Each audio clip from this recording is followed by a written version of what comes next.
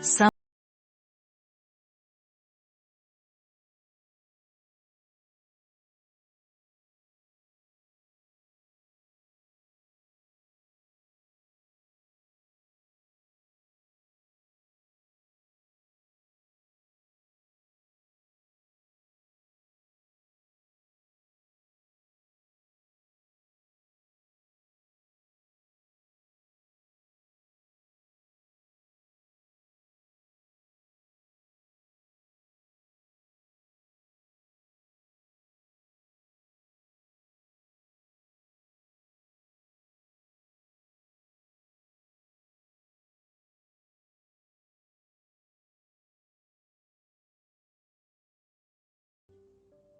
Prologue.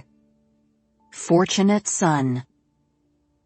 When the Selective Service notice comes for Tiger, Kate's first instinct is to throw it away. Surely this is every American mother's first instinct. Pretend it got lost in the mail. Buy Tiger a few more weeks of freedom before the U.S. Army sends another letter, by which time this god-awful war in Vietnam might be over. Nixon has promised to end it. There were peace talks going on right now in Paris.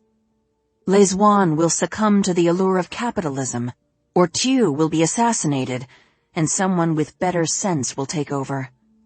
Frankly, Kate doesn't care if Vietnam succumbs to the communists. She just wants to keep her son safe. When Tiger gets home from his job at the driving school, Kate says, "There's a letter for you on the kitchen table." Tiger seems unconcerned about what it might be. He's whistling, wearing the polyester uniform shirt issued by Walden Pond Driving Academy, with his name stitched on the pocket. Richard. The letter uses that first name too. It's addressed to Richard Foley, though no one ever calls him anything but Tiger. Tiger says, "I taught a real cutie today, Ma. Name was McGee. That was her first name, which I thought was far out.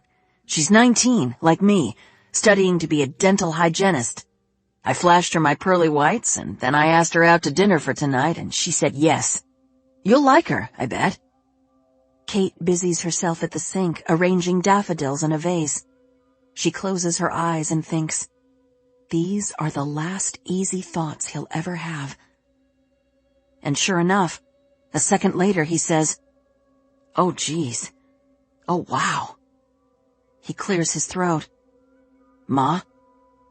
Kate spins around, clutching a handful of daffodils in front of her like a cross to ward off a vampire. The expression on Tiger's face is part shock, part excitement, part terror. "I got called up," he says. "I'm to report to the Army Recruitment Office in South Boston on April 21st. April 21st is Kate's birthday. She'll be 48 years old. In 48 years, she has been married twice and had 4 children, 3 daughters and a son. She would never say she loves the son the most. She will say only that she loves him differently. It's the fierce, all-consuming love that any mother feels for her child, but with a dash of extra indulgence. Her handsome son, so much like his father, but kind and good." Kate opens her wallet and sets $20 on the table in front of Tiger. "For your date tonight," she says. "Go someplace nice." On April 21st, it's Kate who takes Tiger from Brookline to South Boston. David offered to drive, but Kate wanted to do it alone. "He's my son," she said, and a flicker of astonished pain crossed David's face. They never speak in those terms, her children, meaning not his. And Kate berated herself while at the same time thinking that if David wanted to know what real pain was, he should try being her. Tiger said goodbye to David and his 3 sisters in the driveway. Kate had instructed the girls not to cry. "We don't want him to think he's never coming back," she said. And yet it's this exact fear that's holding Kate hostage, that Tiger will die on foreign soil. He will be shot in the stomach or the head. He will be killed by a grenade. He will drown in a rice paddy. He will burn in a helicopter crash. Kate has seen it night after night on the news. American boys are dying, and what have Kennedy and Johnson, and now Nixon done? Sent more boys. At the recruitment office, Kate pulls into a line of cars. Ahead of them, kids just like Tiger are hugging their parents, some of them for the last time. Right? It's indisputable that a percentage of the boys right here in South Boston are headed to their deaths. Kate puts the car in park. It's obvious from watching everyone else that this is going to be quick. Tiger grabs his rucksack from the back seat, and Kate gets out of the car and hurries around. She takes a moment to fix Tiger in her eyes. He's 19 years old, 6'2", 180 pounds, and he has let his blonde hair grow over the collar of his shirt, much to the dismay of Kate's mother, Exalta. But the U.S. Army will take care of that pronto. He has clear green eyes, one of them with an elongated pupil like honey dripping off a spoon. Someone said it looked like a tiger eye, which was how he got his nickname. Tiger has a high school diploma and 1 semester of college at Framingham State. He listens to Led Zeppelin and The Who. He loves fast cars. He dreams of someday racing in the Indy 500. And then, without warning, Kate is sucked back in time. Tiger was born a week past his due date and weighed 9 pounds 12 ounces. He took his first steps at 10 months old, which is very early, but he was intent on chasing after Blair and Kirby. At age 7, he could name every player on the Red Sox lineup. Ted Williams was his favorite. At age 12, Tiger hit 3 consecutive home runs in his final game of Little League. He was voted class president in 8th grade, and then quickly and wisely lost interest in politics. He took up bowling as a rainy day pastime in Nantucket, and won his first tournament soon after. Then, in high school, there was football. Tiger Foley holds every receiving record at Brookline High School, including total receiving yards, a record Coach Bevilacqua predicts will never be broken. He was recruited to play at Penn State, but Tiger didn't want to travel that far from home, and UMass's team wasn't exciting enough, or at least that's what Tiger claimed. Kate suspects that Tiger just ran out of enthusiasm for the game, or preferred to go out on top, or just really disliked the idea of 4 more years of school. Kate would have liked to point out that if Tiger had gone to college, any college, or if he had stayed at Framingham State part-time, he would not be in this position right now. "Don't forget, you promised to check in on McGee," Tiger says. McGee. He's worried about McGee. Tiger and McGee went on their first date the day Tiger got the letter, and they've been inseparable ever since. Privately, Kate thought it was unwise to jump into a relationship only 2 weeks before going to war, but it might have been the distraction he needed. Kate has agreed to check in on McGee, who Tiger says will be very upset that he's gone, but there is no way a girlfriend of 2 weeks will be as upset as the soldier's own mother. A tour of duty is 13 months, not a lifetime, but some of the mothers here outside the recruitment office are unknowingly saying a permanent goodbye, and Kate feels certain she's one of them. The other mothers didn't do the terrible thing that she did. She deserves to be punished.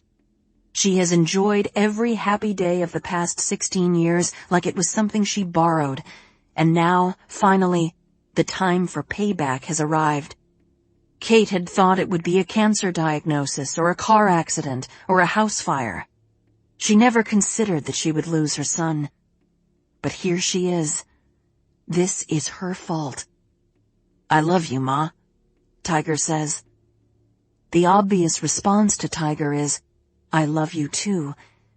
But instead, Kate says, "I'm sorry." She hugs Tiger so tightly that she feels his ribs beneath his spring jacket. "I'm so sorry, baby." Tiger kisses her forehead, and doesn't let go of her hand until the last possible second. When he finally goes in, Kate hurriedly gets back into the car.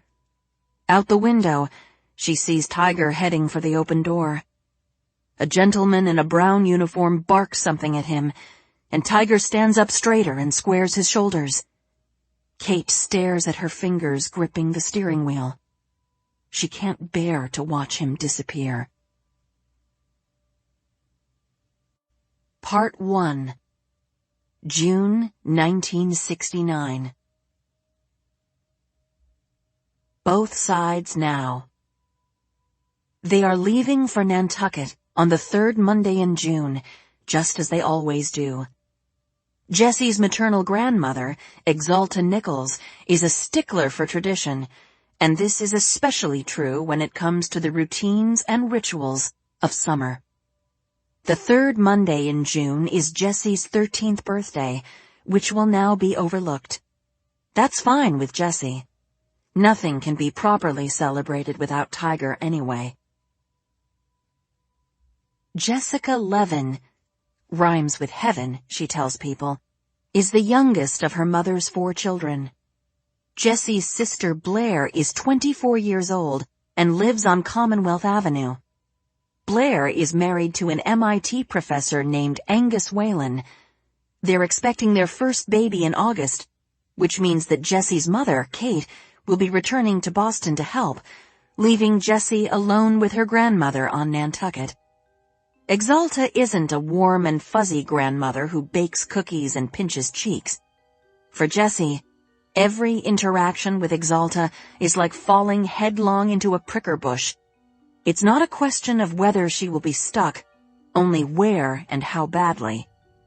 Jessie has floated the possibility of returning to Boston with Kate, but her mother's response was, "You shouldn't have to interrupt your summer."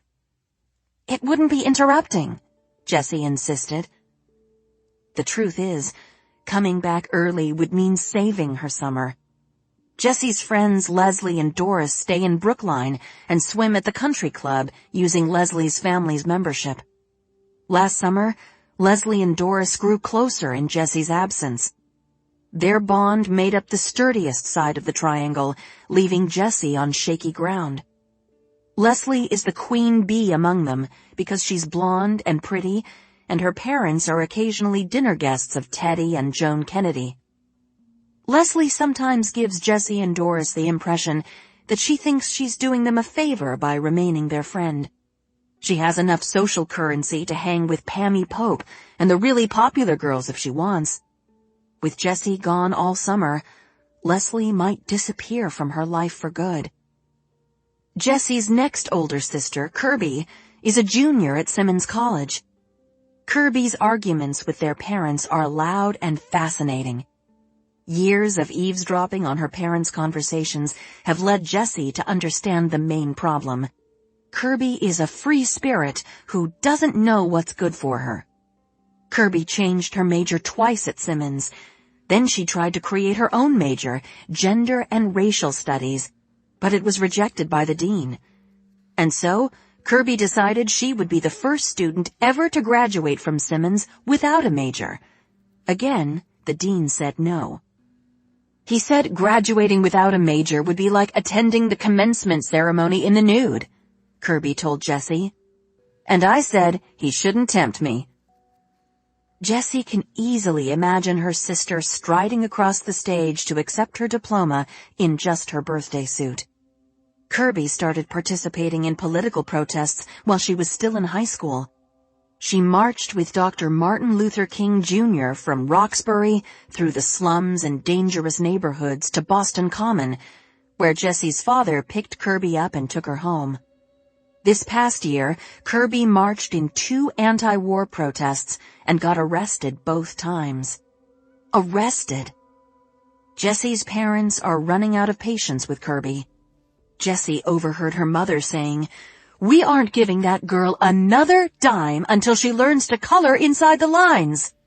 But Kirby is no longer their biggest concern.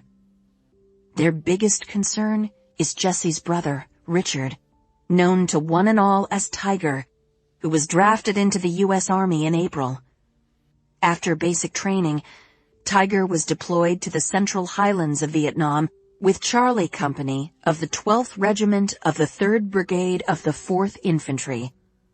This situation has rocked the foundation of the family. They'd all believed that only working-class boys went to war, not star receivers from Brookline High School. Everyone at school treated Jessie differently after Tiger was deployed. Pammy Pope invited Jessie to her family's annual Memorial Day picnic. Jessie declined out of loyalty to Leslie and Doris, who hadn't been included, and the guidance counselor, Miss Flowers, pulled Jessie out of class one Monday in early June to see how she was doing. The class was home economics, and Jessie's leaving inspired enormous envy in all the other girls, who were battling with their sewing machines in an attempt to finish their navy corduroy vests before the end of the term. Miss Flowers brought Jessie to her office, closed the door, and made Jessie a cup of hot tea using an electric kettle. Jessie didn't drink hot tea, although she liked coffee. Exalta permitted Jessie 1 cup of milky coffee at Sunday brunch, despite Kate's protests that it would stunt Jessie's growth. But Jessie enjoyed the escape to the cozy confines of Miss Flowers' office. Miss Flowers had a wooden box filled with exotic teas, chamomile, chicory, jasmine, and Jessie chose a flavor as if her life depended on picking the right one. She decided on hibiscus. The tea was a pale orange color even after the tea bag had steeped for several minutes. Jessie added 3 cubes of sugar, fearing the tea would have no taste otherwise. And she was right. It tasted like orange sugar water. "So," Miss Flowers said, "I understand your brother is overseas. Have you heard from him yet?" 2 letters, Jessie said. One of the letters had been addressed to the entire family and included details of basic training, which Tiger said was not at all as hard as you read about. For me, it was a piece of cake. The other letter had been for Jessie alone. She wasn't sure if Blair and Kirby had gotten their own letters, but Jessie kind of doubted it. Blair, Kirby, and Tiger were all full biological siblings. They were the children of Kate and her first husband, Lieutenant Wilder Foley, who had served along the 38th parallel in Korea and then come home and accidentally shot himself in the head with his Beretta. But Tiger was closest to his half-sister, Jessie. Actually, they weren't allowed to use the terms half-sister, half-brother, and stepfather. Kate flat out forbade it. But whether or not anyone chose to acknowledge it, the family had a fault line. They were 2 families stitched together. But the relationship between Tiger and Jessie felt real and whole and good, and what he had said in the letter proved that. The first line, "Dear Messie," made tears stand in Jessie's eyes. "Letters are the only thing that makes it easier," Miss Flowers said, and at that point, her eyes had been brimming as well. Miss Flowers' fiancé, Rex Rothman, had been killed in the Tet Offensive the year before. Miss Flowers had taken a full week off from school, and Jessie saw a photograph of her in the Boston Globe, standing next to a casket draped with the American flag. But when the new school year started in September, a romance seemed to blossom between Miss Flowers and Eric Barstow, the gym teacher. Mr. Barstow was as muscle-bound as Jack LaLanne. The boys both hated and respected Mr. Barstow, and Jessie and the other girls at school had been wary of him, until he started dating Miss Flowers, when he suddenly became a romantic hero. That spring, they spotted him bringing Miss Flowers a delicate bouquet of lilies of the valley wrapped in a wet paper towel, and after school each day, he carried her books and files out to the parking lot. Jessie had seen them together by Miss Flowers' Volkswagen Bug, which was painted the color of a Florida orange, Mr. Barstow leaning an elbow on the roof while they talked. She once saw them kissing as the school bus drove away. Some people, Leslie, for example, are unhappy that Miss Flowers saw fit to replace her dead fiancé within a year. But Jessie understands how losing someone tragically leaves a vacuum, and as they learned in science class, nature abhors a vacuum. Jessie knows that after Wilder died, her mother had hired a lawyer to fight the insurance company's claim that his death was a suicide. The lawyer argued that Wilder had been cleaning the Beretta in his garage workshop, and it had discharged accidentally. This distinction was important not only for life insurance purposes, but also for the peace of mind of Kate's 3 young children. Blair had been 8, Kirby 5, and Tiger only 3. The lawyer Kate hired, who was successful in convincing the court that the death was accidental, was none other than David Levin. 6 months after the case was settled, Kate and David started dating. They got married, despite Exalta's vehement objections, and a few short months after the courthouse wedding, Kate became pregnant with Jessie. Jessie hadn't wanted to talk to Miss Flowers about Tiger in Vietnam, so to change the subject, she said, "This tea is delicious." Miss Flowers nodded vaguely and dabbed her eyes with the handkerchief she kept tucked into the belt of her dress to offer her students. She was, after all, a guidance counselor for adolescents, and their hormones and feelings ran amok on an hourly basis. She said, "I just want you to know that if you have any dark thoughts during the school day, you can come to talk to me here." Jessie had glanced down into her cup. She knew she would never be able to take Miss Flowers up on this offer. How could Jessie talk about her dark thoughts regarding her brother, who was, as far as she knew, still alive, when Miss Flowers had actually lost Rex Rothman, her fiancé? Jessie was tormented each night by thoughts of Tiger getting killed by mortar shells or grenades, or being captured and marched 100 miles through the jungle without any food or water. But she stayed away from Miss Flowers' office.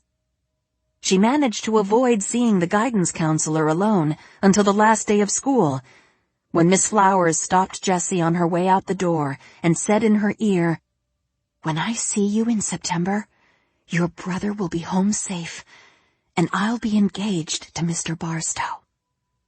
Jessie had nodded her head against the rough linen of Miss Flowers' jumper, and when she looked into Miss Flowers' eyes, she saw that she truly believed those words, and for one sterling moment, Jessie believed them too. June 7th, 1969. Dear Messie, I'm writing a letter now to make sure it reaches you in time for your birthday. They say it only takes a week for mail to reach the States, but when I think about the distance it has to travel, I figured better safe than sorry. Happy birthday, Messie. 13 years old. I can't believe it. I remember when you were born. Actually, all I remember is Gramps taking us for ice cream at Brigham's. I got a double scoop of butter brickle and a sugar cone, and the damn thing fell over, and Gramps said, "Aw, hell," then got me another one. I don't know how much you remember about Gramps. You were pretty young when he croaked, but he was a hell of a guy. Before I shipped over, Nani gave me his class ring from Harvard. But we aren't allowed to wear rings, so I keep it in the front pocket of my flak jacket, which isn't that smart because if I get blown to bits, the ring will be lost forever. But I like to have it next to my heart. It makes me feel safe somehow, which may sound corny, but Messie, you would not believe what counts for a good luck charm around here. Some guys wear crosses or stars of David. Some carry rabbit feet. One dude has the key to his girlfriend's bicycle lock. Another guy has an ace of spades that won him a big hand of poker the night before he shipped out.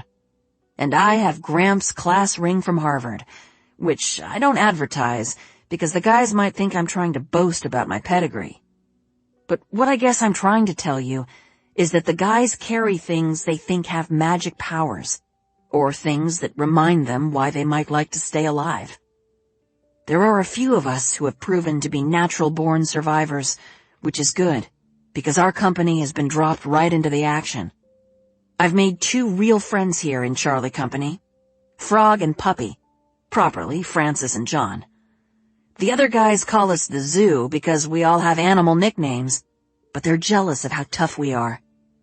The three of us have stupid contests, like who can do the most pull-ups on a tree branch, and who can learn the most curse words in Vietnamese, and who can smoke an entire cigarette without taking the damn thing out of his mouth the fastest.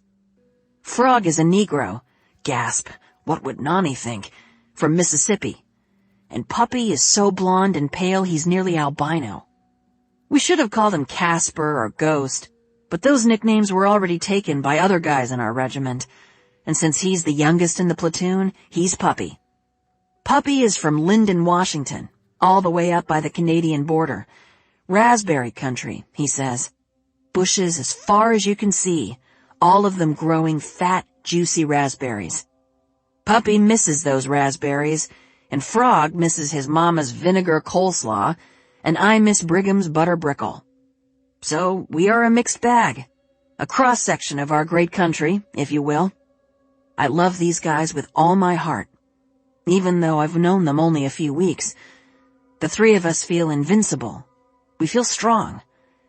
And Messy, I hate to say it, but I know I'm the strongest of the three of us. At first, I thought that was because of Coach Bevilacqua making the team do so many wind sprints and climb all the stairs in the stadium. But that only makes you tough on the outside. And to survive here, you also have to be tough on the inside. When it's your turn to take point when you're charging a position, you have to be brave, and I mean brave, because chances are good you're going to be the first one to encounter Charlie. If you meet up with enemy fire, you're taking the bullet. The first time I led my company, we were headed down this jungle path. The mosquitoes were roaring like lions. It was the dead of night, and a group of VC sneaked up behind us and slit the throat of Ricci, who was bringing up the rear. We engaged in a firefight, and a couple others were shot, Acosta and Celts.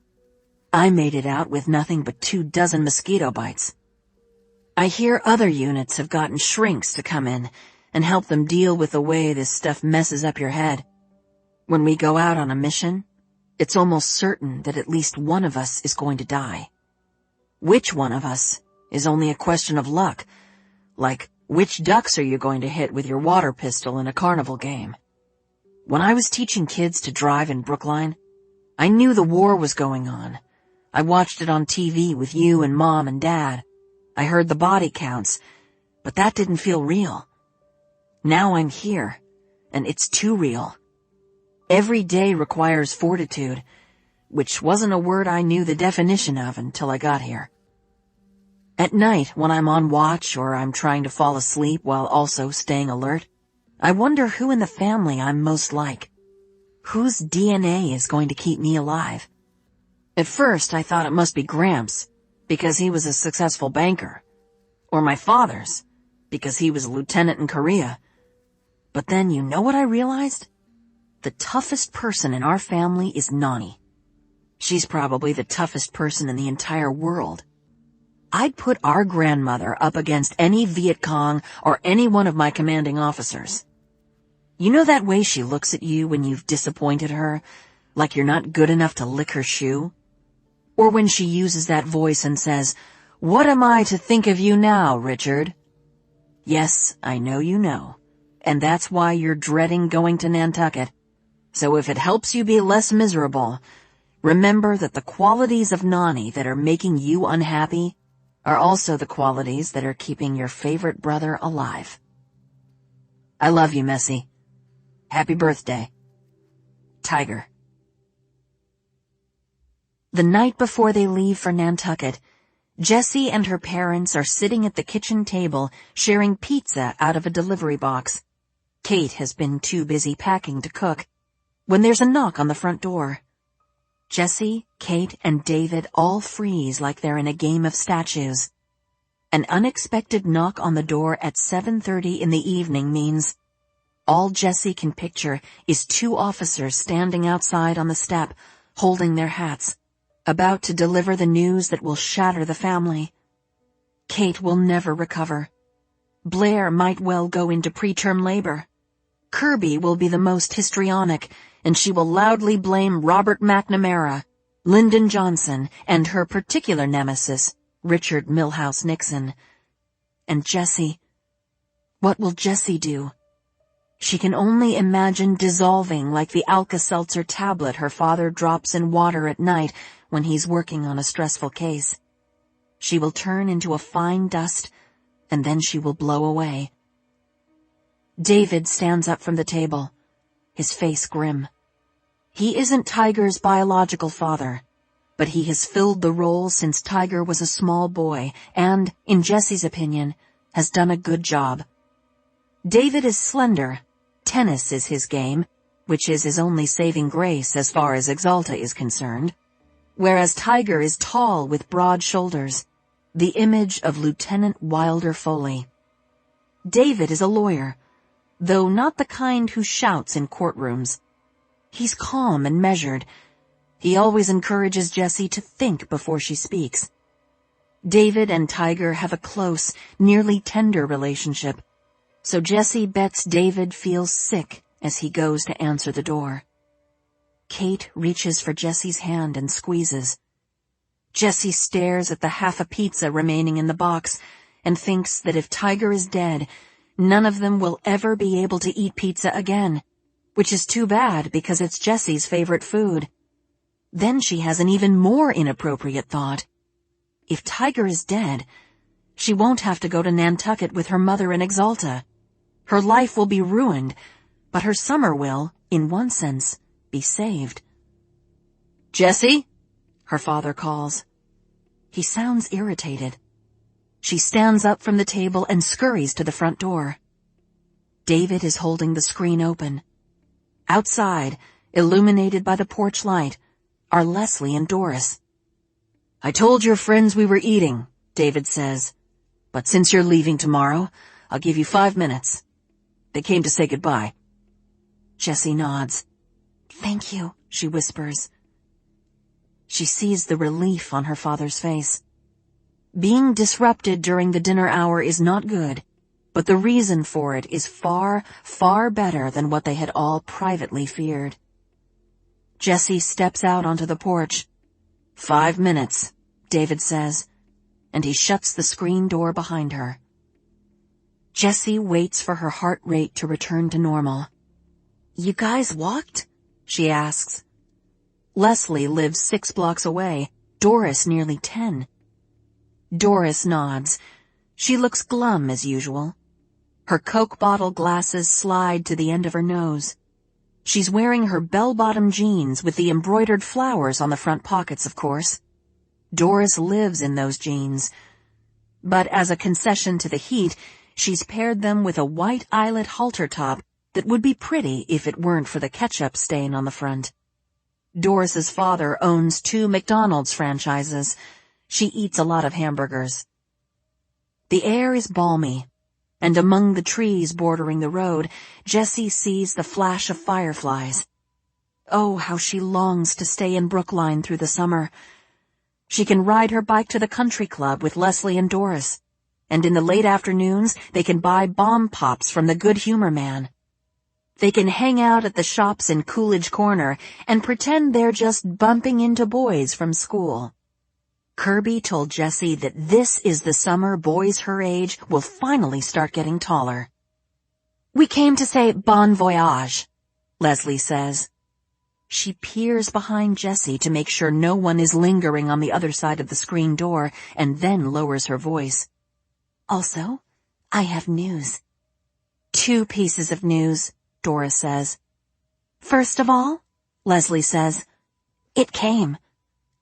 "It," Jessie repeats, though she knows Leslie means her period. Doris wraps an arm across her own midsection.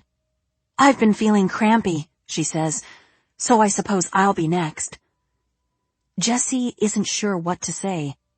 How should she greet the news that one of her best friends has taken the first step into womanhood, while she, Jessie, remains resolutely a child? Jessie is envious, fiendishly so, because ever since The Talk, led by the school nurse last month, the topic of menstruation has consumed their private conversations. Jessie assumed Leslie would be first among them to get her period because Leslie is the most developed. She already has small, firm breasts and wears a training bra, whereas Jessie and Doris are as flat as ironing boards.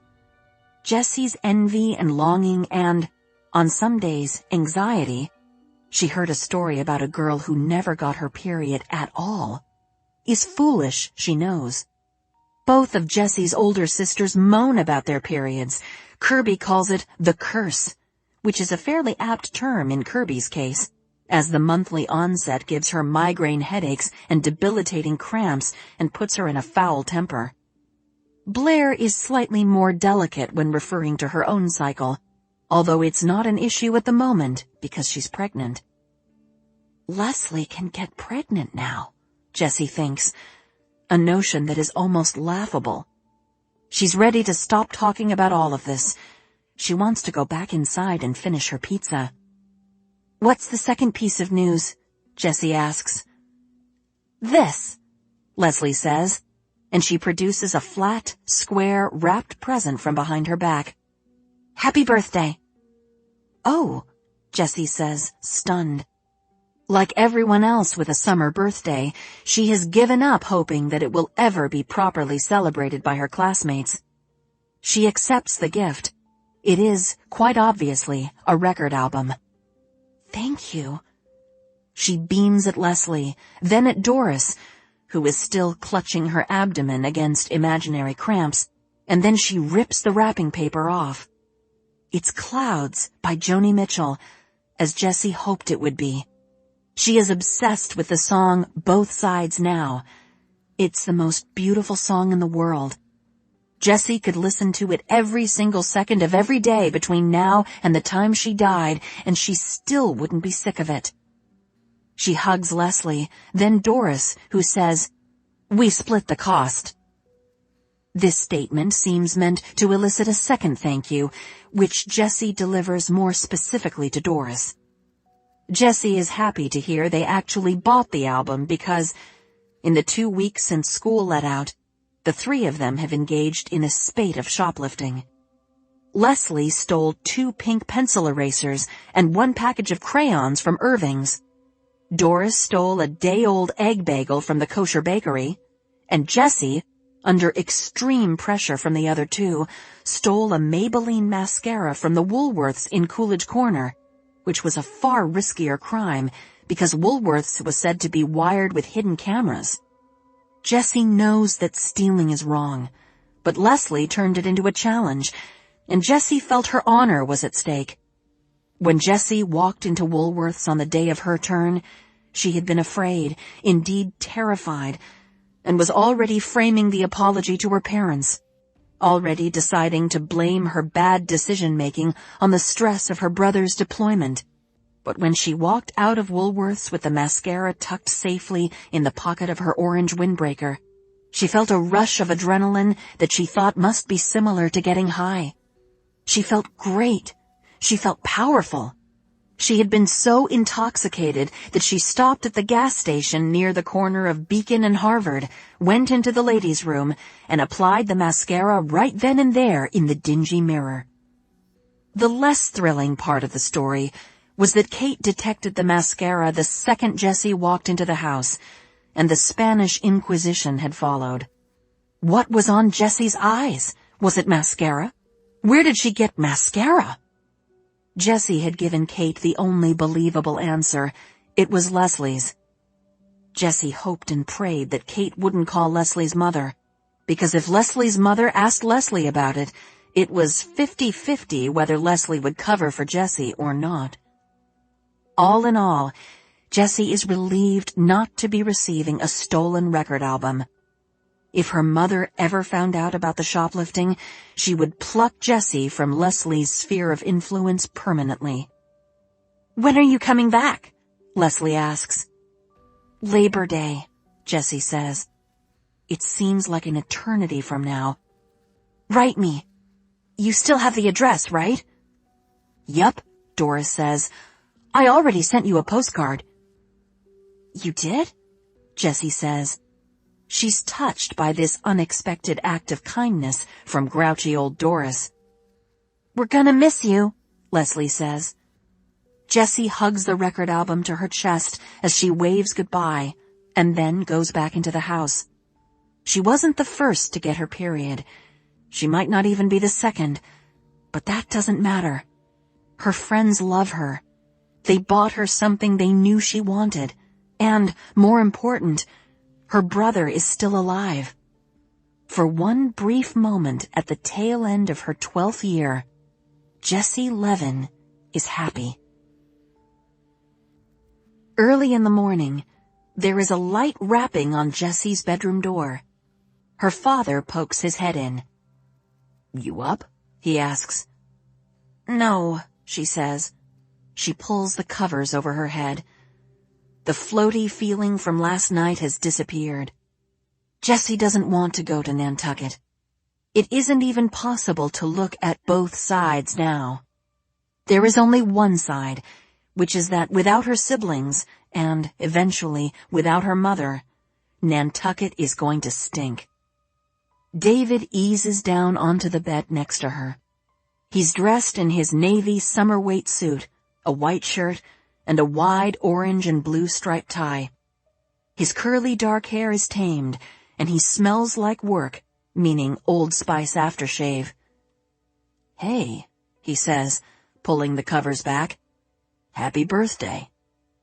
"Can't I just stay here with you and go on the weekends?" Jessie says.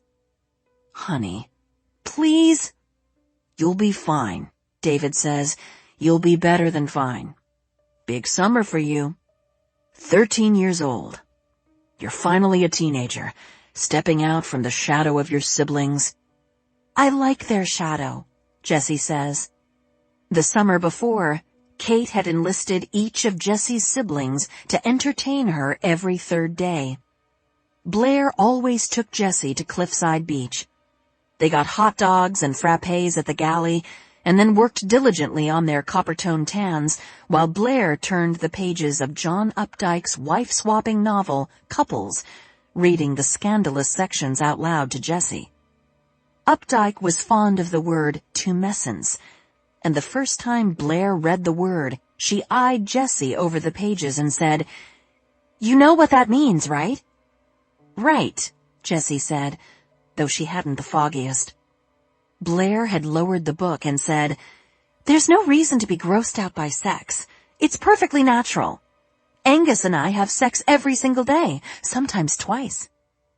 Jessie had been both intrigued and repulsed by this information, and she hadn't been able to look at Angus the same way after.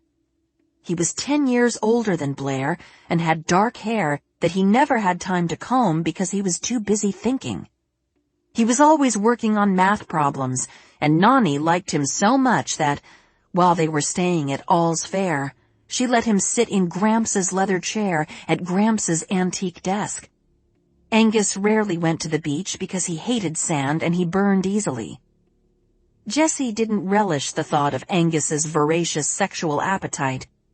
Blair was beautiful and smart enough to have any man she wanted, but she'd married Angus and given up teaching English at Windsor in order to keep house for him.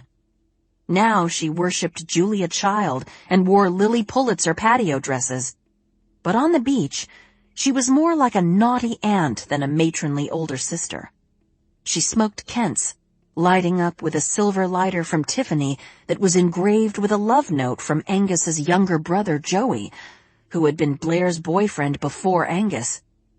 She reapplied her lipstick every time she came out of the water, and she shamelessly flirted with the cliffside lifeguard Marco, who hailed from Rio de Janeiro. Blair spoke a few select phrases in Portuguese. She was glamorous. Kirby also took Jessie to the beach, but she opted for the South Shore, where the surfers and the hippies hung out.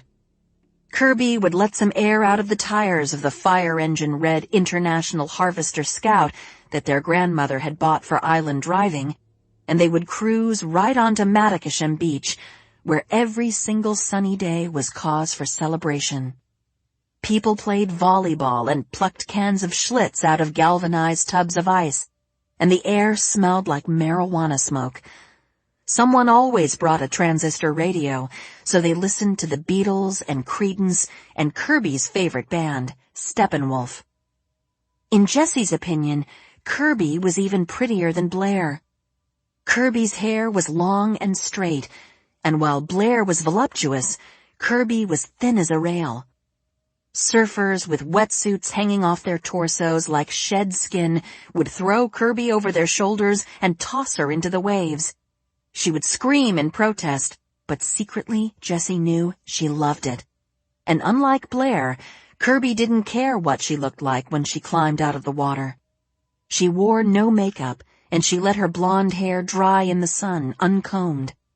She smoked weed instead of cigarettes, but 2 tokes only when she was watching Jessie. That was her rule. 2 tokes mellowed her out, she said, and the effects had always worn off by the time they stepped back into all's fair. Jessie's days with Tiger were adventures. They rode their bikes to Mayacomet Pond to fish. They hiked to Altar Rock, the highest point on Nantucket, and shot off Tiger's potato gun. But their favorite activity was bowling. Tiger was a legend at Mid-Island Bowl and had been since he was 12 years old. All of the locals knew him and spotted him games and bought birch beers for Jessie, which she savored because Exalta didn't tolerate any soda except for ginger ale mixed with grenadine at the club, and even then, Jessie was allowed only 1. Tiger's prowess at bowling was surprising because they played the game only on Nantucket and only when it rained. Exalta didn't believe in children staying indoors on beautiful summer days. Once Tiger was old enough to drive, of course, he could bowl whenever he wanted. On days when he minded Jessie, he took her with him, but they kept it from Exalta, which made it an even bigger thrill. When Tiger lined the ball up with the pins and then let the ball sail from his fingers as his back leg lifted behind him, it was like he was dancing. He was graceful, he was strong, and he was accurate. Most of the time, he swept away the pins in their entirety, like he was clearing a table. Jessie had hoped and prayed that his God-given talent would prove to be a genetic trait she shared, but no such luck. Jessie's balls veered to the right or the left, and at least half the time, they dropped into the gutter. Jessie tries to imagine a Nantucket summer without her siblings. She will rattle around All's Fair with her summer reading book, Anne Frank, The Diary of a Young Girl. That is, when she's not at tennis lessons, which her grandmother is insisting on, even though Jessie has less than no interest. Jessie isn't spoiled enough to call the prospect of a summer on Nantucket dreary, but why, oh why, can't she just stay home? Her father, sitting on her bed, pulls a small box out of his jacket pocket. Turning 13 is a very big deal in the Jewish tradition, he says. I had a bar mitzvah, but since we haven't raised you Jewish, we won't be having that kind of ceremony for you. He pauses, looks away for a moment. But I want to acknowledge how important this age is. Jessie sits up in bed and opens the box. It's a silver chain with a round pendant the size of a quarter. Engraved on the pendant is a tree. Tree of life, David says. In the Kabbalah, the tree of life is a symbol of responsibility and maturity. The necklace is pretty, and Jessie loves her father more than she loves anyone, even Tiger, though she knows love can't be quantified. She feels protective of her father because, while Jessie is related to everyone in the family, David is related by blood to no one but her. She wonders if he ever thinks about this and feels like an outsider. She loves that her father has chosen to acknowledge this bond between them. She has heard that to be considered a real Jew, one's mother must be Jewish, and if that was true, Jessie wouldn't qualify. But she feels a connection to her father. Something spiritual, something bigger than just regular love, when she secures the clasp and lets the cool weight of the charm rest against her breastbone. She wonders if Anne Frank owned a Tree of Life necklace. then decides that if she did, she probably hid it with the rest of her family's valuables, so the Nazis wouldn't take it. "Thank you, Daddy," she says. He smiles. "I'm going to miss you, kiddo. But I'll see you on weekends." "I guess since I'm supposed to be responsible and mature now, I have to stop complaining about going away," Jessie says. "Yes, please," David says. "And I'll tell you what, when I come to the island, we'll walk to the sweet shop, get you a double scoop of malachite chip, and you can complain about your grandmother for as long as you want. Deal?" "Deal," Jessie says, and for one brief moment at the beginning of her 13th year, Jessie Levin is happy. Born to be wild.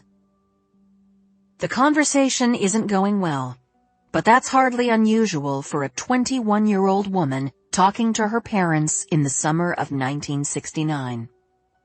"I need some space to breathe," Kirby says. "I need some air under my wings. I'm an adult. I should be able to make my own choices." "You can call yourself an adult and make your own choices when you're paying to support yourself," David says. "I told you," Kirby says. "I found a job. And I won't be far. 1 island away." "Absolutely not," Kate says. "You've been arrested twice." "Arrested, Catherine?" Kirby cringes. Her mother only breaks out Kirby's first name when she wants to sound stern. "But not thrown in jail." "But fined," David says. "For no reason," Kirby says. "It's like the Boston police never heard of freedom of assembly." "You must have done something to provoke the officer," David says. "Something you're not telling us." "Well, yes," Kirby thinks. "Obviously." "And we've had to lie to your grandmother," Kate says. "If she finds out you've been arrested twice, she'll—" "Take away my trust fund?" Kirby says. "I think we all know she can't do that." Kirby will be given control of her trust fund when she graduates from college or when she turns 25, whichever comes first. This has been her sole motivation for staying enrolled at Simmons. David sighs. "What's the job?" Kirby gives them a victorious smile. "I'll be working as a chambermaid at the Shiretown Inn in Edgartown." "A chambermaid?" Kate says. "You can't even clean your own room," David says. "Now you're exaggerating," Kirby says. She decides to stick with eagerness and enthusiasm because she knows this will be more persuasive than anger and indignation. "Listen, I realize I've never held a job before, but that's because I've spent all my spare time on my causes." "We've spent all our spare time on your causes," Kate says, with a barely concealed eye roll. "Dad has," Kirby says. "Remember when I was in high school? You didn't even want me to march with Dr. King. You told me I was too young." "You were too young," Kate says. "What you meant was that I was too white," Kirby says. "Don't put words in my mouth, young lady." "No one will ever march with Dr. King again," Kirby says. "So that memory is officially priceless, and you nearly kept me from having it. I was with Miss Carpenter the entire time. Nothing bad was going to happen. It was a peaceful protest. That was the point. The anti-war protests this spring were different because the country is different now. Students like me are the enemy of the establishment. But you should both be happy I'm thinking for myself and not just falling in line." Kirby pauses. She sees David softening a bit, but her mother remains rigid. "I want to get a job this summer, and after I graduate, I'm going to pursue a career. I want to be more than just a wife and mother. I don't want to end up like Blair." "Watch it," Kate says. "Being a mother is a blessing." "But you have to admit—" Kirby stops herself before she shares an ungenerous opinion about her older sister. Blair and Kirby have long been described as the overachiever and the underachiever, respectively. Okay, no one has ever said that out loud, but Kirby knows people think it. Blair scored straight A's all through high school and went to Wellesley College, where she made the dean's list every single term. She won the English department's award for outstanding student, and her thesis about Edith Wharton received some sort of special distinction from a panel made up of professors from all the 7 sister schools. Blair had gotten a job teaching the top-tier senior girls at the Windsor School, a position that opened up approximately once every 50 years. From there, it would have been a short hop to a graduate degree and becoming a professor. But what had Blair done? Married Angus, quit the job, and gotten pregnant. Admit what? Kate asks. That Blair's a disappointment, Kirby thinks. But that's not true. The person who's a disappointment is Kirby herself. Kirby is tempted to come clean with her parents, to tell them she has just endured the worst 3 months of her life, both physically and emotionally. She needs to wipe away the memory of the protests, the arrests, her love affair with Officer Scott Turbo, the trip to Lake Winnipesaukee. She had been dealt a losing hand of fear, anxiety, heartbreak, and shame. She needs a fresh start. She appeals to David, who has always been more compassionate than her mother. I'm bombing in my classes at Simmons because they're boring. I don't want to study library science, and I don't want to teach nursery school. You want to clean hotel rooms? He asks. I want to work, Kirby says. And that was the job I happened to nail down. Here, she casts her eyes to the floor because she's not being 100% truthful. You don't know anyone on Martha's Vineyard, Kate says. We're Nantucket people. You, me, Nani's mother, Nani's grandmother. You're a 5th-generation Nantucketer, Catherine. It's that kind of us and them attitude that's destroying our country, Kirby says. When David laughs, Kirby realizes she's going to get her way. Spending the summer somewhere else will be educational. Do you remember my friend Rajani from school? Her parents have a house in Oak Bluffs, and they said I can stay with them. Stay with Rajani's family all summer?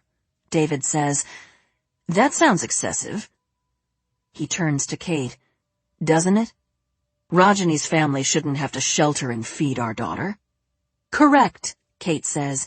She should come to Nantucket, where she belongs. There's also a house a few blocks from Rajani's that I found in the classifieds. 6 bedrooms to let, college girls preferred. $150 for the summer. That makes more sense, David says. We can pay the rent, but your day-to-day living expenses will be up to you. Oh, thank you, Kirby says. Kate throws up her hands. Kirby and her best friend from Simmons, Rajani Patel, drive to Woods Hole in Rajani's maroon MG with the top down. Kirby secured a room in the house on Narragansett Avenue for the summer. She gave her parents the phone number and the name of the proprietress, Miss Alice O'Rourke. I suppose she's Irish Catholic, David had remarked. Let's hope she runs a tight ship. When Rajani and Kirby drive the MG off the ferry into Oak Bluffs, Kirby brings her palms together in front of her heart in a gesture of gratitude. She is starting over on her own, somewhere completely new. Well, okay, maybe not completely new. She's still on an island off the coast of Cape Cod. As the crow flies, she's only 11 miles away from Nantucket. She could have gone to inner-city Philadelphia to work with disadvantaged youth. She could be driving around rural Alabama, registering people to vote. So this is just a first step, but it will be good for her. Rajani is excited to play tour guide. There's Ocean Park, she says about a large expanse of green lawn with a white gazebo at its navel. And to the left are the Flying Horses Carousel and the Strand Movie Theater. Kirby swivels her head, trying to take it all in. The town has a carnival feel. It's a bit more honky-tonk than Kirby expected. She eyes the carousel. which Rajani has informed Kirby is the nation's oldest operating platform carousel, and then turns her attention to the people on the sidewalks eating fried clams out of red and white checkered cardboard boats and swirling their tongues around soft-serve ice cream cones. The town does offer the diversity Rajani promised, which is refreshing.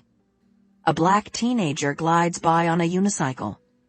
Somewhere there's a radio playing The Fifth Dimension. This is the dawning of the Age of Aquarius. Kirby bobs her head along to the music. This is the dawning of something for Kirby as well. But what?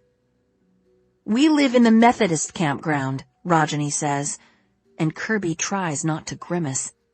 The only thing she can think of that's less appealing than living in a campground is living in a religious campground. But the campground turns out to be a neighborhood of homes painted the colors of Easter eggs, each house decorated with elaborate gingerbread trim. "That one's mine." Rajani points to a lavender home with a sharp triangular gable over the front door. The white fretwork drips from the eaves like icing on a fancy cake. The house is straight out of a fairy tale, especially when compared with the architecture of downtown Nantucket, where every house resembles a Quaker widow. "Look at that blue one," Kirby says. The blue house down the street is a showstopper. It's nearly twice as big as Rajani's, with 2 gables over a gracious front porch that has a bench swing and a row of ferns in hanging baskets.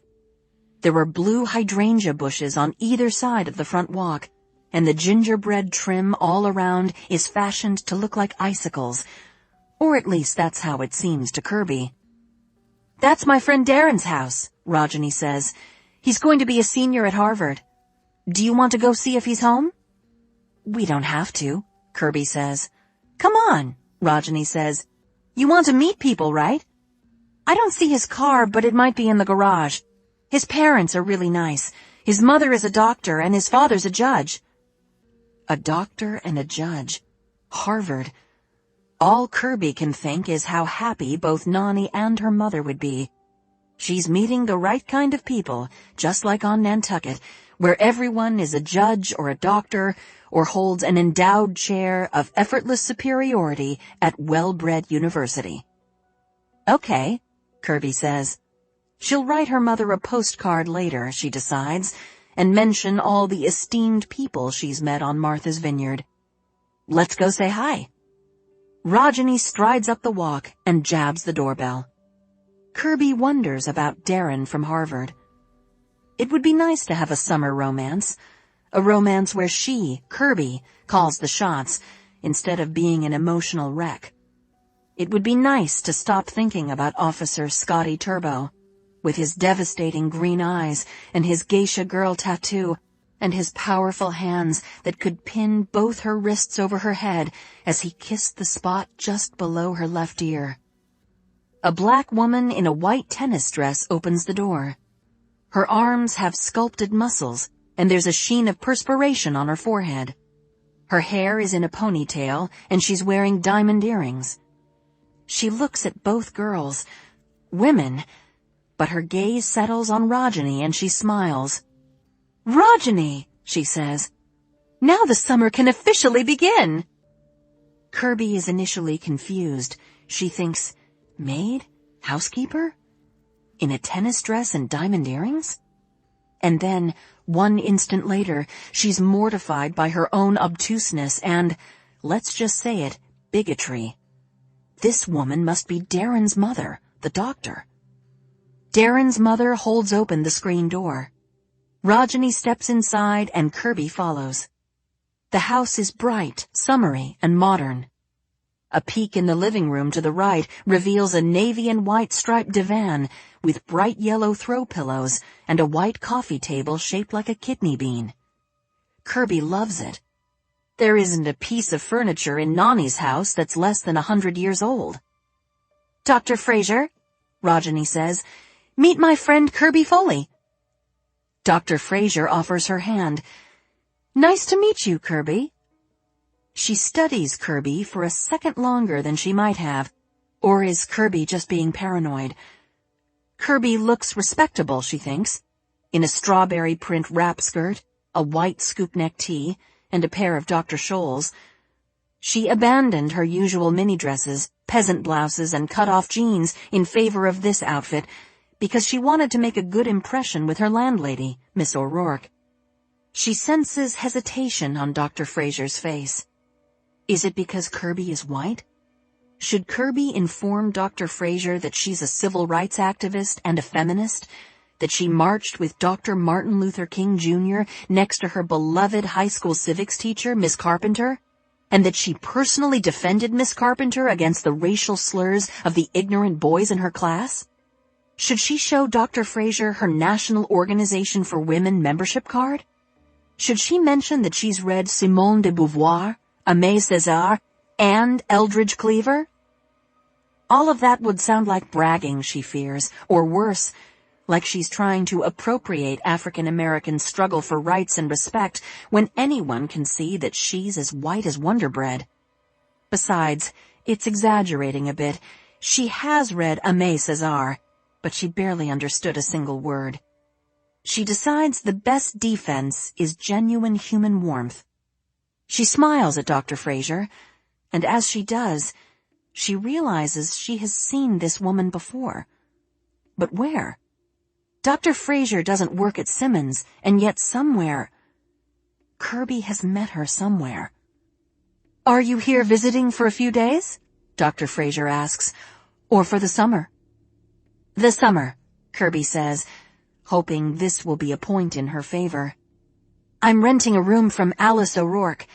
I'll be working as a chambermaid at the Shiretown Inn in Edgartown. Chambermaid? Dr. Fraser asks.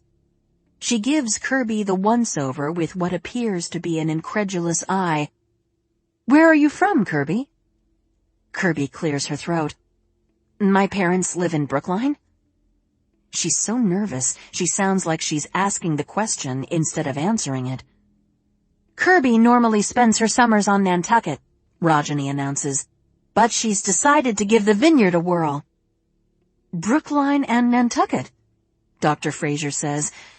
And you're cleaning rooms in the Shiretown Inn? And you've signed on to live in Alice O'Rourke's house? Do your parents know about this? She sounds either disapproving or amused. Kirby can't tell which. It feels like Darren's mother has the whole situation figured out. Rich white girl trying on a working-class hat for kicks. Kirby doesn't need the chambermaid job. In fact, she's taking it away from someone who does need it. Or maybe Dr. Fraser thinks Kirby has been cast out by her family for one transgression or another. And then Kirby realizes where she knows Dr. Fraser from. Her face grows hot and stiff like she's gotten a bad sunburn, and the back of her throat starts to close. She needs to get out of there pronto. But before Kirby can think of a way to excuse herself, Rajani speaks up. We came to say hello to Darren. Is he around? He went to Larson's with his father to pick up lobsters for dinner, Dr. Fraser says. With all the traffic up island, I can't say how long they'll be. No problem, Rajani says. We'll come back another time. Well, Dr. Fraser says. She hesitates, and Kirby is pretty sure she's debating whether or not to invite them to stay and wait for Darren. If so, she decides against it. It was good to see you, Rajani. And nice to meet you, Kirby. Enjoy our island. She holds the front screen door open, almost as if she's eager for Kirby to get out. She knows who I am, Kirby thinks, and her dream of a fresh start with a clean slate here on Martha's Vineyard vanishes in a snap. Fly me to the moon. People throw around the phrase married with children like loose change, Blair thinks. No one ever talks about the drama that matrimony and parenthood entail. So is it any wonder Blair was taken by surprise? Blair met Angus Whalen, a professor of astrophysics at MIT, because she was dating his younger brother, Joey. Blair had just graduated from Wellesley, and Joey from Boston College. Blair was teaching honors English and the art of the novel to senior girls at the Windsor School. Joey wanted to move to New York City and get into business, but for the time being, he was captaining one of the swan boats in Boston's public garden and living in Cambridge with Angus. "My brother is a crazy genius," Joey told Blair. "He's helping NASA with a moon launch." Blair's ears had perked up. "He's an astronaut?" Blair was obsessed with astronauts. She'd covered her dorm room corkboard with pictures of Jim Lovell and Pete Conrad, and the most handsome astronaut of all, Gordon Cooper. "Not an astronaut exactly," Joey said. "I mean, he's not going up in the rocket.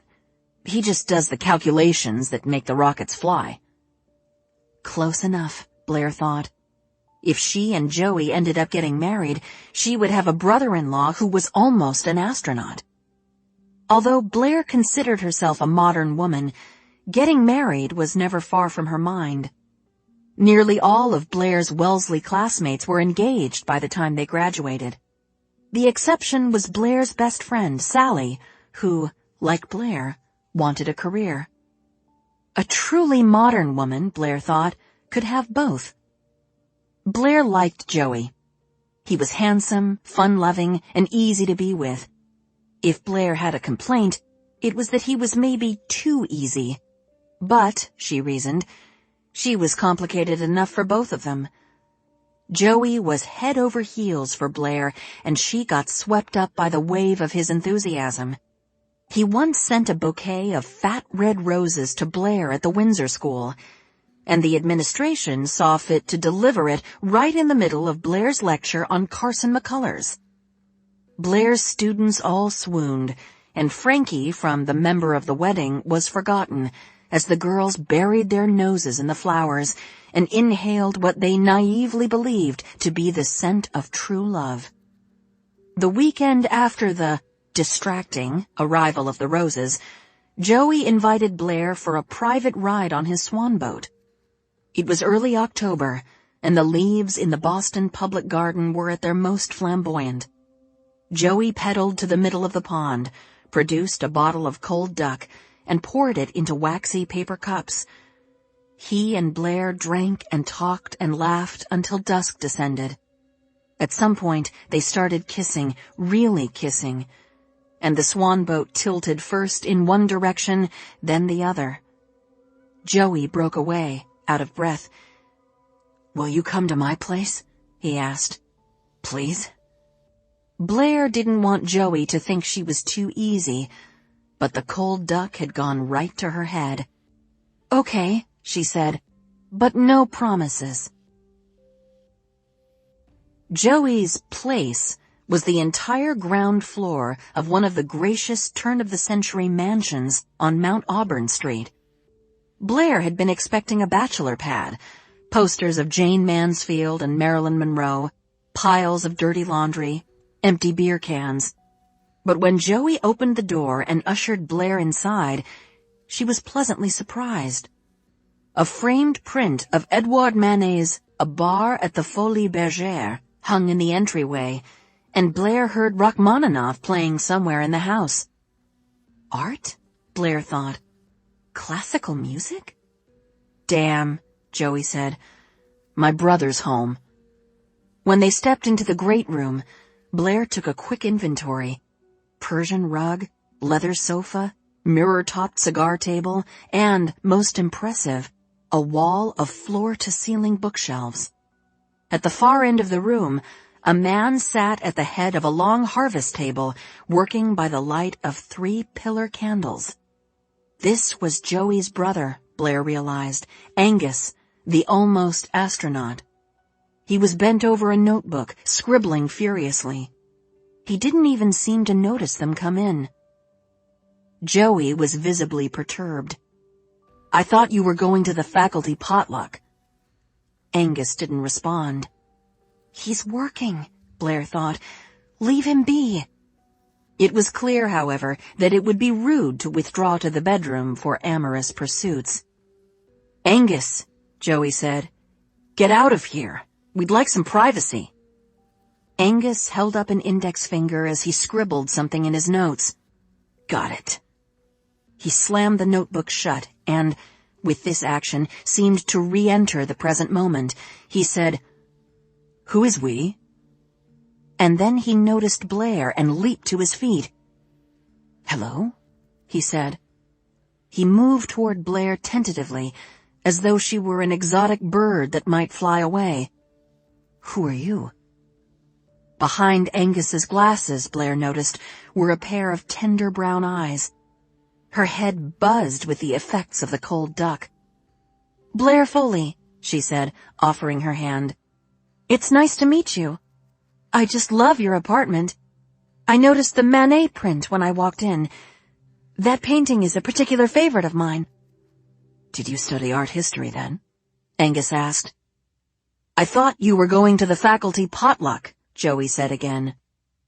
"Literature, actually," Blair said. "Female novelists, to be specific. Edith Wharton, to be specifically specific." "Edith Wharton," Angus said. Blair was about to proffer her standard one-line Wharton biography, American novelist born into the upper echelons of New York society who was the first woman to win the Pulitzer Prize for Literature, because lots of people, especially men, had no idea who Edith Wharton was. But then Angus said, "I've read all her work." "Have you?" Blair assumed Angus was making fun of her. "Which novel was your favorite?" Joey made a loud snoring noise, which was the kind of dismissive attitude Blair expected from men when she discussed Wharton. She ignored him. "The Age of Innocence," Angus said. "Countess Olenska is positioned as the other against the lily-white backdrop of May Welland." "You have read it," Blair said. "Yes," Angus said. "I told you. I've read them all." "Of course," Blair said. "It's just that Joey told me you were an astrophysicist." Angus offered her a wry smile. "And astrophysicists aren't allowed to enjoy Wharton?" Blair was dazzled. She felt suddenly connected to Angus, as though they had both visited the same far-off country. Joey snatched up Angus's notebook and held it over the candle flames. "Get out of here, Angus, or this goes up in smoke." "Joey," Blair said. Angus shook his head.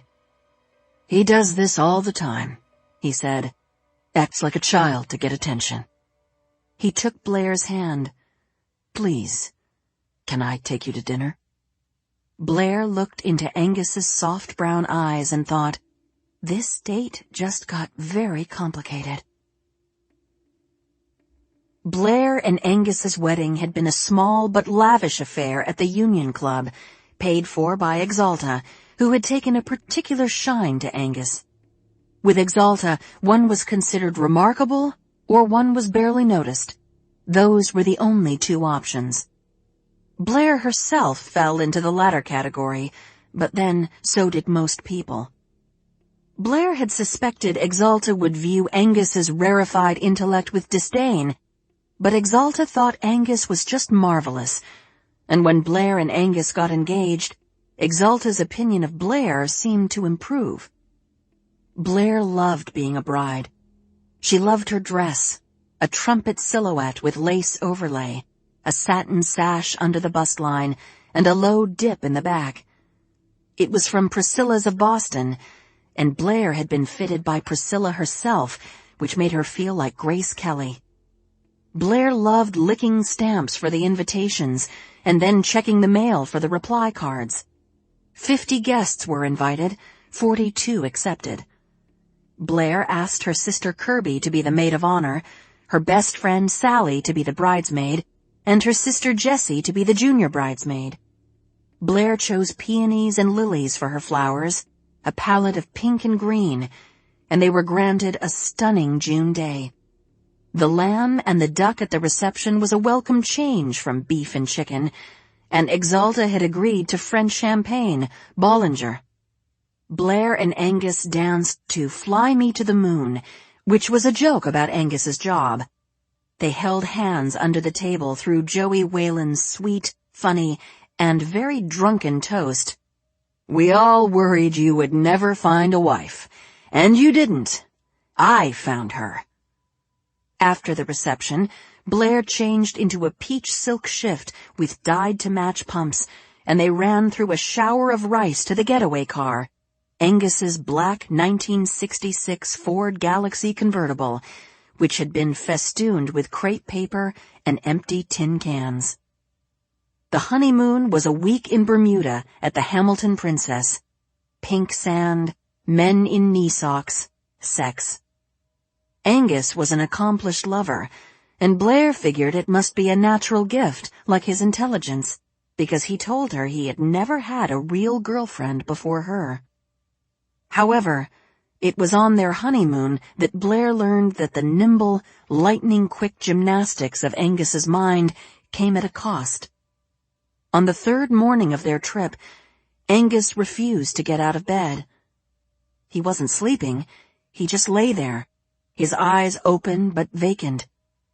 Blair placed a hand on his forehead. His skin was cool. "Angus," she said, "you're scaring me. What is it?" He shook his head. Then his expression crumpled, and he appeared ready to cry. "What is it, Angus?" Blair asked. But of course, it could only be one thing.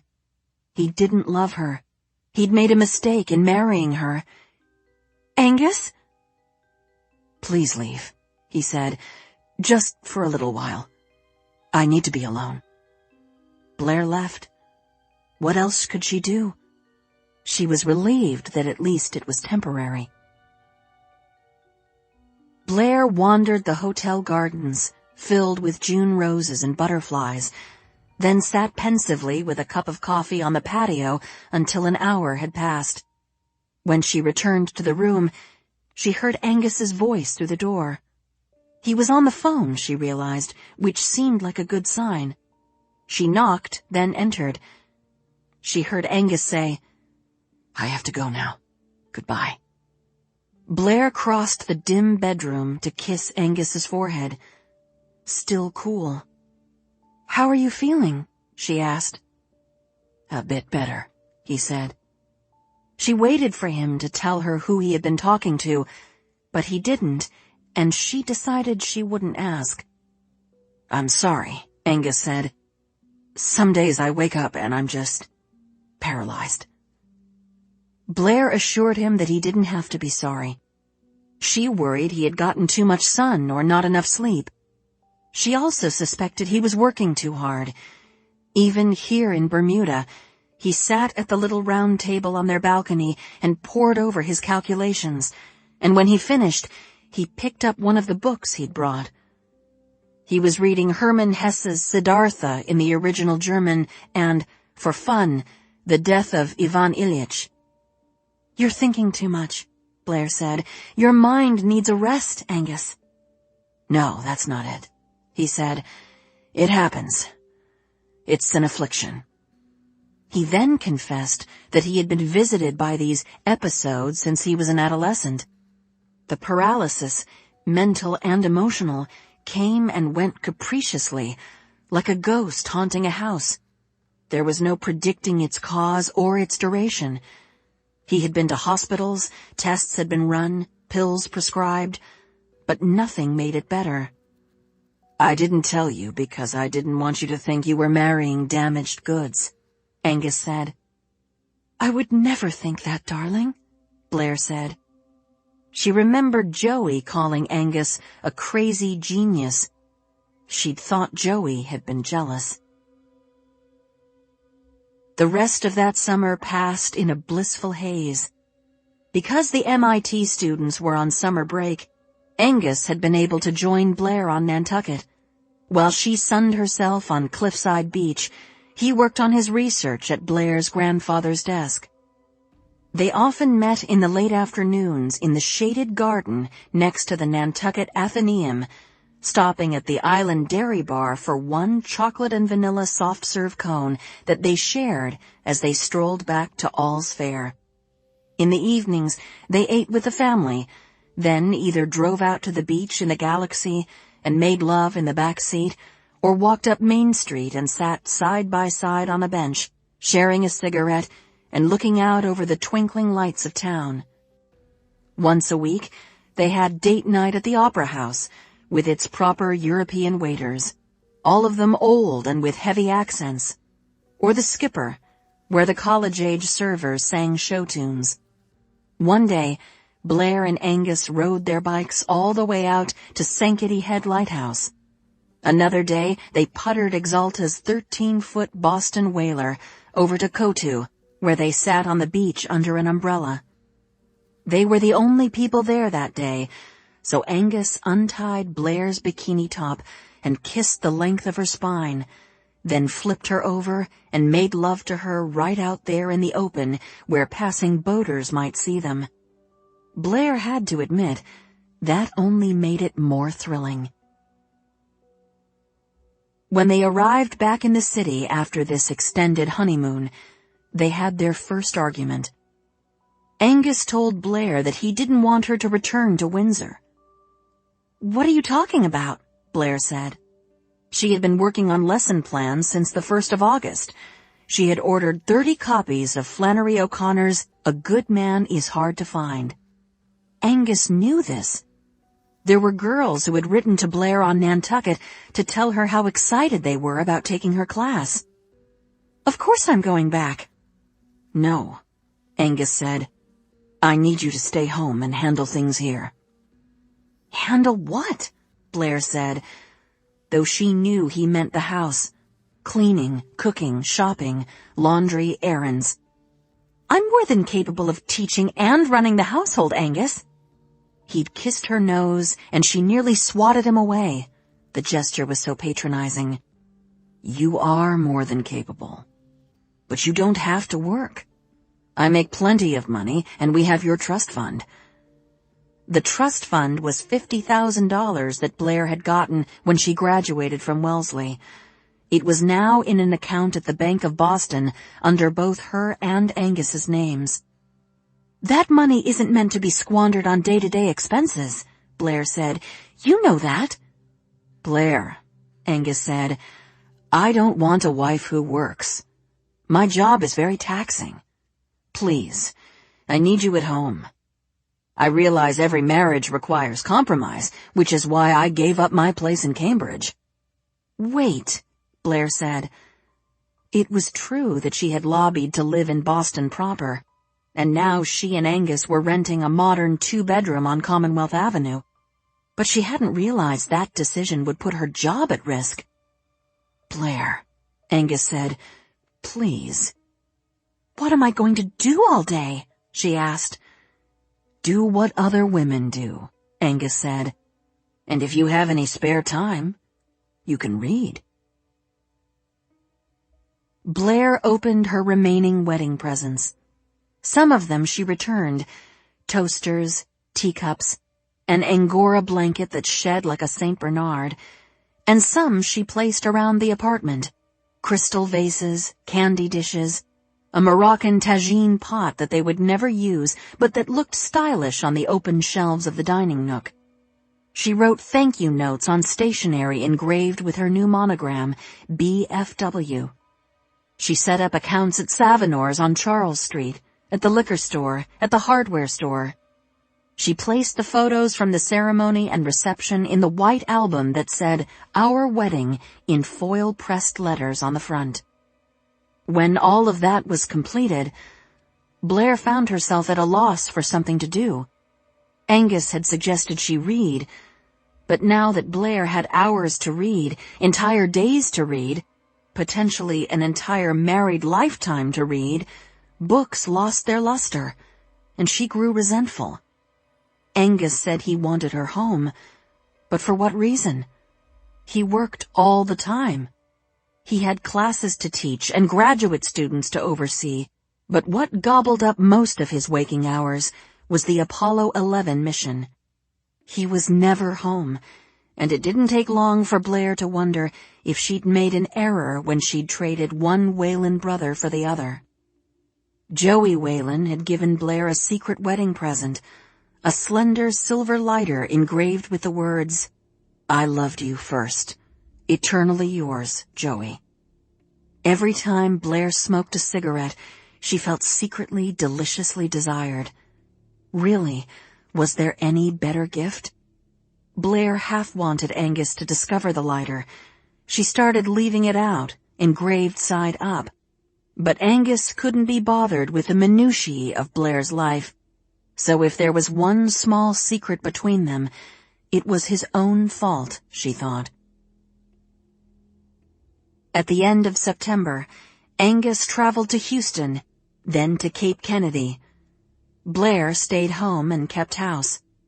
She bought Mastering the Art of French Cooking and decided that she would become a gourmet cook and host fashionable salons twice a month, evenings of cocktails and delectable bites where the conversation would focus on literature, art, music, history, and travel. Blair clung tight to the vision of these salons for a few feverish days, imagining that they would be in the same vein as gatherings hosted by the Duke and Duchess of Windsor. But then Blair tried and failed to make an edible poulet au porto 3 times, and she realized that Angus would never be able to commit to 2 nights home per month, and they didn't have any friends anyway. The middle of October brought the annual faculty potluck, the very same one Angus had famously skipped the year before. This time it was to be held at the home of Dr. Leonard Cushion, Professor Emeritus of Microbiology. He lived on Irving Street, a few doors down from Julia Child herself. Blair was excited for the potluck. Finally, a chance to get out of the house and socialize. She slaved over a potato galette made with clarified butter, thyme, and rosemary that, when cut into slender wedges, would be a sophisticated shared dish. She was eager to meet Angus's colleagues and enjoy some adult interaction. Blair wanted to appear serious and intellectual, and so she chose to wear black bell-bottoms with a black turtleneck. She pulled her normally bouncy blonde hair into a sleek ponytail and secured it with a black, orange, and pink Poochie scarf that had been a gift from her friend Sally. Blair considered wearing silver hoop earrings, but feared they would make her seem frivolous. She decided the same about makeup. She applied only eyebrow pencil and clear lip gloss. When she came downstairs, Angus said, "That's what you're wearing?" Blair picked up the galette with 2 quilted oven mitts and strode ahead to the car. Angus knew a lot about astrophysics and a little bit about Edith Wharton, but he knew nothing of women's fashion. Or did he? Much to Blair's dismay, the other wives at the potluck were wearing sheath dresses or dirndl skirts in fall colors: goldenrod, flame orange, burgundy.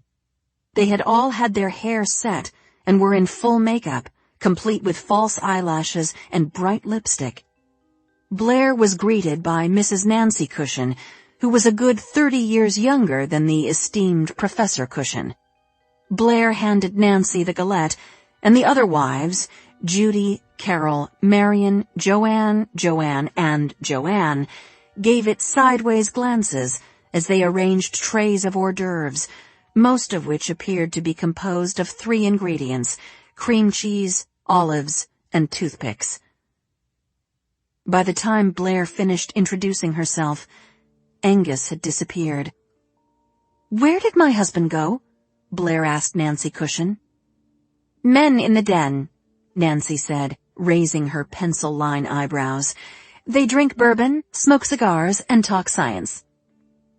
Blair was offered a glass of Chablis, which she gratefully accepted, and then a celery stick stuffed with salmon cream cheese and topped with paper-thin slices of olive, which she originally declined but then changed her mind and accepted. She turned to the person next to her, a woman who wore turquoise eyeshadow that exactly matched her silk bolero jacket. "Have you read anything interesting lately?" Blair asked. She hoped that this woman, Blair thought she was one of the Joannes, wouldn't mention Cancer Ward by Alexander Solzhenitsyn, because Blair had twice tried to read it but found it too bleak. Maybe Joanne said, "Oh, please, the only thing I've read in the past 12 months is Pat the Bunny." The very next day, Blair applied to the graduate English program at Harvard. She didn't say a word to Angus, telling herself it was a lark. She merely wanted to see if she could get in. She received a letter 3 weeks later. She had been accepted. Classes started in January. When Angus returned home that night, at 11:15, Blair was awake, waiting for him with a couple of glasses of good scotch that she'd bought to celebrate, and the acceptance letter. Angus had been displeased to find Blair still up. "Whatever it is, we'll have to wait until morning," Angus said. "I feel an episode coming on." "Just read this quickly, please," Blair said, and she thrust the letter into his hands. Angus read the letter. There was no change in his expression. "This is lovely news," he said when he finished it, and Blair clasped her hands to her heart. "But you're not going to go." "What?" Blair said. "But it's Harvard. I got into Harvard, Angus." "Didn't you tell me your grandfather went to Harvard?" Angus said. That probably helped. It was all Blair could do not to slap him. "I didn't mention my grandfather," she said in a tight voice. But the arrow had hit its mark. Angus didn't believe Blair could be admitted to Harvard on her own merits. This pointed to a deeper, more disturbing truth. Angus didn't think Blair was as smart as Blair thought Angus was. "We agreed you wouldn't work," Angus said. "It's not work," Blair said. "It's school. Surely you, of all people—" "Blair," he said, "we've been over this. Now, good night." Blair kept the acceptance letter in her lingerie drawer, where she saw it every day. She decided she would revisit the topic with Angus in a few weeks, during the morning hours, on a weekend perhaps, when it was less pressing for Angus to get to the university early. She would make sure he was feeling okay. She would cook corned beef hash with poached eggs, his favorite, and inform him that she was enrolling at Harvard despite his objections. After all, it was 1968. He couldn't tell her what to do. They spent their first Thanksgiving at Exalta's house in Beacon Hill. Blair made Julia Child's tarte normande aux pommes and presented it proudly to her grandmother, who handed it off to her cook. Exalta then linked her arm through Angus's and escorted him to the library for cocktails and canapes. At Thanksgiving, Exalta always served cherry stones on the half-shell, a relish tray with French dressing, and cocktail peanuts. Blair helped herself to a clam, and then a few moments later bolted for the bathroom in the back of the house, the commode the servants used, because she was going to vomit. A week later, it was confirmed. She was pregnant. Her dream of attending Harvard would be put on hold. Blair wrote the admissions committee a letter explaining that she found herself with child and would like to defer enrollment until the following year or the year after that. She heard nothing back. Probably, they felt they didn't need to respond because they accepted as a matter of course what Blair could not. She would never attend Harvard. Indeed, the pregnancy disrupted even the meager routine Blair had established for herself on Commonwealth Avenue. She was absolutely flattened. Entire days slipped past when she didn't even leave the apartment.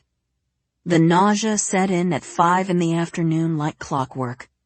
Blair spent at least an hour on her knees in front of the toilet, retching.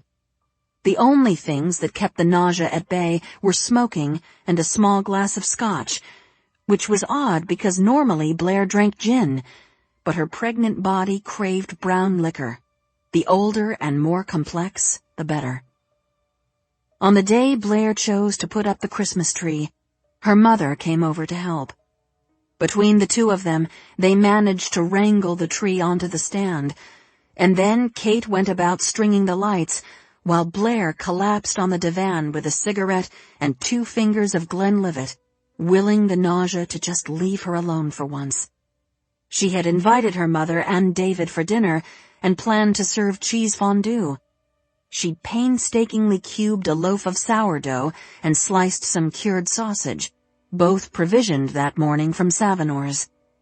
Angus had called at lunchtime and said he would be working late again, and Blair wanted to cancel the dinner altogether, but Kate insisted that Blair needed company, so now Blair could look forward to a lopsided fondue dinner with her parents.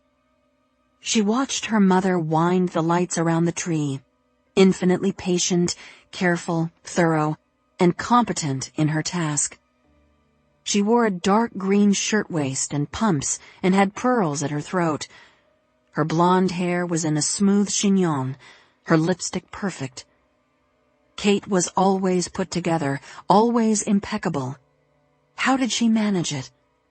Blair knew that her mother had suffered dark times. Blair's father, Wilder Foley, had been fighting in Korea for much of the last years of their early marriage, and then when he came home, there were, as Kate put it, adjustments to make. Blair remembered her father's homecoming. They picked him up at the airport. He was wearing his dress uniform. She remembers him at the breakfast table in a white undershirt, smoking and eating eggs, pulling Kate down into his lap and growling at Blair to take her sister and brother upstairs to play. Wilder didn't drive Blair to school or ballet. Her mother did.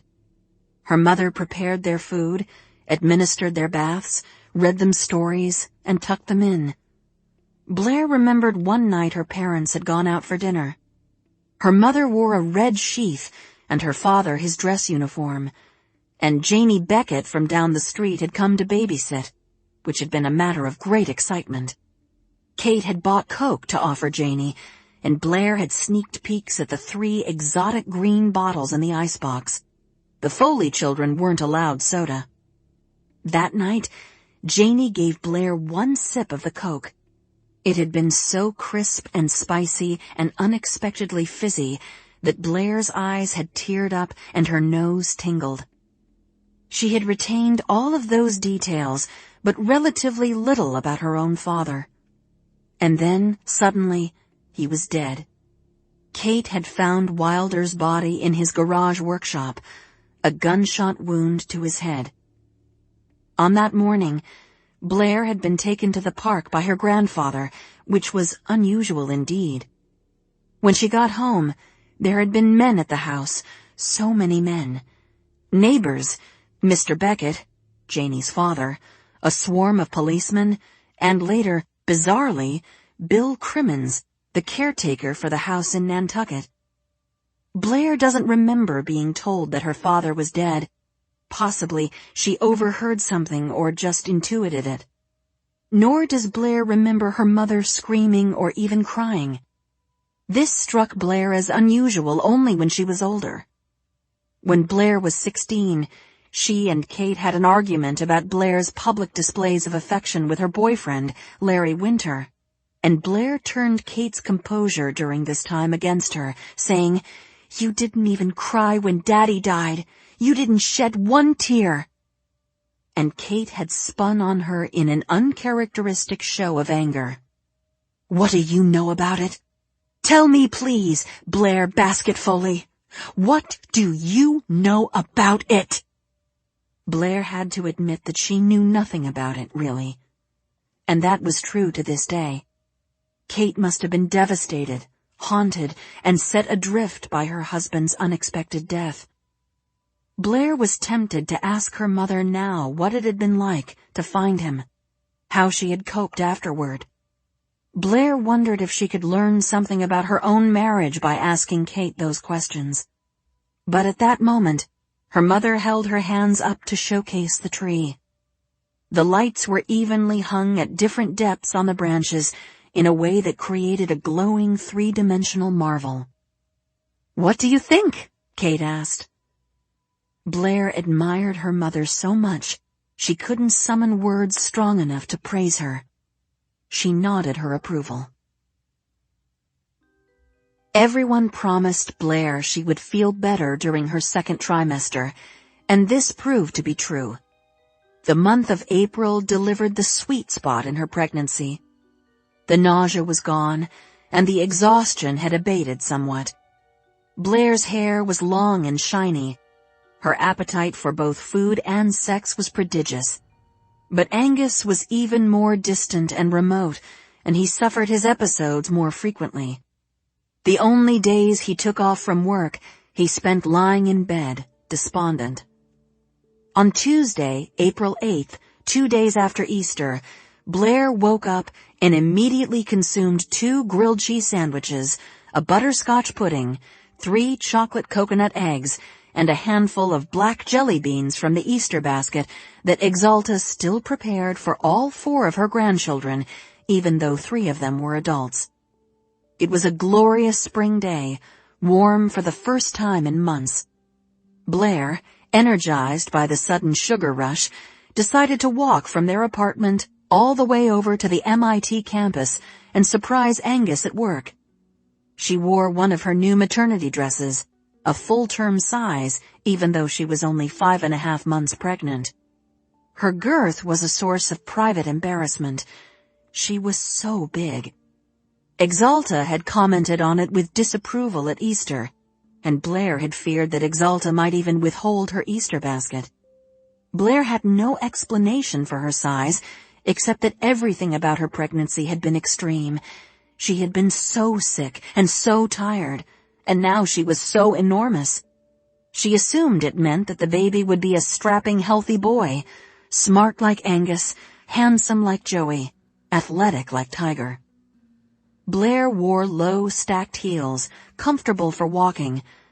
But when she reached Marlborough Street, a tiny, blue-haired woman stopped her on the sidewalk, told her she had no right to be out in her condition, and implored her to return home. Blair stared at the woman, aghast. "But I'm only 5 months along," she said. She immediately regretted giving out this piece of personal information. One thing she had noticed with dismay was that being pregnant made her public property.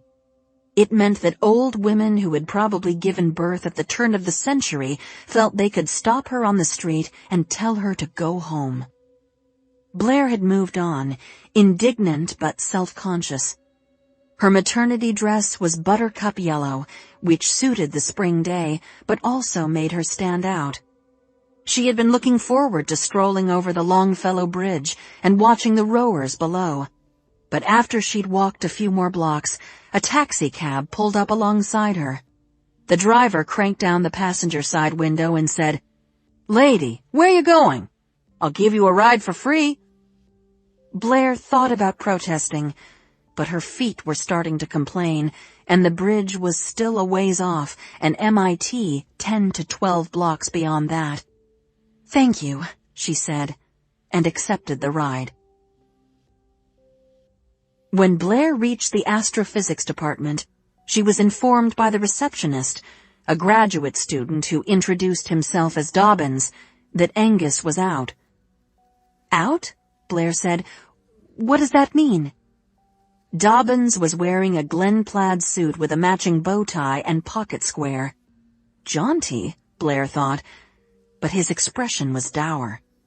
The department secretary, Mrs. Himstead, had retired in January, and Angus and his colleagues had been too busy to find a replacement, so they assigned graduate students the odious tasks that Mrs. Himstead used to handle. Most of the graduate students felt put upon, as young Dobbins clearly did. He also seemed to be offended by Blair's pregnant state. He watched her warily, as though he thought she might burst. Professor Whalen had an appointment at 10. Blair had started out the day with a strong sense of optimism, but it was rapidly dissolving. "Where is the appointment?" "I can't tell you that." "I'm his wife." "I'm sorry," Dobbins said. "Please just tell me where he went. Is he somewhere on campus?" "Actually," Dobbins said, "it was a personal appointment." "Personal?" "That's what he said. Personal." Personal, Blair thought. Where could he be? He had his hair cut every other Saturday without deviation, and he wasn't scheduled to see the dentist until the following month. She said, "I'll wait for him to return." Dobbins pushed his glasses farther up the bridge of his nose and turned his attention to a textbook on the desk before him. Blair took a seat in a straight-back chair and perched her handbag on what remained of her lap. She eyed Dobbins and caught him glancing up from his studying to inspect her with obvious distaste. He was probably made uncomfortable by her fecundity. So many men were. She sat for more than 30 minutes and was about to get up and leave. She would take a taxi home, she decided, because the sitting was causing her lower back to ache, when Angus came rushing through the door. "Angus!" Blair cried out, both relieved and joyful. She struggled to her feet. The expression on Angus's face wasn't one she remembered seeing before. He looked caught. He looked guilty of something. And then Blair noticed he was in a state of disarray, his tie askew, his suit jacket misbuttoned, and his hair mussed. Blair blinked. "Where were you?" she asked. "What are you doing here?" he asked. Then an instant later, he added, "I was at a department meeting." Blair looked to Dobbins, who had wisely fixed his gaze on his textbook again. "This nice young gentleman told me you were at an appointment. A personal appointment. Who was it with?"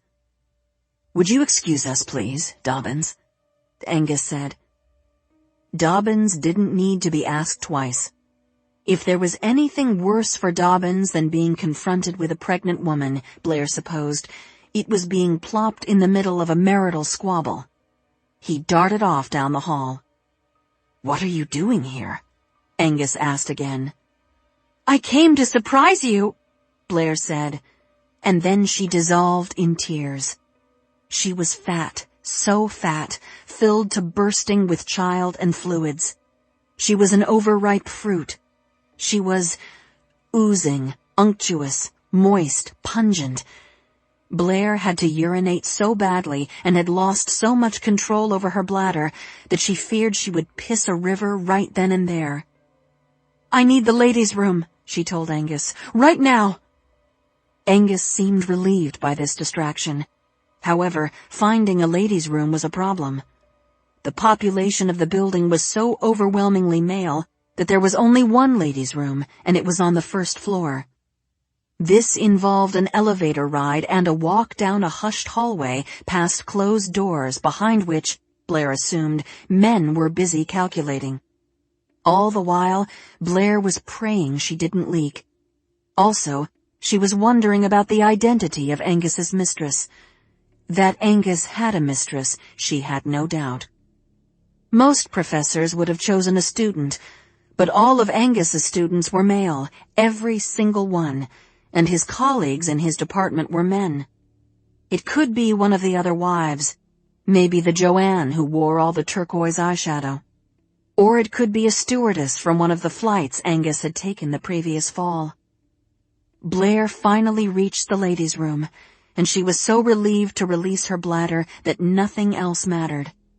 And then when she emerged, Angus announced that her visit was a lovely surprise, but that he had to get back to work. He would see her at home. "But," Blair said. Angus kissed her and pressed $2 into her hand for a taxi. Then he smiled, which was rare these days. She supposed he was saving his smiles for the other woman. "I love you," he said, but the words rang hollow. Blair moved toward the exit, then stopped. "Angus?" she said. Angus, about to step into the elevator, held the door and turned around. "Yes, darling?" She wanted to say something terrible like, "I'm sorry I married you instead of Joey," or, "I'm attending Harvard the instant this baby is born, no matter what you say." She would not stand idly by while Angus lied to her. But she couldn't start a fight here, in a public building, his place of employment. She had been raised better than that. "Fix your jacket," she said. You missed a button. Time of the season. Her mother drives the grand wagoneer, and her grandmother sits up front. Without Kirby or Tiger along, Jessie has the entire back seat to herself, so she's able to lie down, resting her head on one of the duffels.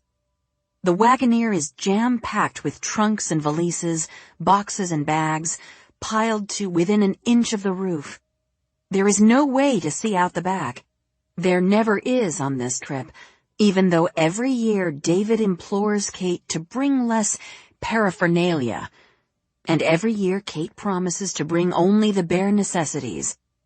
Much of the cargo is clothes, of course, for Exalta, for Kate, for Jessie, for David, and even for Tiger, just in case the war ends at some point over the summer and he is sent home.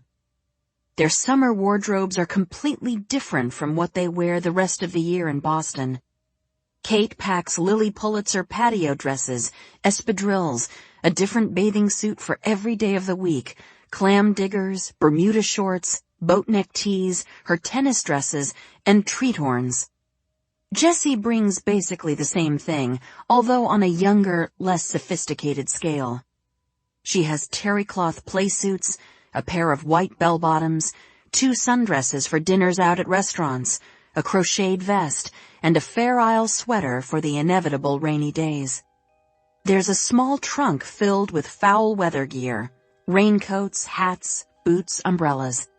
There's a box of cooking implements, Kate's cast-iron pan and her chef's knife and butcher block.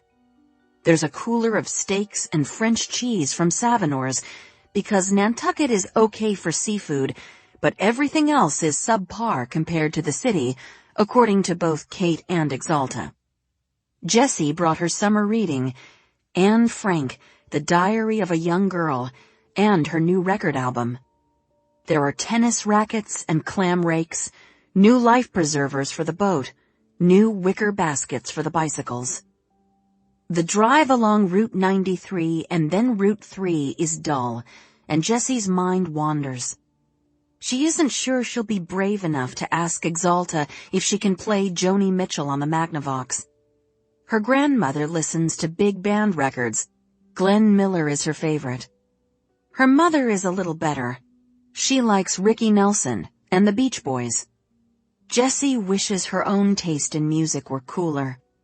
Kirby likes Steppenwolf and the Rolling Stones, and Tiger listens to Led Zeppelin and The Who. Will Tiger remember to send letters to Nantucket? Jessie kind of doubts it, so that means she'll have to wait for David to bring the letters down on the weekends. She feels a twinge in her abdomen. Is it maybe a cramp? Might her period be coming? She suspects it's simple dread. They will get takeout tonight from Susie's snack bar at the end of Strait Wharf like they always do on the first night. And then tomorrow, Jessie will start her tennis lessons at the Field and Oar Club. But what will she do with her afternoons? Go to the beach with her mother? Her mother likes to drive all the way out to Ram Pasture because there is never anyone there. She can plant her chair and read, sleep, and swim in peace. Ram Pasture is the only beach Exalta will go to as well. Sometimes she and Kate go together. Exalta wears a wide-brimmed straw hat and a bathing suit with a skirt. Jessie envisions herself next to her mother and grandmother. It's a happy picture of 3 generations enjoying a deserted beach, except nothing could be further from the truth. "Jessie," Kate says, startling Jessie. "What?" "Yes, Mother," Kate prompts. "Yes, Mother," Jessie says, sitting up. Her mother is a stickler for manners when Exalta is around. "The bridge," Kate says. The Sagamore Bridge is suddenly before them, distinctive and majestic, an arc of steel girders. Objectively, Jessie supposes, it's quite hideous, but even so, Jessie feels a rush of fondness for it. Seeing the Sagamore means that summer is beginning, and Jessie is surprised to feel something like anticipation. The air smells like salt and pine, and as Kate drives over the crest of the bridge, Jessie sees boats slicing through the water of the Cape Cod Canal. This optimism lasts all the way to the ferry dock.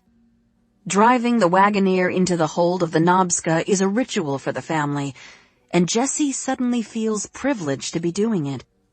Blair is stuck at home in Boston with heartburn and swollen ankles. Kirby is on Martha's Vineyard among strangers. Tiger is in the jungle in Vietnam. Tiger would likely give anything to be here right now. Before Jessie complains again, even to herself, she's going to remember that. They park the car so its front bumper is right up against the back bumper of the ragtop VW Bug in front of them, and Jessie is reminded of Miss Flower's juicy orange bug. But school seems very far away. It's the family's tradition to climb to the uppermost deck and take in the sea air, as Exalta says. So Jessie follows her mother and grandmother up the metal staircase, first to the main deck, where there are the men's and women's toilets, which are filled with a blue chemical instead of water, and a snack bar that sells hot dogs and chowder, and then to the upper deck, where the sun is the brightest and the breeze the strongest. "Oh, look, there's Bitsy Dunscombe," Kate says. "I'm going to say hello. Want to come, Mother?" "Heavens, no," Exalta says. "That whole family is tiresome." Jessie happens to agree. Bitsy Dunscombe is the mother of twins, Helen and Heather, who are Jessie's age. A friendship with the Dunscombe twins has been pressed on Jessie since early childhood. The twins are absolutely identical, each with white blonde hair in a pixie cut, freckles across her nose, a slight gap between her two front teeth, and, recently, pierced ears, which Jessie finds scandalous, since she has been taught that the proper age for a girl to get her ears pierced is 16. Heather Dunscombe is lovely and kind, while Helen Dunscombe is mean and stinky. For example, Helen routinely asks Jessie when she's getting a nose job.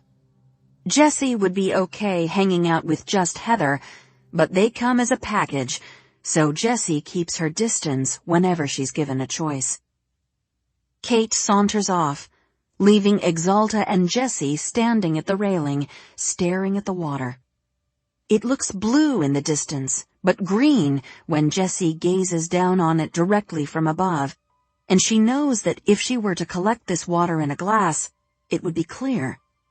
Water has no color, she learned in science class. What people see is a reflection of light. Jessie thinks about sharing this knowledge with Exalta in order to break the silence, but Exalta is humming as though she's in some kind of meditative state, which makes her seem unlike her normal self. Finally, she turns to Jessie, tilts her head, and says, "Where did you get that necklace?" Jessie's hand flies up to touch the pendant. "My father gave it to me this morning. It's the Tree of Life." Exalta lifts it from Jessie's neck to better inspect it. "Tree of Life, you say? What does that mean?" This feels like a thorny question. "It signals maturity and responsibility," Jessie says. "In the Jewish tradition, 13 is an important age."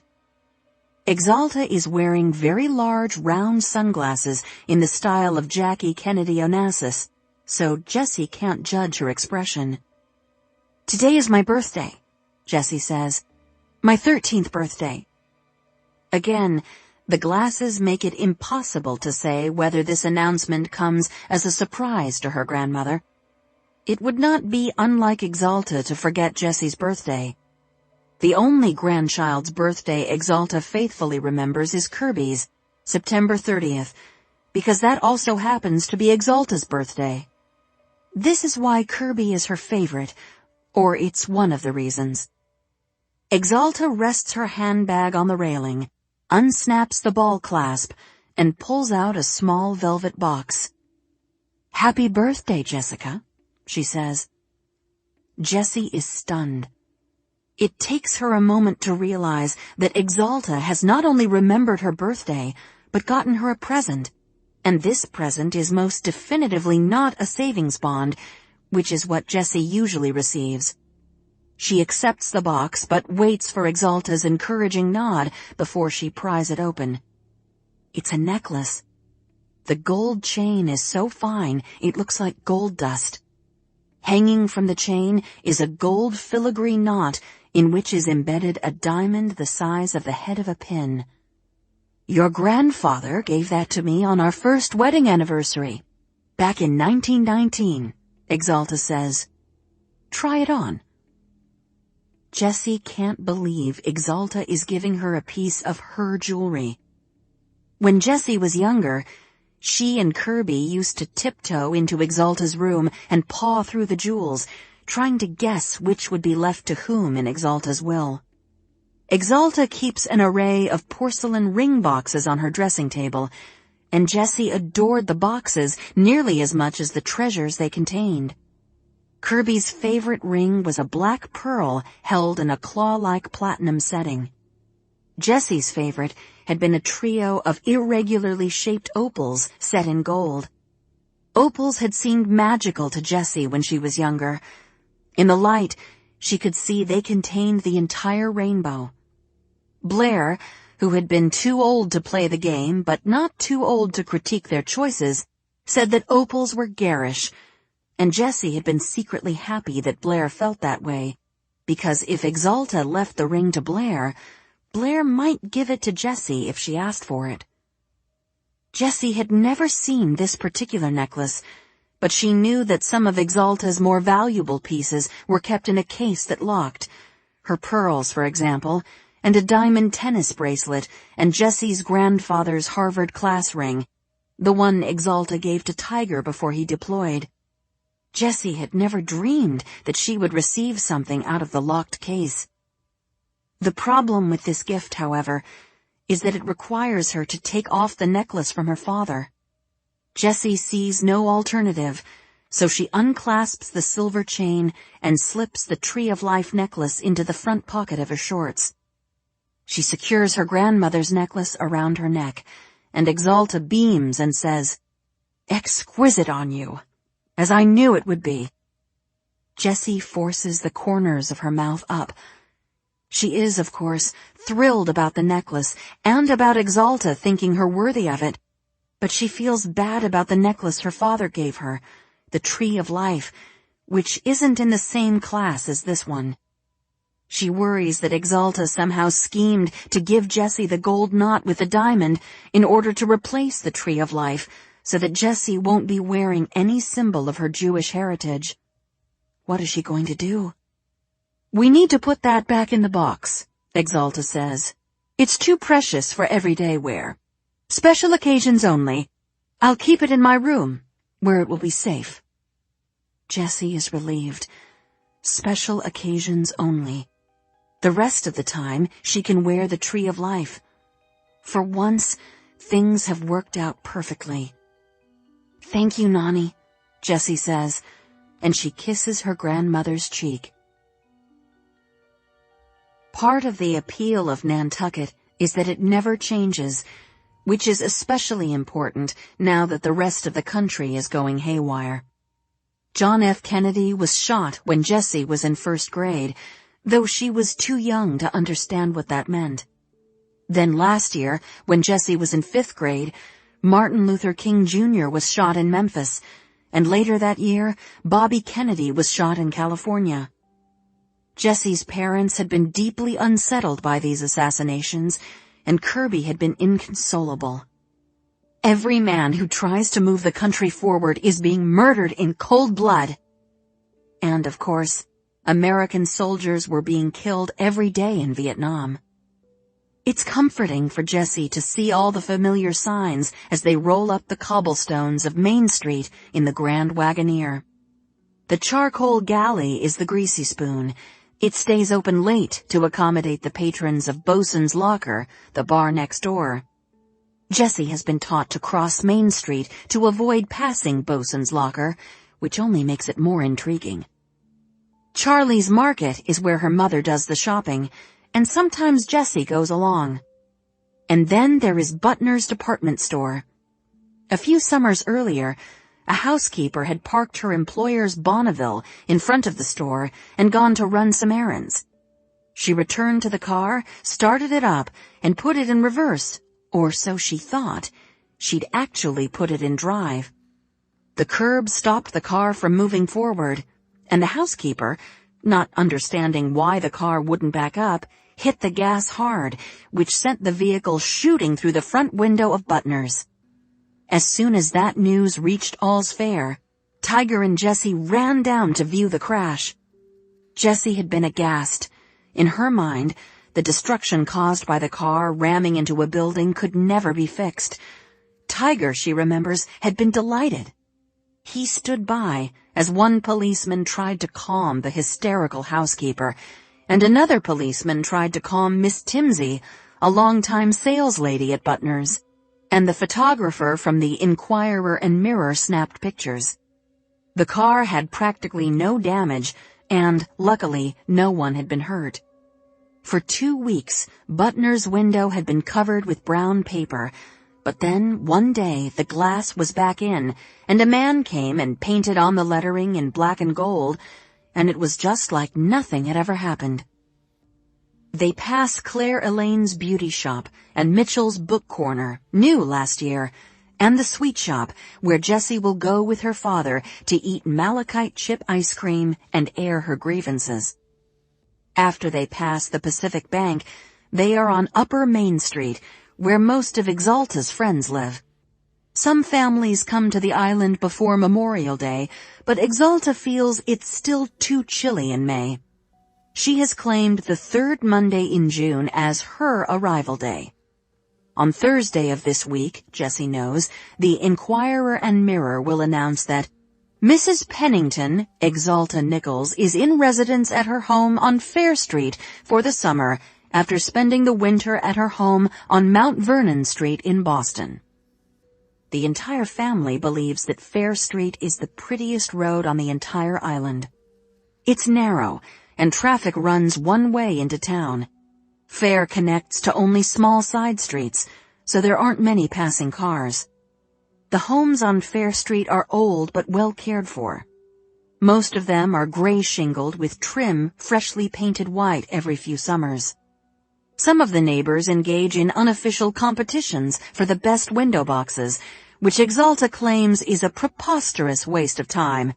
But Jessie and Kirby used to have fun riding their bikes up and down the street, awarding first, second, and third prizes to the geraniums, petunias, pansies, and impatiens. Nearly all the homes have names: Fair and Square, Fairy Tale, Family Affair. Exalta's house, which is distinctive because of its yellow clapboard front, is called All's Fair, taken from the saying, "All's fair in love and war." A few houses down on the right is Jessie's favorite, a white Victorian with a turret and fancy fretwork, although she keeps her preference to herself because she knows Exalta would be offended and might even tell Jessie to go knock on the Blackstock's door and see if she can live with them since she likes that house so much. They park the Wagoneer on a side street, Plum Lane. Mr. Crimmins, the caretaker, appears out of nowhere to open Exalta's door and help her out of the car. "Oh, Bill," Exalta says, "you didn't have to meet us. I know you're busy." "You look as lovely as ever, Exalta," Mr. Crimmins says. He takes Exalta's hand and gazes at her for a second. "I was sorry to hear about Tiger being sent over." "He'll be just fine," Exalta says, and she extracts her hand from his. Mr. Crimmins turns to Jessie's mother. "Katie, how are you?" "Bill, you got my letter?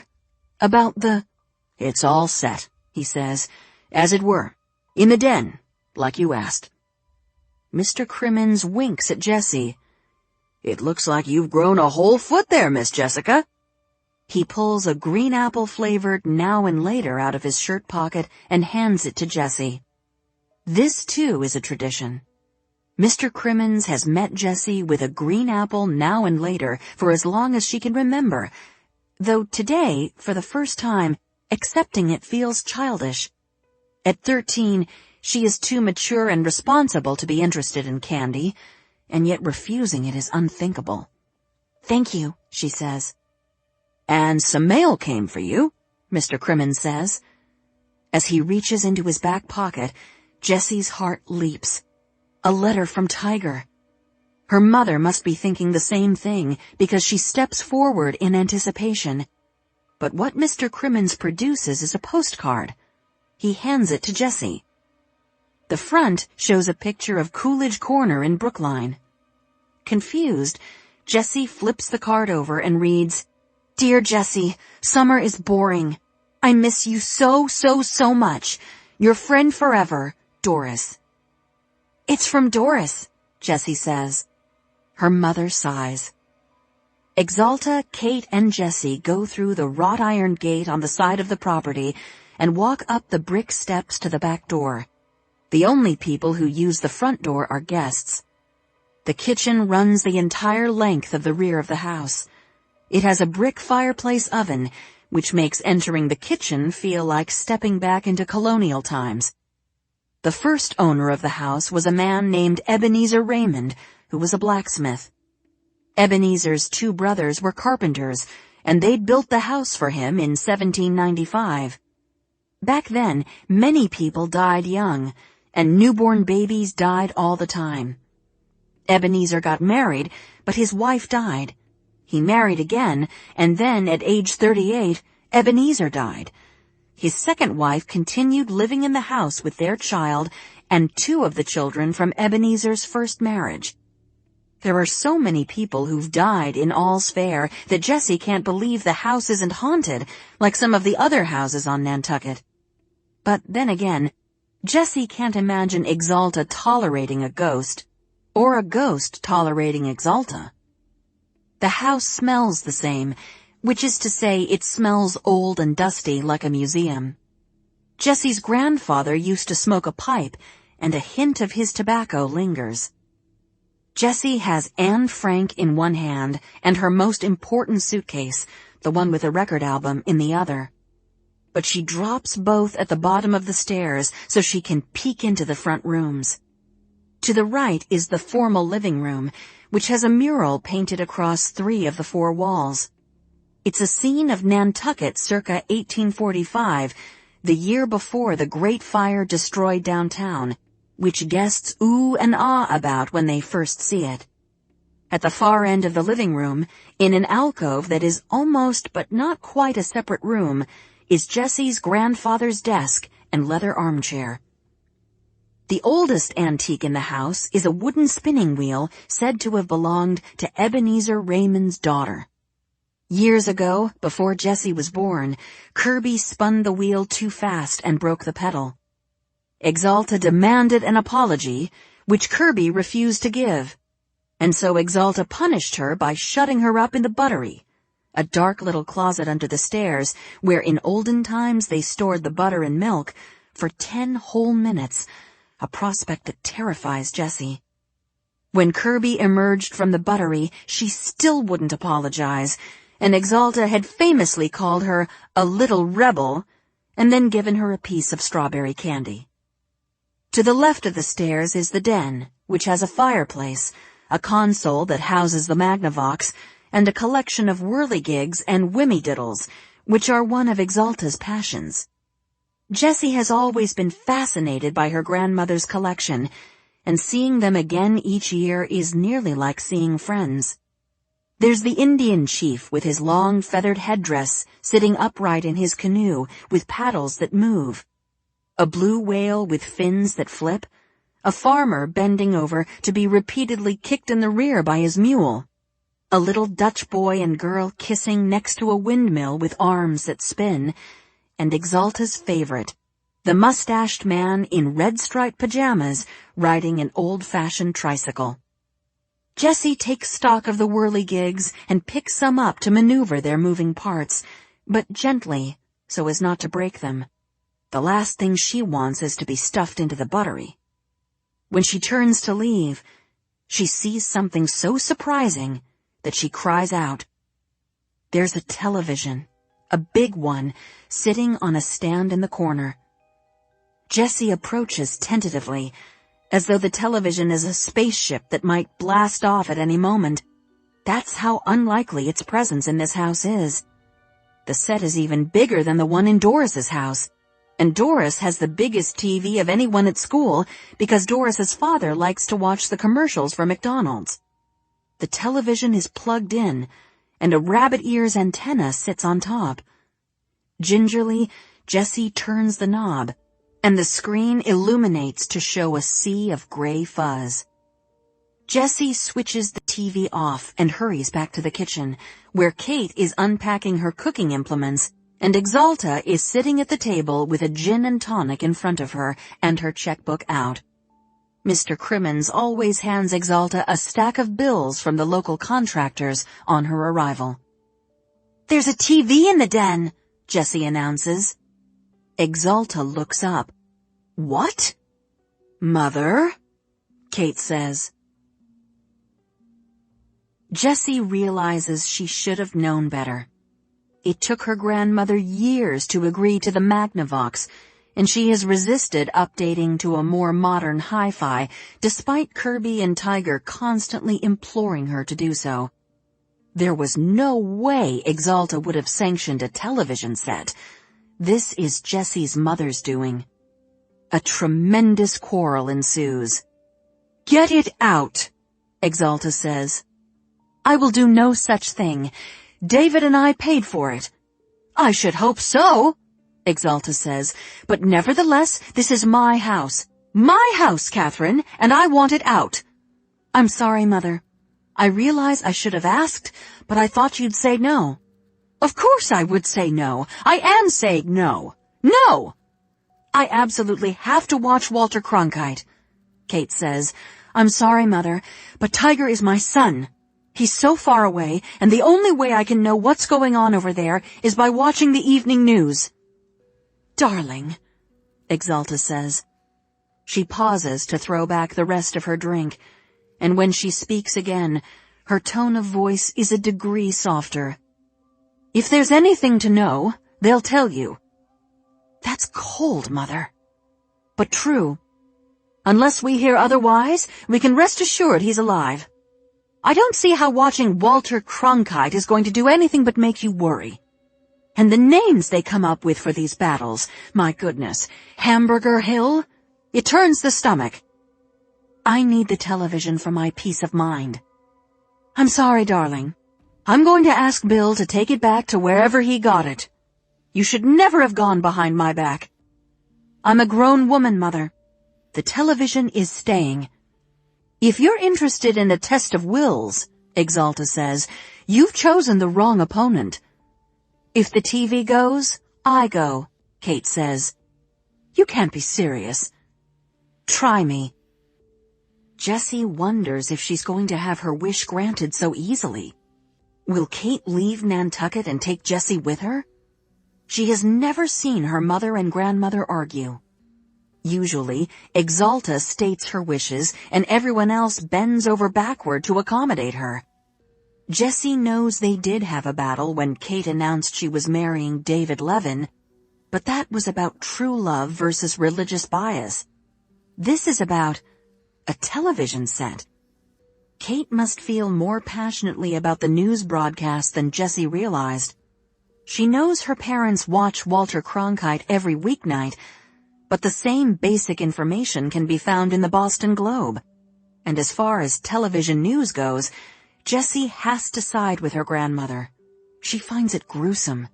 She doesn't want to hear the body count every night. Before Tiger left, it was just a number. Now, Jessie realizes, each body in that count was a person with a name and a family, and talents and quirks and likes and dislikes. She also realizes that if Tiger dies, he will shrink to a number, one more body among tens of thousands. Jessie can't listen to Kate and Exalta another second.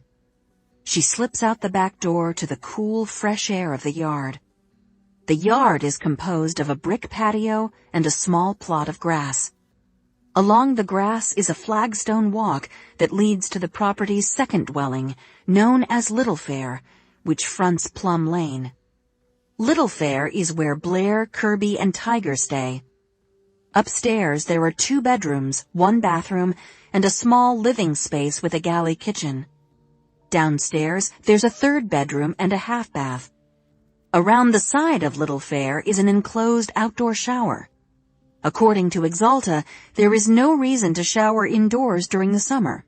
So although there are 3 full baths in the main house and a bathroom with a stall shower in this house, Exalta insists that everyone in residence at All's Fair and Little Fair line up for the outdoor shower.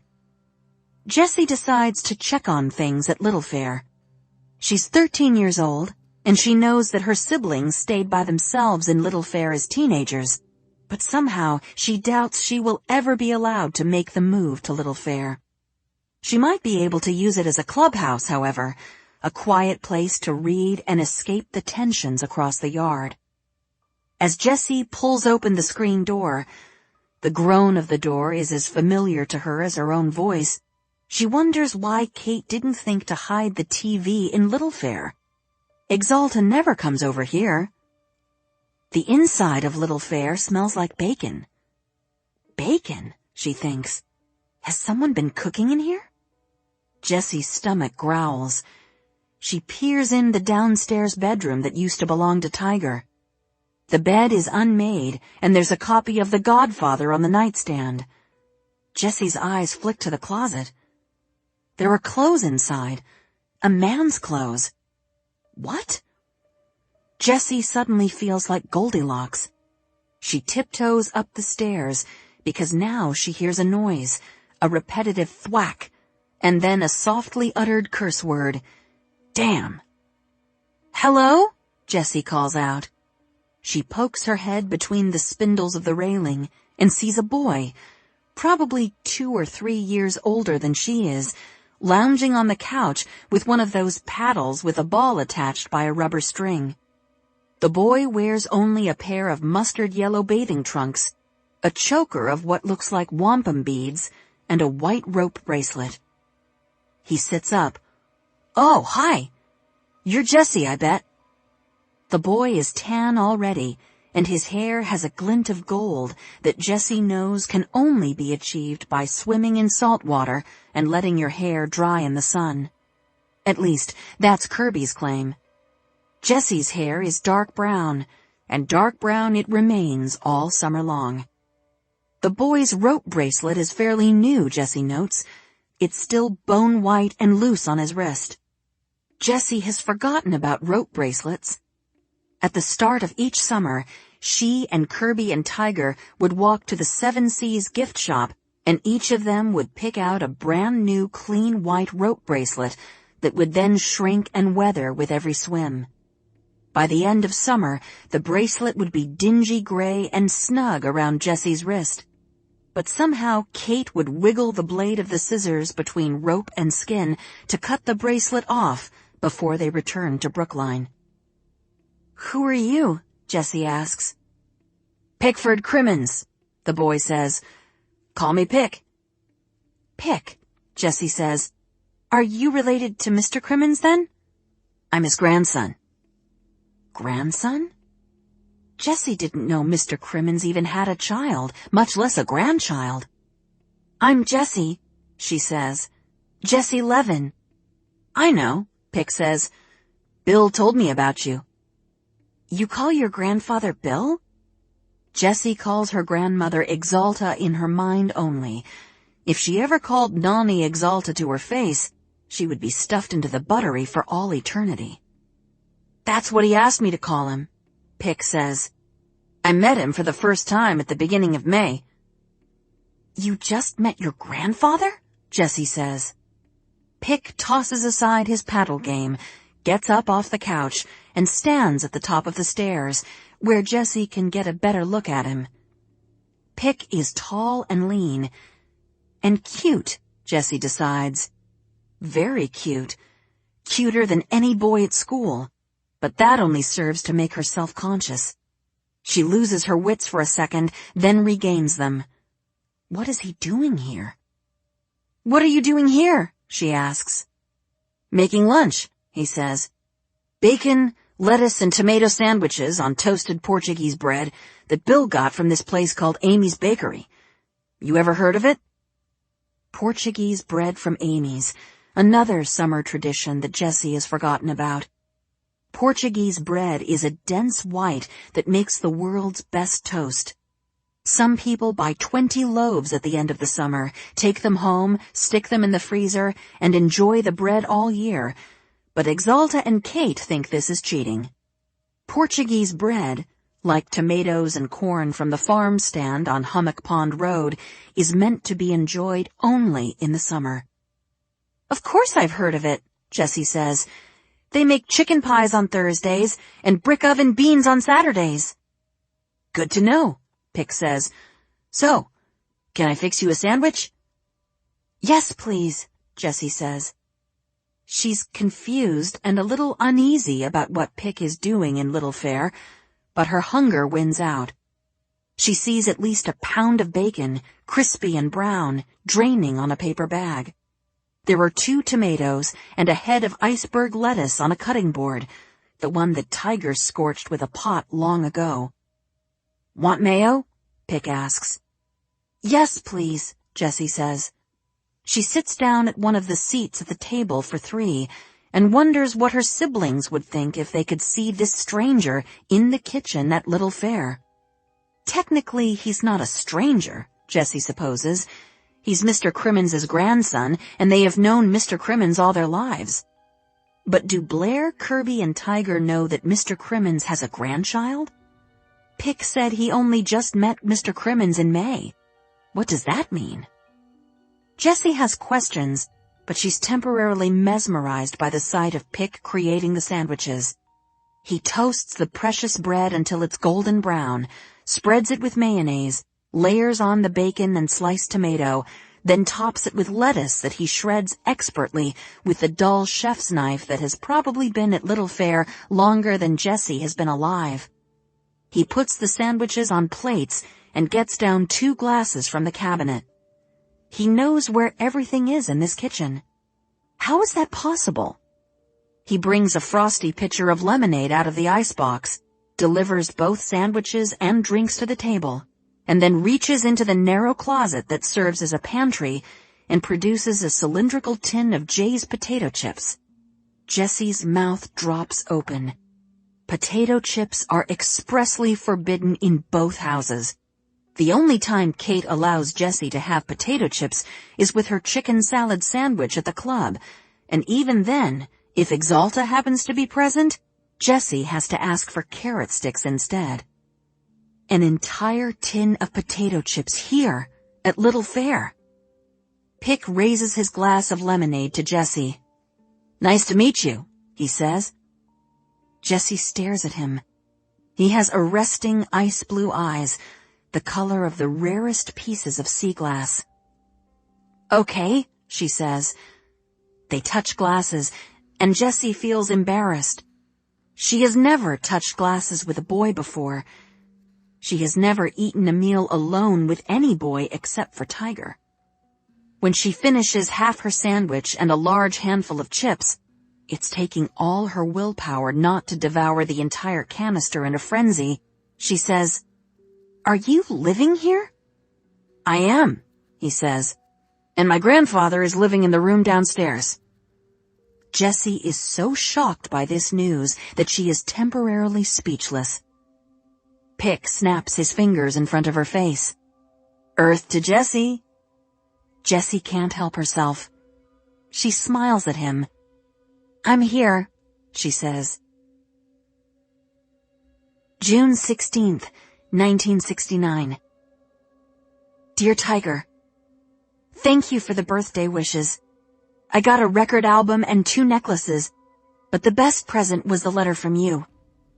There was no cake this year because we drove to Nantucket, but after fried shrimp at Susie's snack bar, we walked to the Island Dairy Bar and I got a hot fudge sundae. There are 2 things I have to report.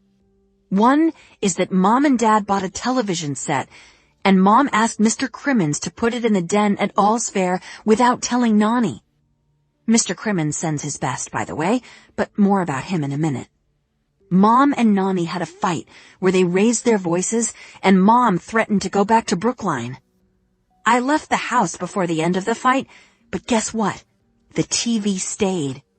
Mom later told me that the way she convinced Nani to keep it was to tell her that, for the first time ever, Wimbledon is going to be shown on television in the United States, so Nani will get to see her true love, Rod Laver, play.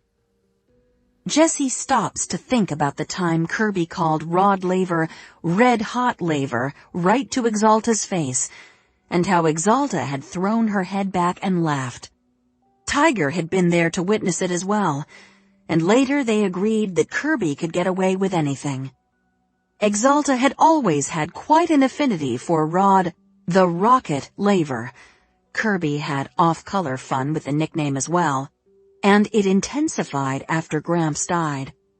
Her mother had been smart to bring him up in her battle to keep the TV. The other thing I have to tell you is that Mr. Crimmins will be spending the summer living in Little Fair with his grandson, whose name is Pickford Crimmins, but who goes by Pick. Pick is 15 years old, and he used to live in California with his mother, whose real name is Lorraine, but who goes by Lavender. Lavender is Mr. Crimmins' daughter, but she left Nantucket when she found out she was pregnant. Pick says they lived in towns all over California, including, for the past 5 years, in a commune near a pear orchard. But one morning, Lavender decided she wanted to do some traveling, so she just up and left without Pick. Someone else at the commune knew how to contact Mr. Crimmins, so he drove out to California in his old truck and brought Pick back to Nantucket. Now, Pick has a kitchen job at the North Shore restaurant. He works the salad station, but he hopes to get promoted to the hotline over the course of the summer. He worked in the kitchen at the commune, which is where he learned to cook. The commune was vegetarian, so Pick hadn't had any meat ever in his life until the ride back from California with Mr. Crimmins when they stopped at McDonald's. Now Pick loves meat. His favorite is bacon, and I told him that was your favorite too. Jessie pauses and reads through the letter. She wonders if she has talked too much about Pick. Will Tiger be able to tell that she has a crush on Pick? She never understood the term crush before, but now it makes sense because every cell in Jessie's body feels like it's being squeezed. Her heart is like an orange pressed into the knuckle of the juicer until all of the emotion oozes out. I start my tennis lessons tomorrow morning. I would say I'm dreading it, but I know you are facing a lot worse things than 2 hours on hot clay smacking balls over a net. I miss you, Tiger. Please stay safe. Love, Messy. Magic Carpet Ride. Kirby is the last girl to arrive at the house on Narragansett Avenue for the summer, Evan O'Rourke informs her. Evan is Alice O'Rourke's bachelor nephew, a balding 40-year-old with a paunch who's wearing white shirt sleeves, brown pants, and brown Oxford loafers despite the June heat. Kirby is still smarting from her interaction with Dr. Fraser. She has been replaying the conversation again and again, trying to interpret Dr. Fraser's facial expression and tone of voice. Do your parents know about this? Dr. Fraser had asked Kirby the exact same question the first time they met.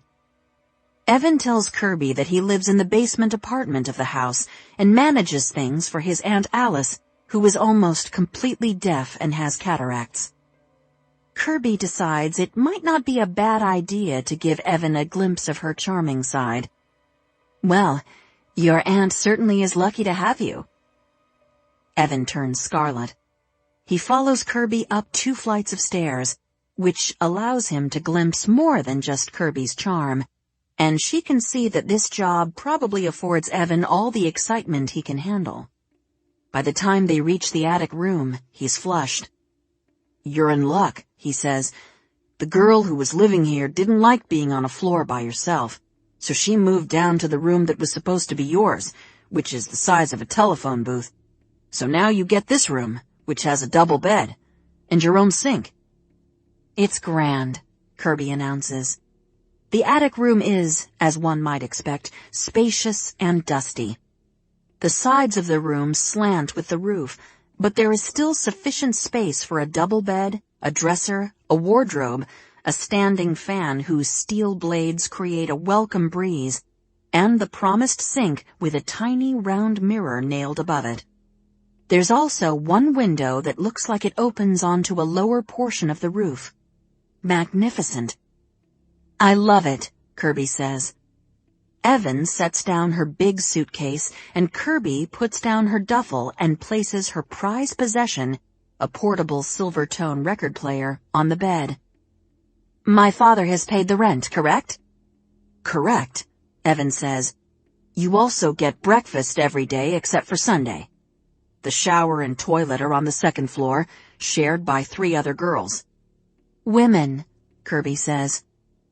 Are you a feminist, then? Evan asks. Suddenly, he looks intrigued.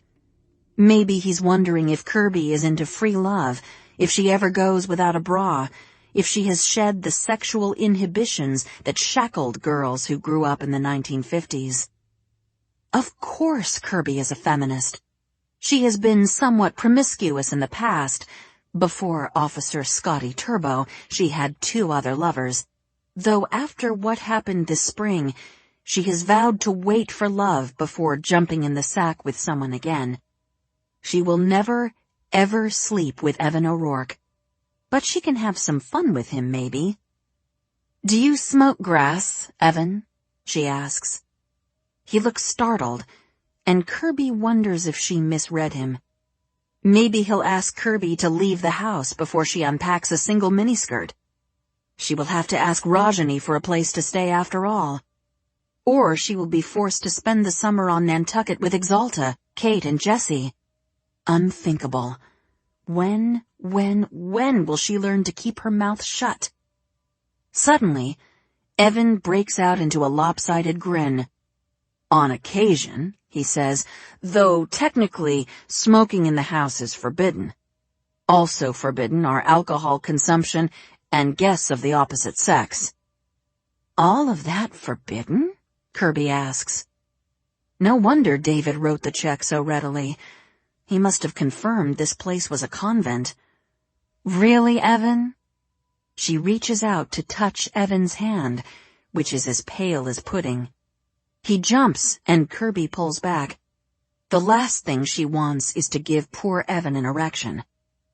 Well, technically, Evan says. What about music? Kirby asks. Is music allowed? As long as it's not too loud, Evan says. Kirby purses her lips. She'll break Evan in slowly. She unzips her duffel. I brought only 6 records, she says. It took Kirby hours to choose the 6, which were all that would fit in her bag. In the end, she decided it was most important to have albums for different moods. Jubilance, anger, personal and political. Hope, personal and political. Heartbreak, mellow introspection, and rainy day/Sunday. Optimistic, she pulls out the second. How do you feel about Steppenwolf? A few minutes later, Kirby and Evan O'Rourke are on the roof, lying back and propping themselves up on their elbows, stoned out of their minds. John Kay wails in the background. The roof has a tremendous view of Circuit Avenue, Ocean Park, Vineyard Sound. Evan is far more tolerable to Kirby in her present condition. I've got a job cleaning rooms at the Shiretown Inn, Kirby says. That's in Edgartown, Evan says. Do you have a car? No car, Kirby says. A bike? No bike, Kirby says. And no money to buy a bike, even second-hand. So how will you go back and forth to Edgartown? Evan asks. I thought maybe I'd walk, Kirby says. Evan breaks out in a fit of giggles. If Kirby closed her eyes, she would swear he was a 10-year-old girl. It's too far to walk, Evan says, 3 miles at least. 3 miles isn't that far, Kirby says, though her heart sinks. She's used to Nantucket, where there is only one town. On Martha's Vineyard, there are 6 towns, some of them quite distant from here. She vaguely knew this, but she hadn't given any thought to the reality of her commute. What will I do? You'll have to hitchhike, Evan says. Pretty girl like you shouldn't have any trouble. The next morning finds Kirby up early and one of the first women at breakfast, which is porridge with fresh blueberries, brown sugar, and milk, as well as a platter of brown bread with butter and apricot preserves. Kirby isn't usually a breakfast person, and she certainly isn't a porridge and brown bread person, but she decides that, since the food is free, she will eat, and eat lavishly. When all of the women are assembled around the table, Kirby sees that she chose a good seat.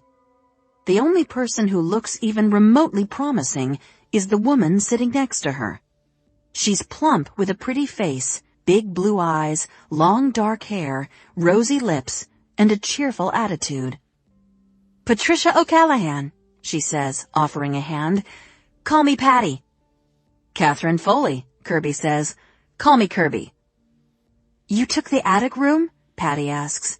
Yes, I love it, Kirby says. A thin-lipped girl across the table snorts. It's hot, she says, and there's a mouse. I kept the fan on, Kirby says, and I'm not scared of anything. So there, Barb, Patty says. Barb scowls at Kirby, and Kirby regrets her display of bravado.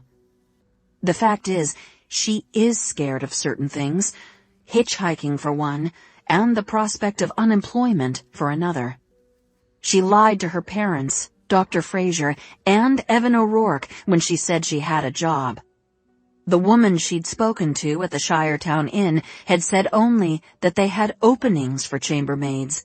She couldn't offer Kirby a job without an in-person interview. During breakfast, Patty talks about herself. She's the youngest of 9 children.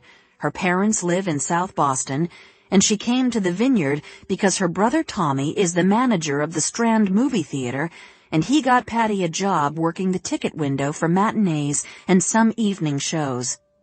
Patty wants to be an actress. She applied to the Lee Strasberg School for Acting in New York but was rejected, and she doesn't have the money to attend Yale.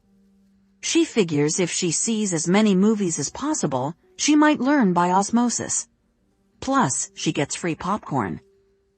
My brother lives with 2 other guys out in Chilmark, Patty says. I'll introduce you. Do you have a car? Kirby asks hopefully. Bike, Patty says. She casts a longing look at the butter and apricot preserves. My goal is to lose 25 pounds this summer.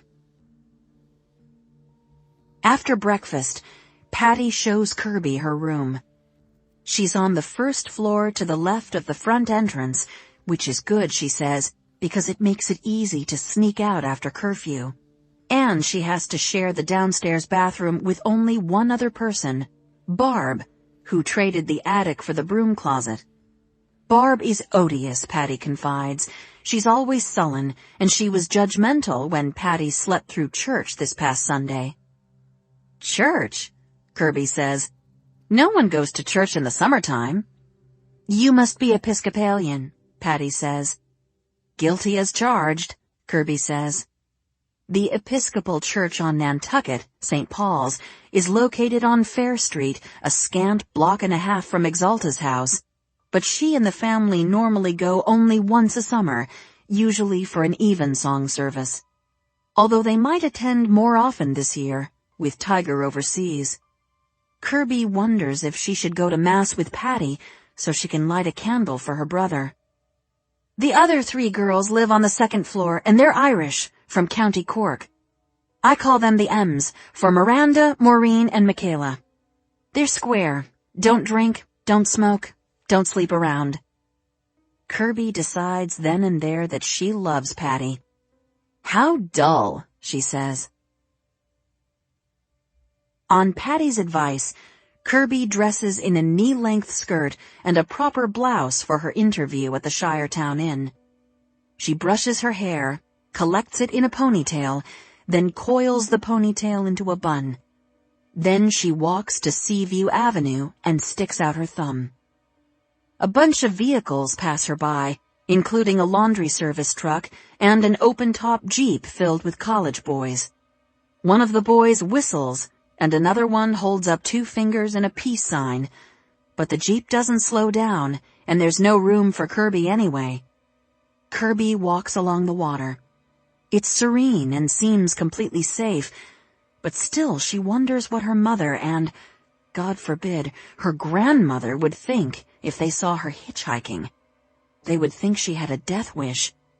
Why else would she get into a car with a complete stranger? Anything could happen. Abduction, dismemberment, rape, murder. A cherry-red Chevy Corvair slows down, and Kirby sees that the driver is black. She knows this shouldn't influence her decision about whether or not to accept the ride. How can she claim to be a progressive if she displays the very prejudice she's seeking to change? The car stops, and a young man cranks down the window. He's good-looking, she notes. He wears a spotless white t-shirt and Ray-Ban Wayfarers. "Where are you headed?" he asks. "Edgartown," she says. "The Shiretown Inn?" "Know it well," he says. "Hop in." Kirby hesitates, but only for a second. This is how hitchhiking works, right? When someone offers you a ride, you take it. Kirby hurries around and hops in the passenger side. The car is clean. There's no trash, no dust, and no sand. Kirby feels a pang for the International Harvester Scout that she drives on Nantucket. She was almost proud of how, by Labor Day weekend, the Scout contained the souvenirs of a summer well spent. Her Bing pintail surfboard, a handful of bikini bottoms, sand dollars and slipper shells, wadded-up takeout wrappers from the Seagull in Nantucket, 6 damp beach towels, a few crushed Schlitz cans, the random horseshoe crab carapace, a swollen, rippled paperback of Valley of the Dolls, and approximately 1/2 ton of sand. This car looks like it just came from the dealer. "I'm going to a job interview," she says. "Nice," he says. "Did you just arrive for the summer?" "Yesterday," Kirby says. "I go to Simmons in Boston." The guy laughs. "I go to Harvard," he says, "in Cambridge." "Wait a minute," Kirby says. "Are you Darren?" "I am," he says. He shifts his Ray-Ban Wayfarers to the top of his head, then breaks into a truly radiant smile and snaps his fingers a few times. "You must be Rajani's friend. Is it Kathy? Kitty?" "Kirby," she says. "My real name is Catherine, but everyone calls me Kirby." "Didn't Rajani tell me your family has a house on Nantucket?" Darren asks. "Afraid so," Kirby says. "So why the switch?" Darren asks. "Don't get me wrong. We'll take as many pretty girls as we can get on the Vineyard, but I thought Nantucketers kept to their own island." "I needed a change," Kirby says. She gazes out the window as they cross a wooden bridge. To the right is a large, placid pond edged with reeds. "I had a trying year." She closes her eyes and shakes her head. She had not meant to say that. "My brother was deployed to Vietnam in May." "Man," Darren says, "that sucks." "I tried to convince him to go to Canada, but he said Canada was for people who were afraid of getting shot at. He agrees the war is wrong." "Really wrong," Darren says. "But he felt a sense of duty. Our father," Kirby swallows, "was in Korea. He was a big hero, I guess. I don't know. He died a few months after he got home, so I never really knew him, but, I mean, we'd always been taught he was a war hero. I think Tiger took that legacy pretty seriously." "I can see that," Darren says. I have friends from Boston Latin who were drafted, and then my freshman year roommate at Harvard enlisted. He was killed in the Battle of Dak To. I heard about that one on the news, Kirby says. I'm sorry. That's one of the reasons I'm against the war. Westmoreland sent American soldiers in to take that hill at any cost, and then a couple weeks later, the army abandoned it. People say Abrams is better, Darren says. I'm sure your brother will be fine. He has to be fine, Kirby says. That was what she told Tiger before he left. He had to come back alive. Other families might be strong enough to bear the loss of their sons and brothers, but the Foley-Levins weren't. They just weren't. Or maybe it was only Kirby who wouldn't be able to survive. She had been pretty messed up in her own life when Tiger left. Her heartbreak over Scotty had been at its most acute. She had, in fact, told Tiger that she would move to Canada with him. They could get a flat in Montreal, learn to speak French, learn to like hockey. They would emigrate and never look back. She desperately needs to change the subject. What do you do for work?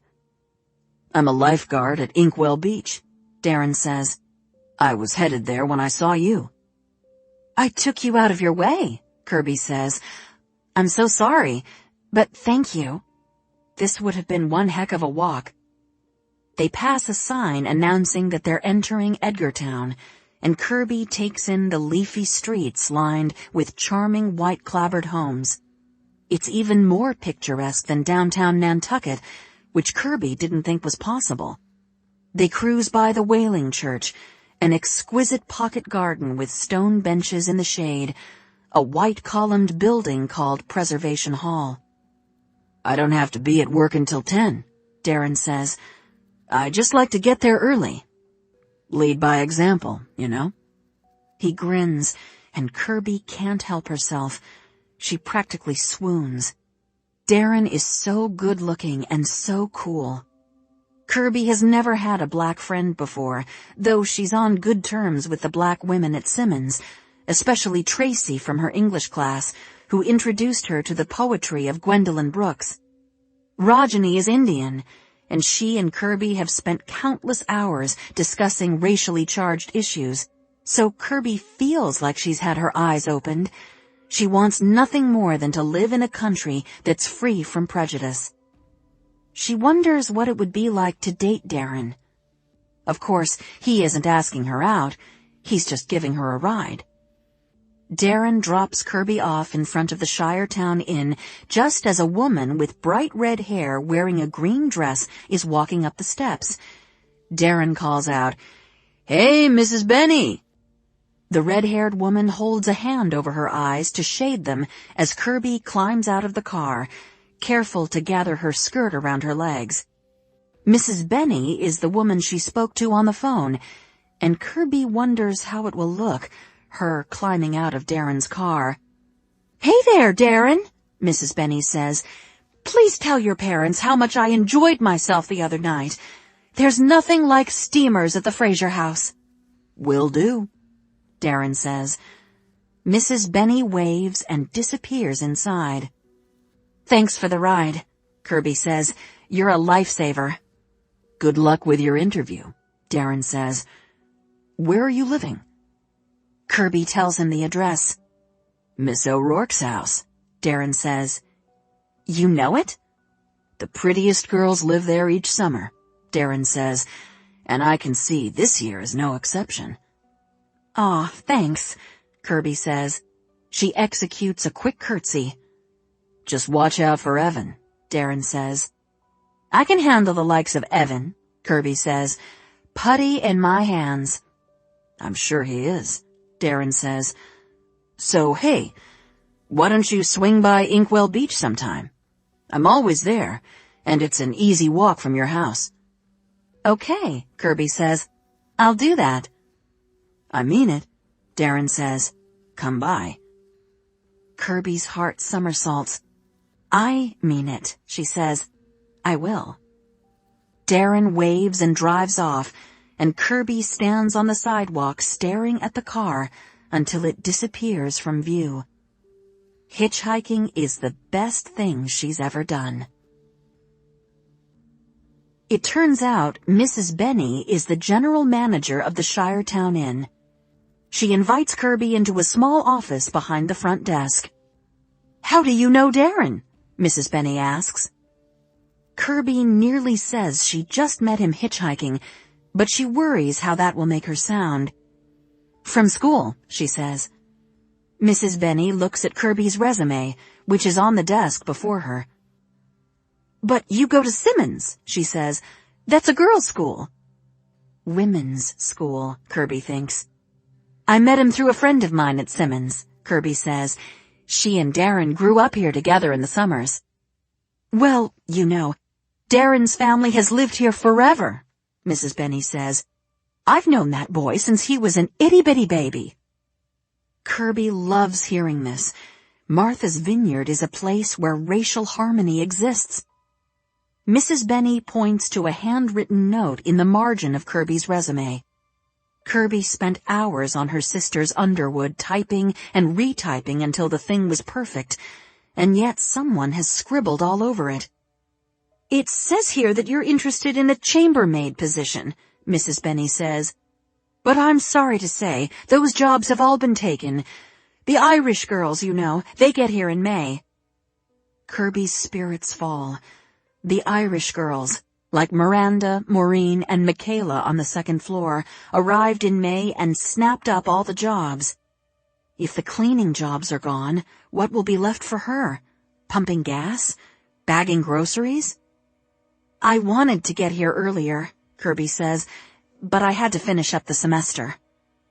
Mrs. Benny raises her head and seems to see Kirby for the first time. "You're a pretty girl," she says. "And you have 3 years of college." She leans over so that Kirby has a view of her matronly cleavage. "How would you feel about a position on the front desk?" It's too good to be true. Speechless, Kirby nods. "I've just had to fire a girl," Mrs. Benny says, "for being indiscreet." Kirby knows not to ask, but she naturally wonders, what did this girl do? Mrs. Benny seems to read Kirby's mind. "We had a guest staying with us, a gentleman guest, and Veronica gave this gentleman's wife a key to his room without checking with him or with me. It led to a very unfortunate situation." Gentleman guest caught with a co-ed, Kirby guesses. Or his secretary. Or someone else's wife. She pushes away thoughts of Scotty Turbo. "Before you accept, I need to make certain aspects of the job clear. You are to be on time.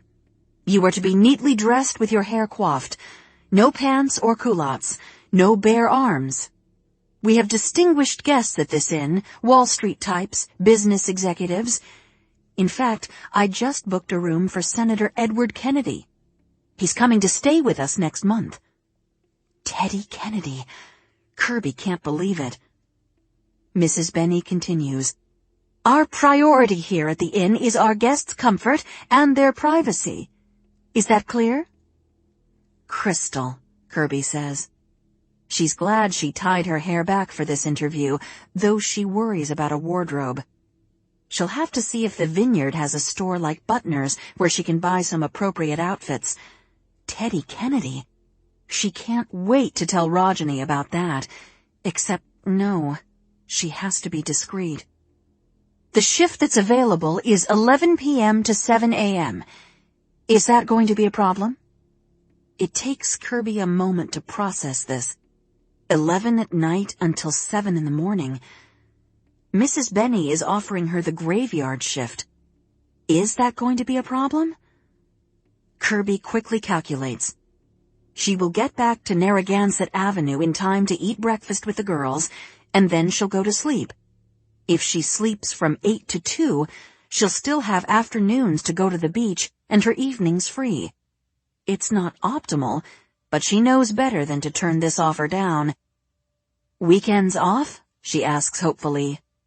"Mondays and Tuesdays off," Mrs. Benny says.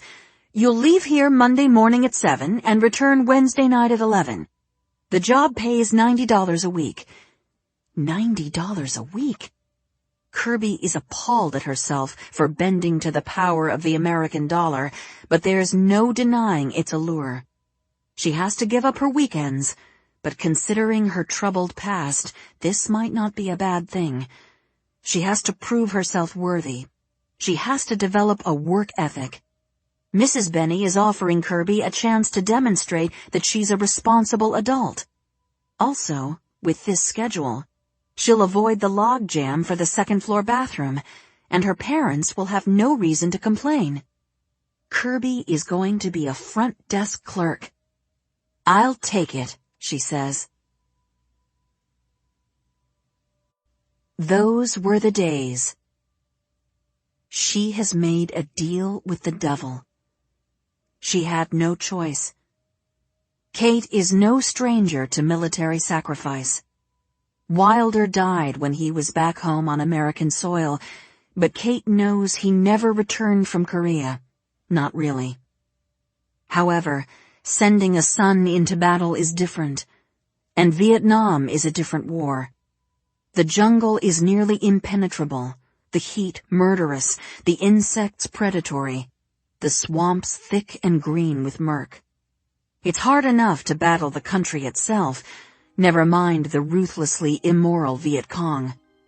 They set savage booby traps, punji sticks, snake pits, grenades in a can. Kate and David had been quietly anti-war since 1965. A paralegal from David's firm enlisted, and this young man, 22 years old, was killed in the Battle of Ia Drang after only a week in country. Kate had feared that Tiger would enlist as soon as he graduated from high school, but he'd half-heartedly enrolled at Framingham State. Now she wishes that he had enlisted. Then, at least, he might have had choices. He might have been able to train for a job that kept him off the front lines. But Tiger took his chances, and now he is a grunt, one of thousands. He is expendable. Kate's only hope for getting Tiger home quickly, possibly as soon as September, rests with Mr. Crimmins. When Kate wrote to Bill Crimmins to let him know that Tiger had been drafted and wouldn't be coming to Nantucket that summer, Bill had written back to say that his brother-in-law had served with Creighton W. Abrams in the Battle of the Bulge, and that he still corresponded with the general weekly about matters both military and personal. Bill said he would ask his brother-in-law to use his influence with the general to get Tiger out. But Bill requested a favor in return. The drama about the television served as a good cover for the drama about the boy.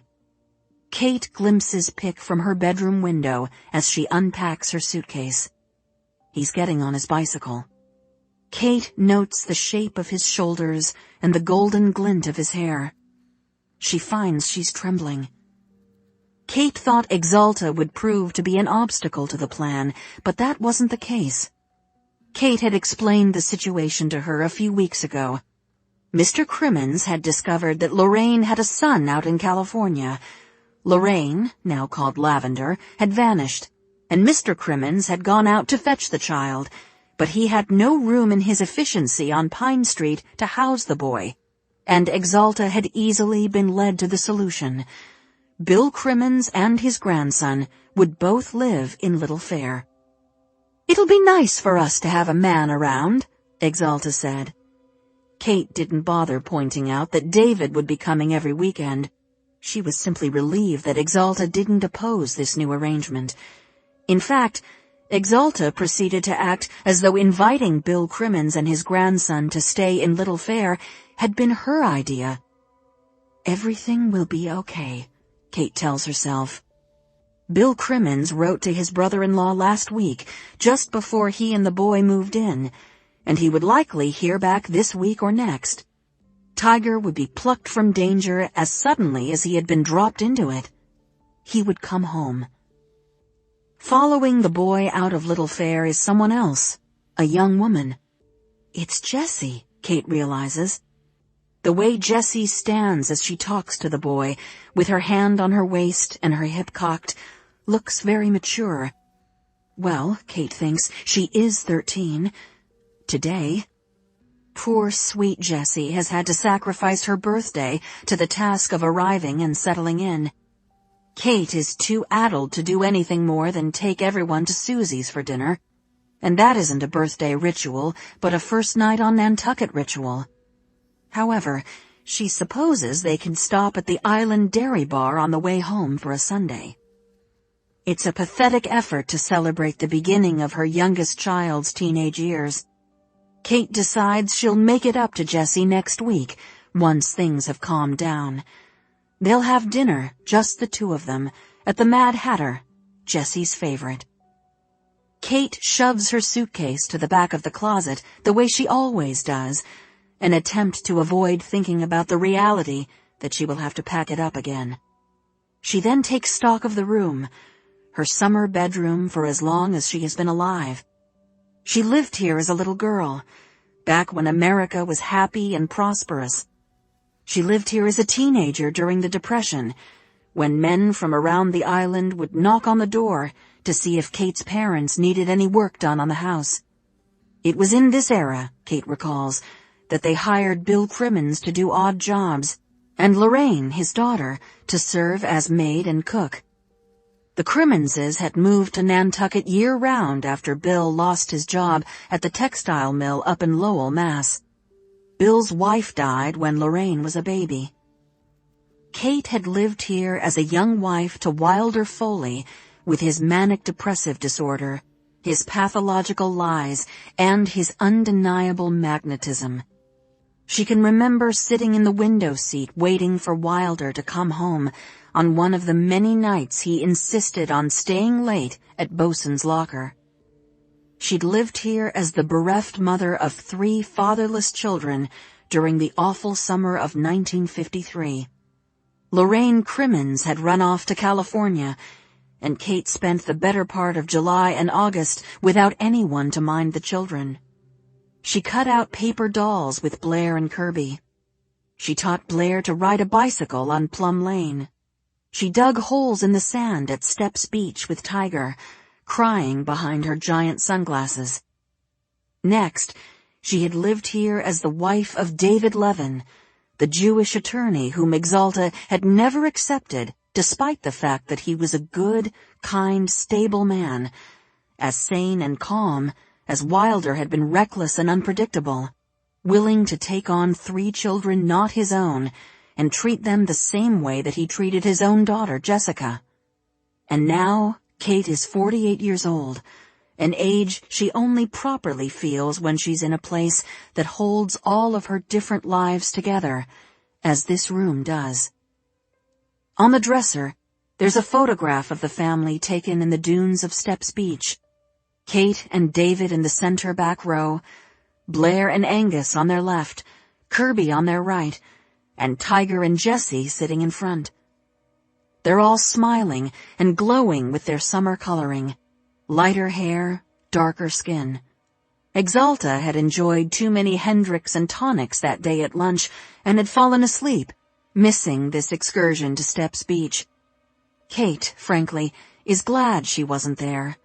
This is her family. She is the matriarch. She studies her own face and feels heartbroken at her own naive sense of security. Those were the days, my friend. We thought they'd never end. Tiger's absence is only temporary, Kate tells herself. She will have faith in Bill Crimmins. She will do her best to make the boy feel welcome, and she will be duly rewarded.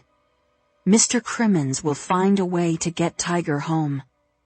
They will be a family again. Suspicious Minds.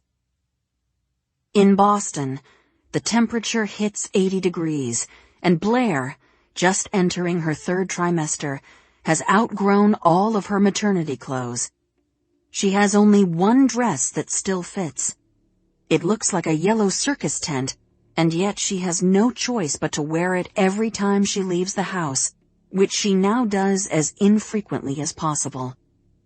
Angus agreed to pay extra to have Savinors deliver the groceries, and he has held his tongue about the skyrocketing electric bill.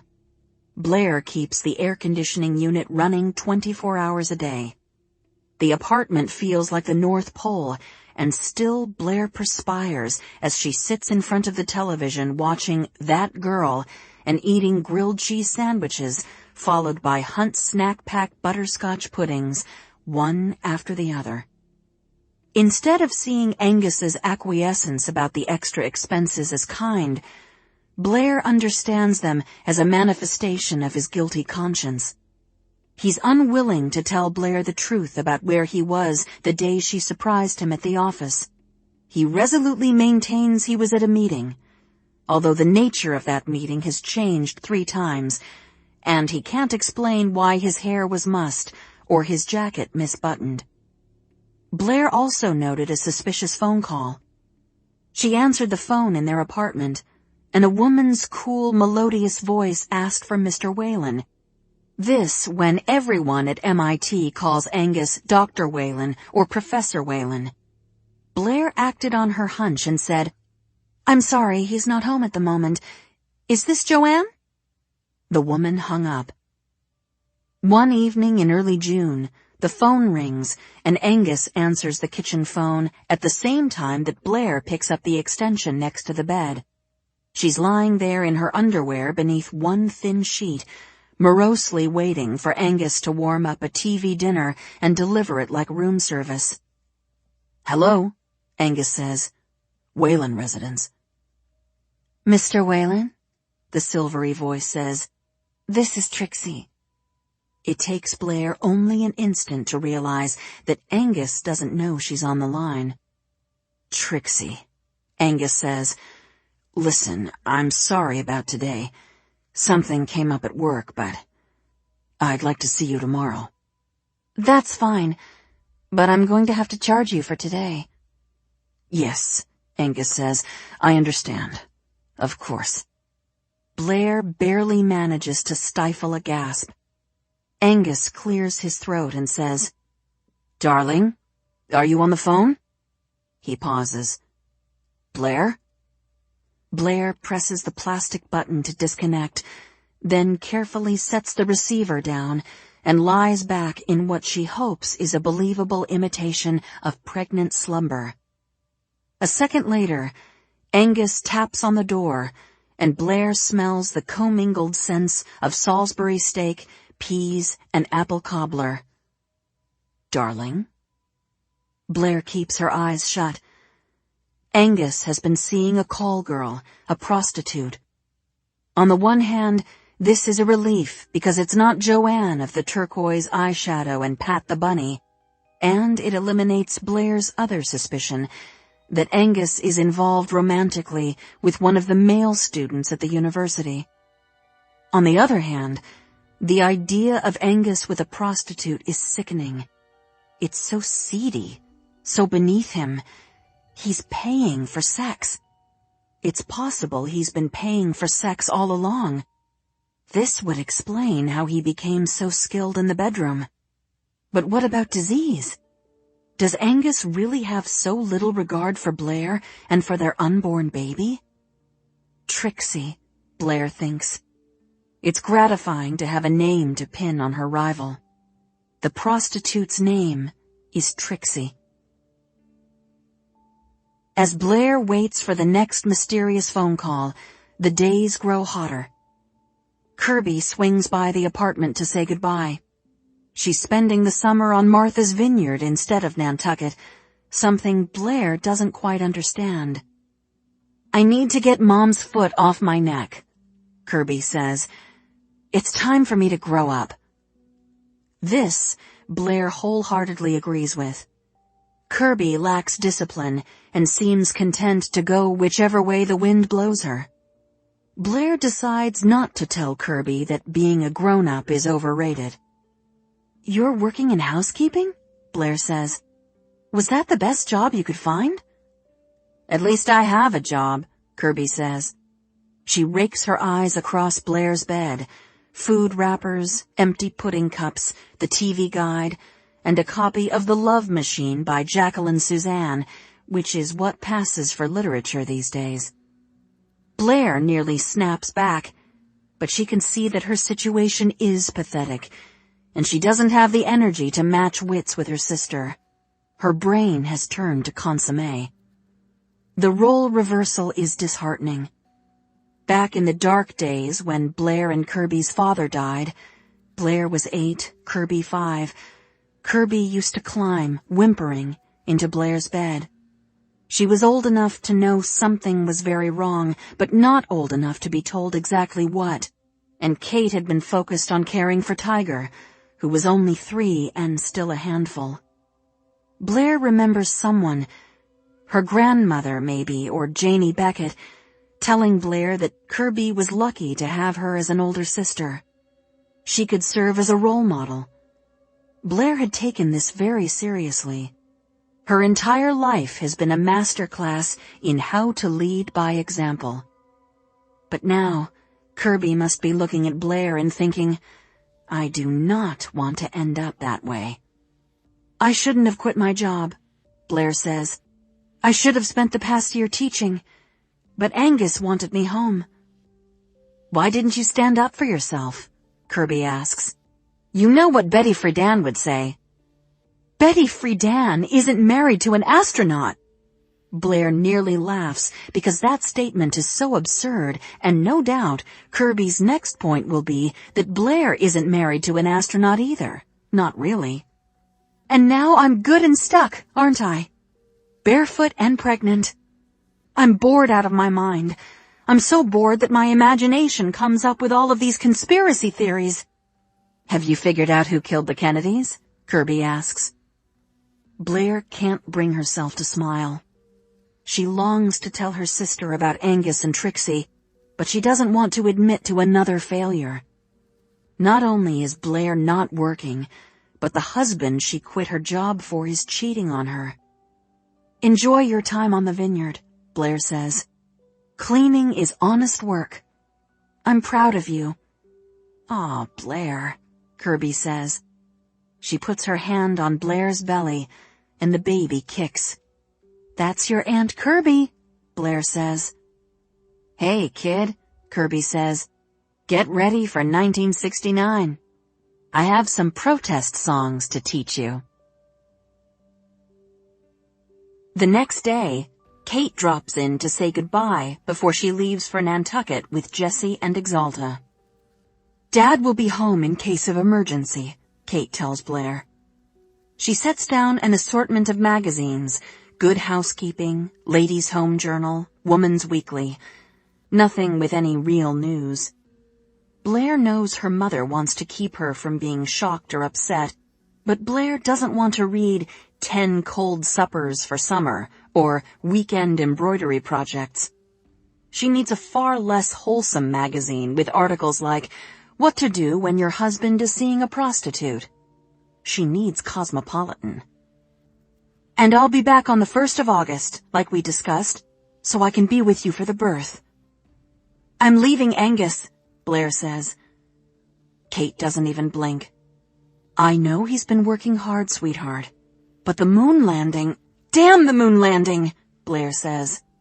Liftoff for Apollo 11 is scheduled for July 16th, although any one of 1,000 things could delay it, pushing it back a few weeks to Blair's due date. At this point, she hopes Angus is in Houston when the baby comes. She doesn't want him anywhere near her. He's having an affair with some woman named Trixie. She can't bear to admit the prostitute part to Kate, but perhaps the name Trixie makes that obvious. Really? Kate asks. She sounds skeptical. Are you sure? It's common, you know, to imagine he's being unfaithful because you're feeling undesirable. This isn't a figment of my imagination, Mother, Blair says. She called here. I heard her voice. Well, I'm sure Angus will come to his senses once the baby is born, Kate says. Blair closes her eyes and sees red, and all she can imagine is her blood pressure spiking to such an alarming level that the baby shoots right out of her. She needs to calm down. She opens her nightstand drawer, pulls out a pack of Kents, and lights one up. So you suggest I just wait for this to end on its own? You suggest I tolerate this? You're 7 months pregnant, sweetheart, Kate says. You can't leave, and you can't get divorced, and you can't confront Angus because the emotional turmoil is bad for the baby. Blair should never have told her mother. She should have just swallowed her pride and confided in Kirby. Kirby would never advise Blair to stay with a cheating husband. That's such an old-fashioned view, Mother, Blair declares. What would Betty Friedan say? Who? Kate says. Blair shakes her head and collects herself. I thought maybe I could move into Nani's house, she says, since she's away. Kate laughs. The house is just sitting there, empty, Blair says.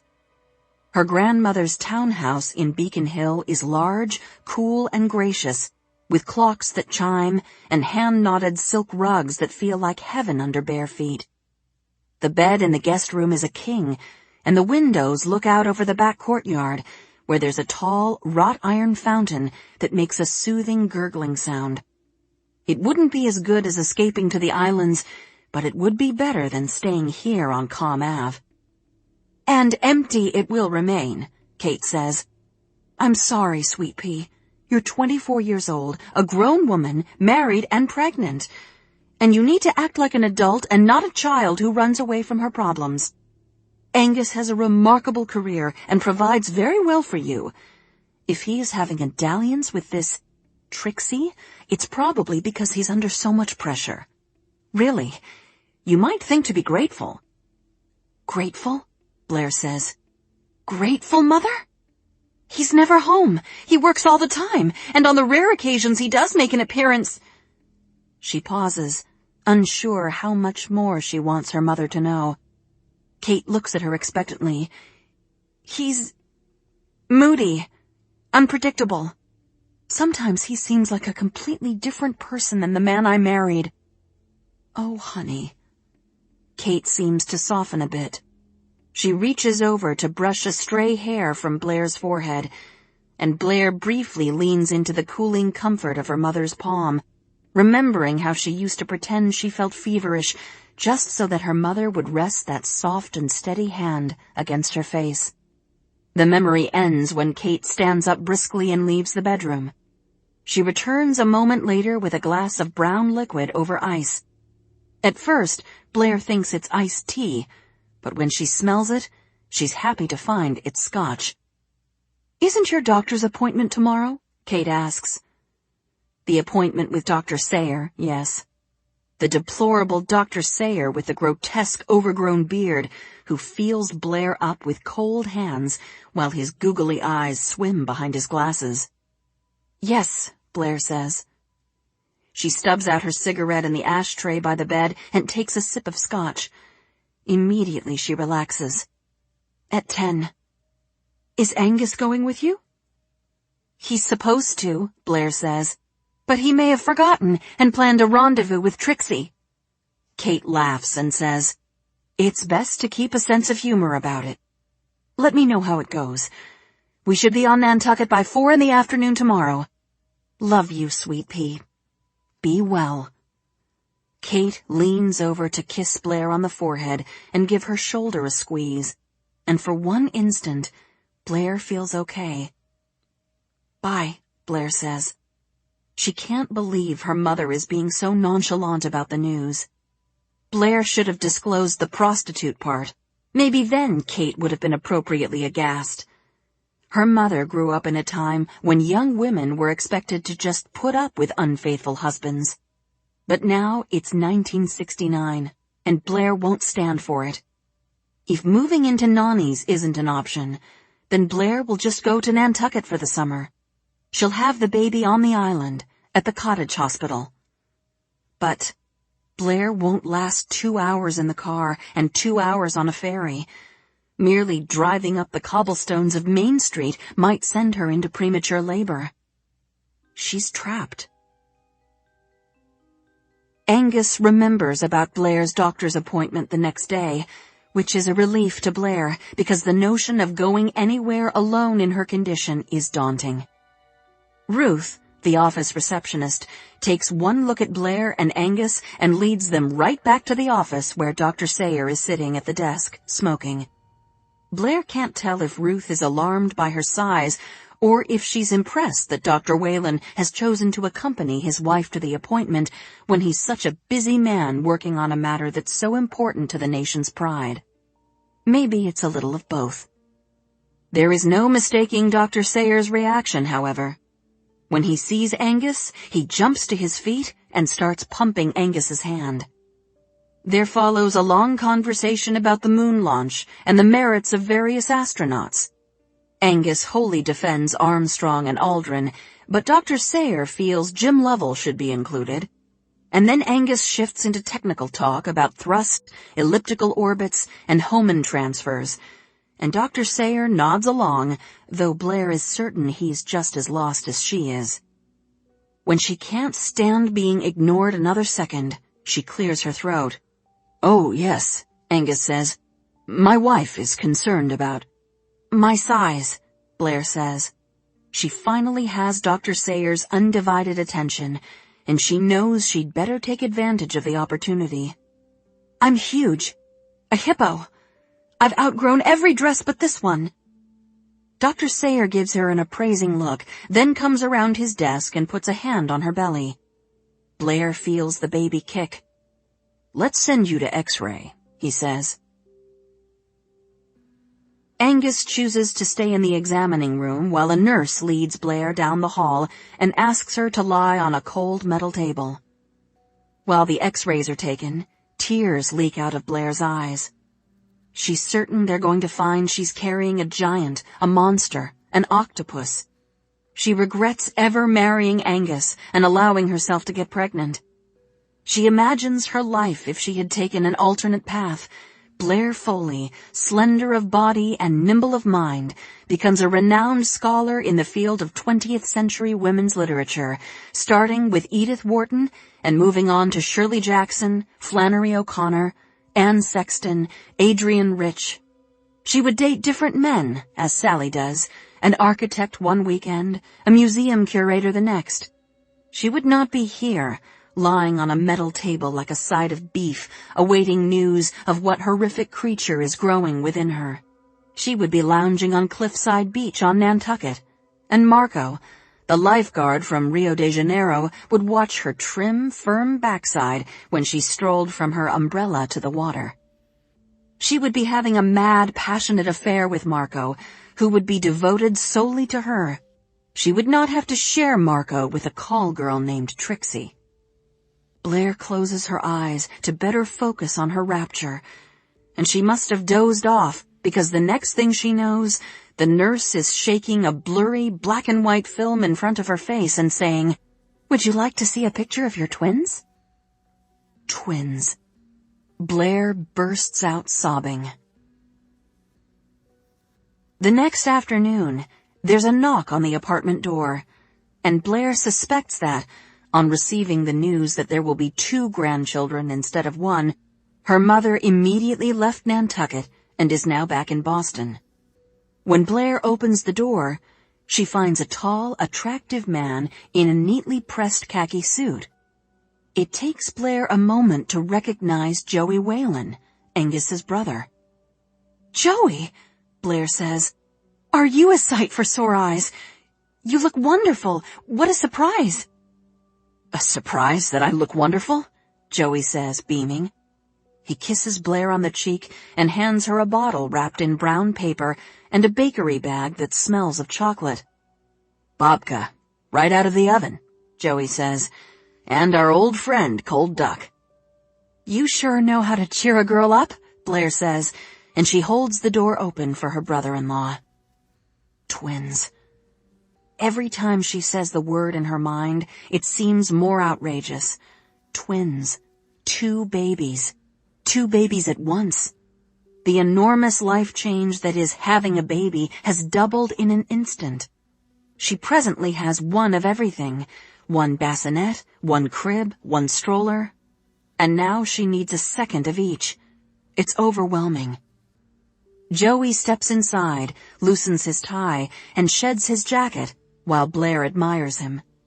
Right after Angus and Blair got married, Joey moved to New York City and landed a job with a prestigious advertising agency that specializes in food products. He worked on the Sara Lee campaign and has been chosen to promote the brand in New England and parts of eastern Canada. He's going to be in Boston for 3 to 6 months, he tells Blair. The agency rented him a suite at the Parker House Hotel on Tremont, right down the street from the Marliov, Blair's favorite restaurant, and gave Joey a house account. He's wearing a beautiful suit, tailored for him at Allen David in New York, and gleaming floor-shine loafers. He's clean-cut and freshly shaved, and he smells good, in distinct opposition to Angus, who often forgets to brush his teeth and apply aftershave before he dashes headlong into his days. Blair pours 2 glasses of the cold duck for old time's sake, as Joey gets plates and a knife and slices into the warm, fragrant babka. They sit next to each other on the sofa, and Blair feels happy for the first time in a long while, despite the fact that she won't be able to get up off the sofa without help. "Babka," she says. "I don't think I've ever tried it before." "New York has the greatest Polish bakeries," Joey says. "I eat so much Sara Lee that it's a nice change to have something made from scratch. But I'd never tell my bosses that." He takes a sip of his cold duck. "The other thing I love about New York is the Thai food. Have you ever had Thai food?" "Thai food?" Blair says. She can't believe that Joey Whalen, who used to peddle the swan boats and whose idea of a gourmet meal was the oyster stew at Durgan Park, has become so sophisticated. She remembers how he held Angus's notebook filled with calculations over the candle flames in a plea for attention, and how, at that time, it had been crystal clear that she would be far better off with Angus. Now she's not so sure. If she had married Joey instead, she might be living in New York City, visiting the Metropolitan Museum of Art on Sunday afternoons, and hanging out in Greenwich Village with the likes of Bob Dylan and Allen Ginsberg. "How's your brother?" Joey asks, which Blair supposes is a natural segue from Thai food to the battlegrounds of Vietnam. "Still alive," Blair says. "He sends letters." "It's an immoral war," Joey says. "Our guys are over there killing women and children." The babies kick with the first bite of babka. Blair can't believe that Joey now has political opinions. She privately agrees the war is immoral. The last 3 administrations have valued the eradication of communism over the lives of American soldiers. But Blair knows Tiger is over there fighting for their continued freedom, and she's proud of him for that. "So I have 2 pieces of news," Blair says. "The first is, I'm having twins." Joey gives a whoop, and then, crazily, he moves the coffee table out of the way and gets down on his hands and knees in front of Blair so he can rub her belly. "That's incredible. Not 1 human life contained inside you, but 2.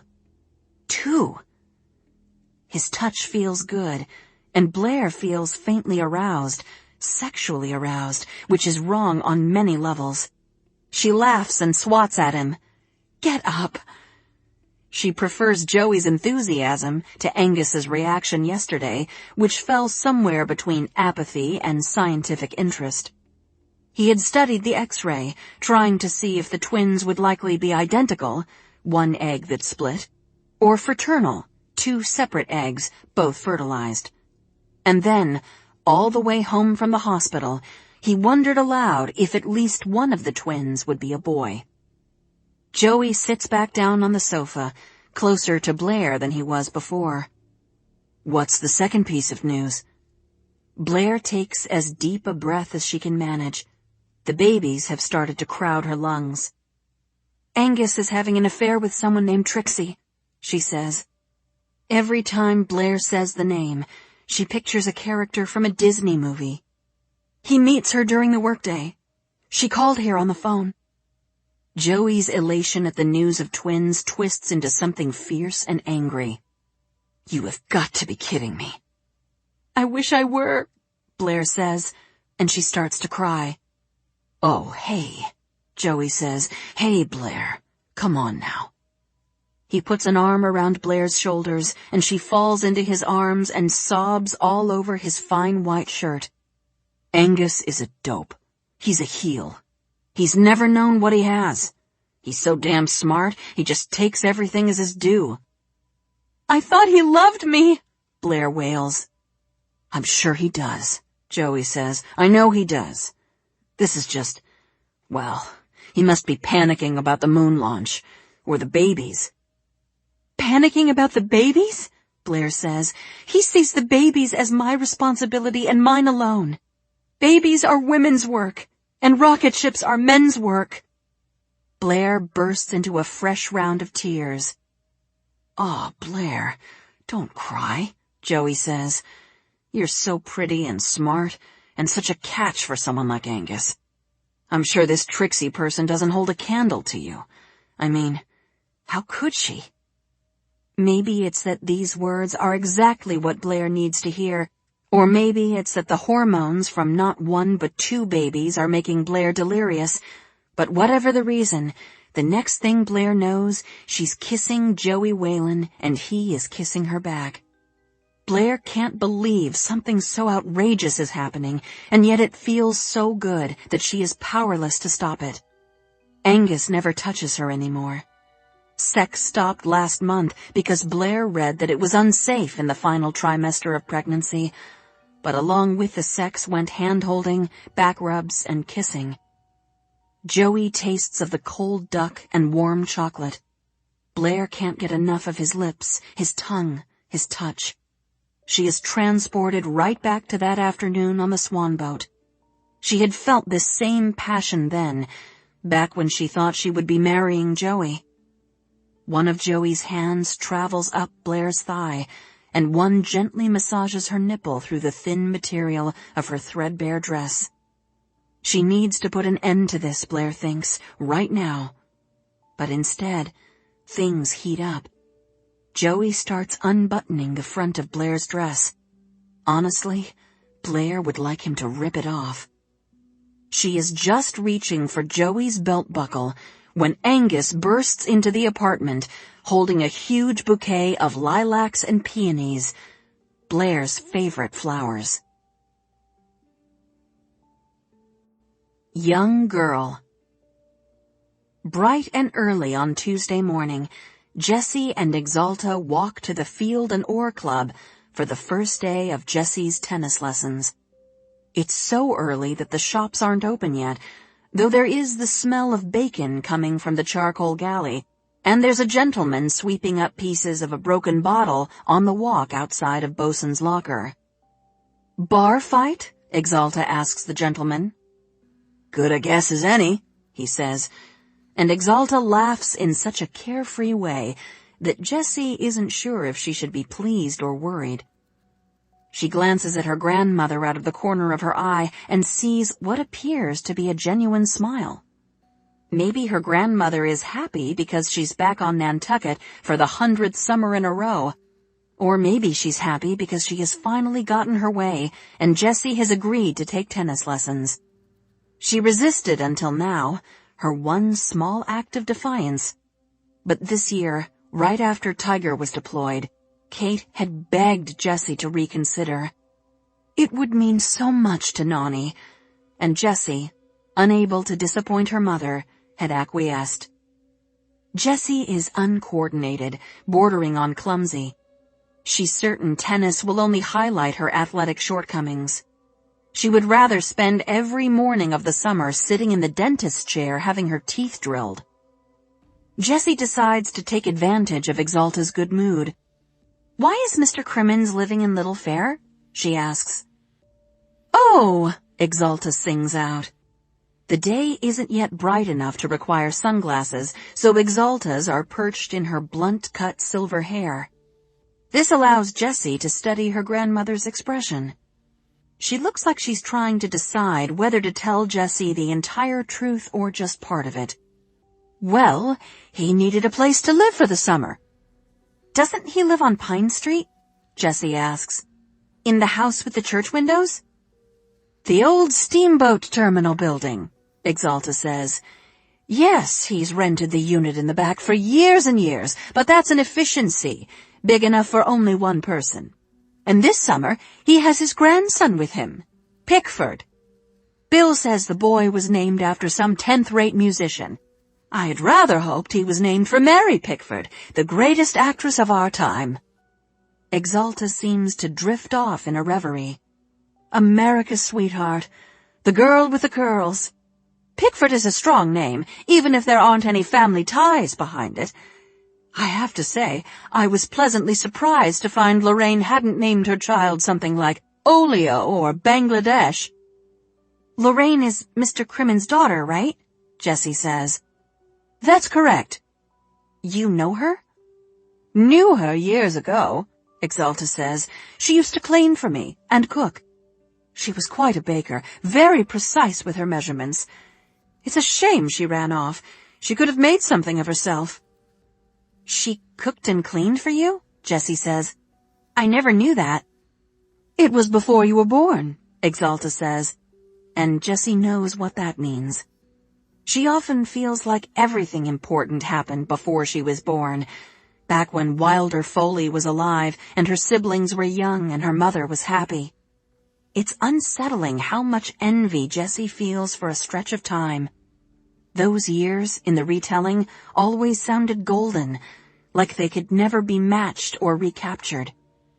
I just found out Mr. Crimmins had a daughter yesterday, Jessie says. He's never talked about her. Her time here didn't end well, Exalta says. She seems to realize she's revealed too much. Come along. We don't want to be late. The Field and Oar Club occupies 5 acres of precious real estate on Nantucket Harbor. Jessie understands that it's a fancy club, meaning exclusive, but the actual clubhouse is a simple wooden building that even Nani admits has seen better days, though it's given a fresh coat of white paint each spring. The club is populated by old people like Exalta who have children Kate's age and grandchildren Jessie's age, and all 3 generations are supposed to care about only 2 things once they cross the club's threshold: excellence in tennis and dominance in sailing. Jessie once asked Exalta about the name of the club, and Exalta said, "It's charming, isn't it? But anachronistic. Field refers to the tennis courts, which used to be grass." Really? Jessie said. The courts were orange clay now. And the oar refers to boats, of course, Exalta said. Of course, Jessie thought, except there wasn't a rowboat, canoe, or kayak in sight. Instead, there were motorboats, cabin cruisers, and sailboats of every size. Jessie grew up seeing groups of children yoked in bright yellow life preservers heading out for sailing lessons. She supposed she should be grateful to have escaped that fate. Jessie's mother adores the club because the Field and Oar is all she has ever known. She and Exalta come here for lunch on the patio 2 to 3 times a week, and Kate enjoys the dinner dances. She claims the club is the last bastion of elegance on this island. The hippies and the free thinkers have infiltrated every other institution. Jessie follows her grandmother to the reception desk, but then Exalta sees Mrs. Winter, whom Exalta has known since the previous century, and Jessie is left alone. The receptionist smiles at her. Her name tag says Liz. Liz is pretty with blonde hair and dazzling white teeth. Everyone who works at the Field and Oar is attractive enough to model in catalogs. I came for my tennis lesson, Jessie says. The last name is Levin. Levin, you say? Liz scans her clipboard. I don't see a Levin. What time was your lesson? 8? Jessie holds her breath, wondering if a miracle has occurred and Exalta made a mistake. Maybe Jessie will be set free. She can go home, climb on her bike, and follow Pick to Surfside Beach. He leaves for the beach every morning at 9, he told her. Then he comes home for lunch around 2, although he sometimes gets a burger at the shack. He goes into work at the North Shore at 4:30, gets home between 10 and 11, and does it all over again the next day. Suddenly, Exalta swoops in. Jessie has a tennis lesson at 8. Jessica Nichols. Nichols, Liz says. Ah, okay, she told me Levin. Levin is my last name, Jessie says. Nichols, Exalta says. Nichols is the member name. I'll go tell Garrison you're here, Liz says. You can head out to court 11. The court closest to the water, Exalta says. Aren't you lucky? I don't understand, Jessie says as they start walking. Mom uses the name Levin when she comes here. She does that only to distress me, Exalta says. And Blair, Kirby, and Tiger use Foley, Jessie says. There's a challenge in her voice. Right? They do. You and I both know they do. Foley is different, Exalta says. Because it's not Jewish, Jessie says. She stops in her tracks. She can't believe the fury that has taken hold of her. She grips the handle of her racket, which Exalta bought her brand new for these lessons, a Jack Kramer autographed Wilson. She would like to smash it against the brick walk. No, Exalta says, because Lieutenant Foley was on his way to becoming a member here before he died. Your father has no interest in becoming a member here. Jessie wants to ask if he could become a member here if he wanted to, but the words get stuck. The sun is beating down on the part in her hair, and she can see a boy in white standing patiently outside the court closest to the water. Garrison, her tennis instructor. I'm not taking my necklace off, Jessie whispers angrily. No one is asking you to, Exalta says. Jessie fears that Exalta is going to stay and watch Jessie's tennis lesson, offering commentary and criticism, but the allure of drinking mimosas on the patio with Mrs. Winter proves too great. Exalta hands Jessie over to her instructor and says, I'll see you in an hour. Listen to this gentleman, please. And then to Garrison, the instructor, Exalta says, Under no circumstances are you to teach her a two-handed backhand. Yes, ma'am, Garrison says. His voice has a southern twang. Jessie realizes she was wrong in thinking that everyone who worked at the club could be a catalog model, because Garrison is funny-looking. He has a long torso and long, thin arms and legs, and the way he holds his racket vertically in front of his chest reminds Jessie of a praying mantis. He wears thick glasses that make his eyes look small and far away under the shade of his visor. Jessie had been hoping to get Topher for her instructor. Topher has thick brown hair and a strong jaw, and is popular with ladies of all ages at the Field and Oar Club. Last year, Jessie overheard her mother say, My goodness, that young man is handsome. Topher might have made the tennis lessons bearable. Jessie waits until Exalta is out of earshot, then she offers a hand. I'm Jessie Levin, she says. Levin, not Nichols. Garrison how? He says. He glances back at Exalta. That your granny? Jessie sighs. Yes. She's all business, Garrison says. I like it. Exalta called Garrison a gentleman, but the first 5 minutes of their acquaintance reveal that Garrison is only 19 years old. He's entering his sophomore year at Sewanee, a men's college in Tennessee. He applied for this job at the suggestion of his tennis coach at Sewanee, who went to summer camp with the pro here. And by Jeezy if I didn't get the job, Garrison says, probably because everyone else is off fighting the gooks. Jessie bristles at the term. Her father has informed her it's a racial slur. My brother is in Vietnam, Jessie says. She hopes this news will make Garrison more kindly disposed to the ungraceful and unskilled display he will no doubt witness while teaching Jessie tennis. He's your age, 19. If he'd stayed in college, he would be a rising sophomore, just like you. Garrison stares at Jessie. She wonders if it was rude to point out that her brother is serving their country in the swampy jungles of Vietnam, while Garrison is here doing this cushy job at the Field and Oar Club. Maybe he's going to say something rude in return. Maybe he's going to express a strong anti-war sentiment. And what will Jessie do then?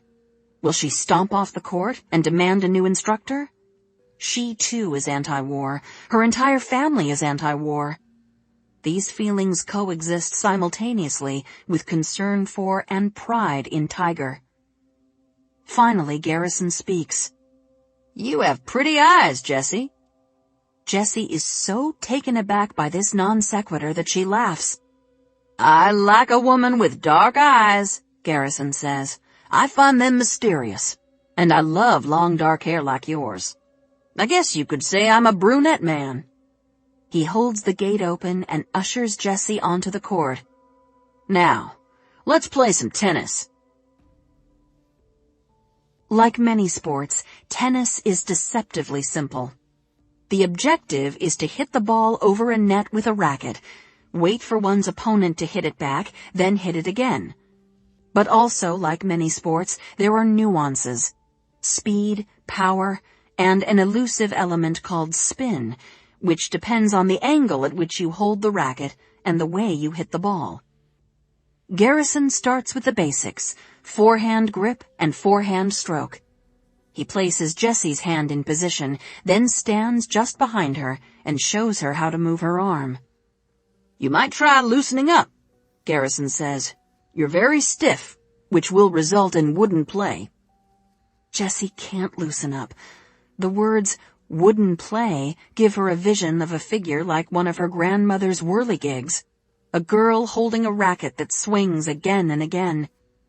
Jessie is disconcerted by Garrison's body positioned so close behind hers, his hands on her arm and back, and, most alarmingly, his declarations right before they began. She has pretty eyes? He likes her dark hair? No one but her parents has ever told Jessie she's pretty, and even those statements had been whittled down to a single aspect or instant. "You look lovely in red. You've been blessed with beautiful skin. That dress is becoming." Jessie has never had a boy tell her she's pretty, and she might have been tempted to think Garrison was making fun of her, but she could tell he was speaking in earnest. Garrison has a cart filled with bright yellow tennis balls, and he drops each one with a precise bounce so that when Jessie swings the way he showed her, the ball clears the net with inches to spare, again and again. She's doing it. Garrison calls out words of encouragement. "Way to go! Good job! Keep it up!" as Jessie hits the entire cart of balls with only 2 that smack the tape at the top of the net and fail to clear. "And no bloopers," Garrison says. "That's impressive. I believe you just might be the next Billie Jean King." Jessie knows he's exaggerating, but hope unfurls in her chest nonetheless. She wonders if maybe she will prove to be good at tennis. It stands to reason, after all. Exalta is good at tennis, or she was, and both Kate and David play. Jessie's siblings all took the obligatory year of lessons, but none of them showed any real promise. Perhaps all of the tennis genes fell to Jessie. She grows warm thinking of how proud Exalta will be of her if that's the case. Jessie may even replace Kirby as the favorite. "I think we should move on to backhand," Garrison says. Together, he and Jessie gather up all the balls. At one point, Jessie catches him looking at her and she feels... What does she feel? Something brand new.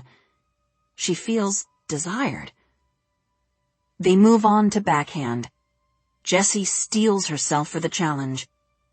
Garrison says, "Your granny was clear that I am not to teach you a two-handed backhand, but I don't think you're going to have the arm strength to clear the net with one hand." Jessie is disappointed to hear this. "Can't I try it?" she asks. She's terrified of not following Exalta's exact instructions. "We can," Garrison says. "Maybe you'll surprise me." He shows Jessie how to hold the racket, his hand lingering on her arm and back even longer than before. His touch makes Jessie self-conscious. Garrison drops the ball, and Jessie swings and misses completely. Garrison drops a second ball, and she misses again, and then yet again on her third try. Her eyes brim with tears of humiliation. She's hot, she's sweating, she's certain she smells. She should never have let herself believe she would be any good at this game. "Let's try a two-handed grip," Garrison says. "It's easier. Here, I'll show you." He stands behind Jessie and wraps his arms around her so that his chest is pressing up against her back. She tenses. He speaks into her ear, his voice nearly a whisper. "Just relax, relax. Send your arms back like this, and then follow through." With the movement, Jessie feels a part of Garrison poking her. She prays she's imagining it, but then she feels it again, hard and straight as the handle of a racket. His erection. The word plucked right out of the puberty talk they all received at the end of the school year. Garrison has gotten an erection from showing Jessie how to hit a backhand, and now that erection is rubbing against her. Jessie tries to pull away, but Garrison holds her arms in place. "I don't feel well," she says, but Garrison doesn't respond. He stands behind her, rocking back and forth with the ostensible mission of showing her how to swing her racket. At that instant, the horror becomes more than just Garrison and his erection. It's also Exalta disrespecting Jessie's last name and Tiger at war in the jungle. Jessie twists out of Garrison's arms with a strength she didn't know she possessed, and she runs off the court and over to the patio, where Exalta is signing the chit. There are empty champagne glasses in front of Exalta and Mrs. Winter. Exalta beams at Jessie.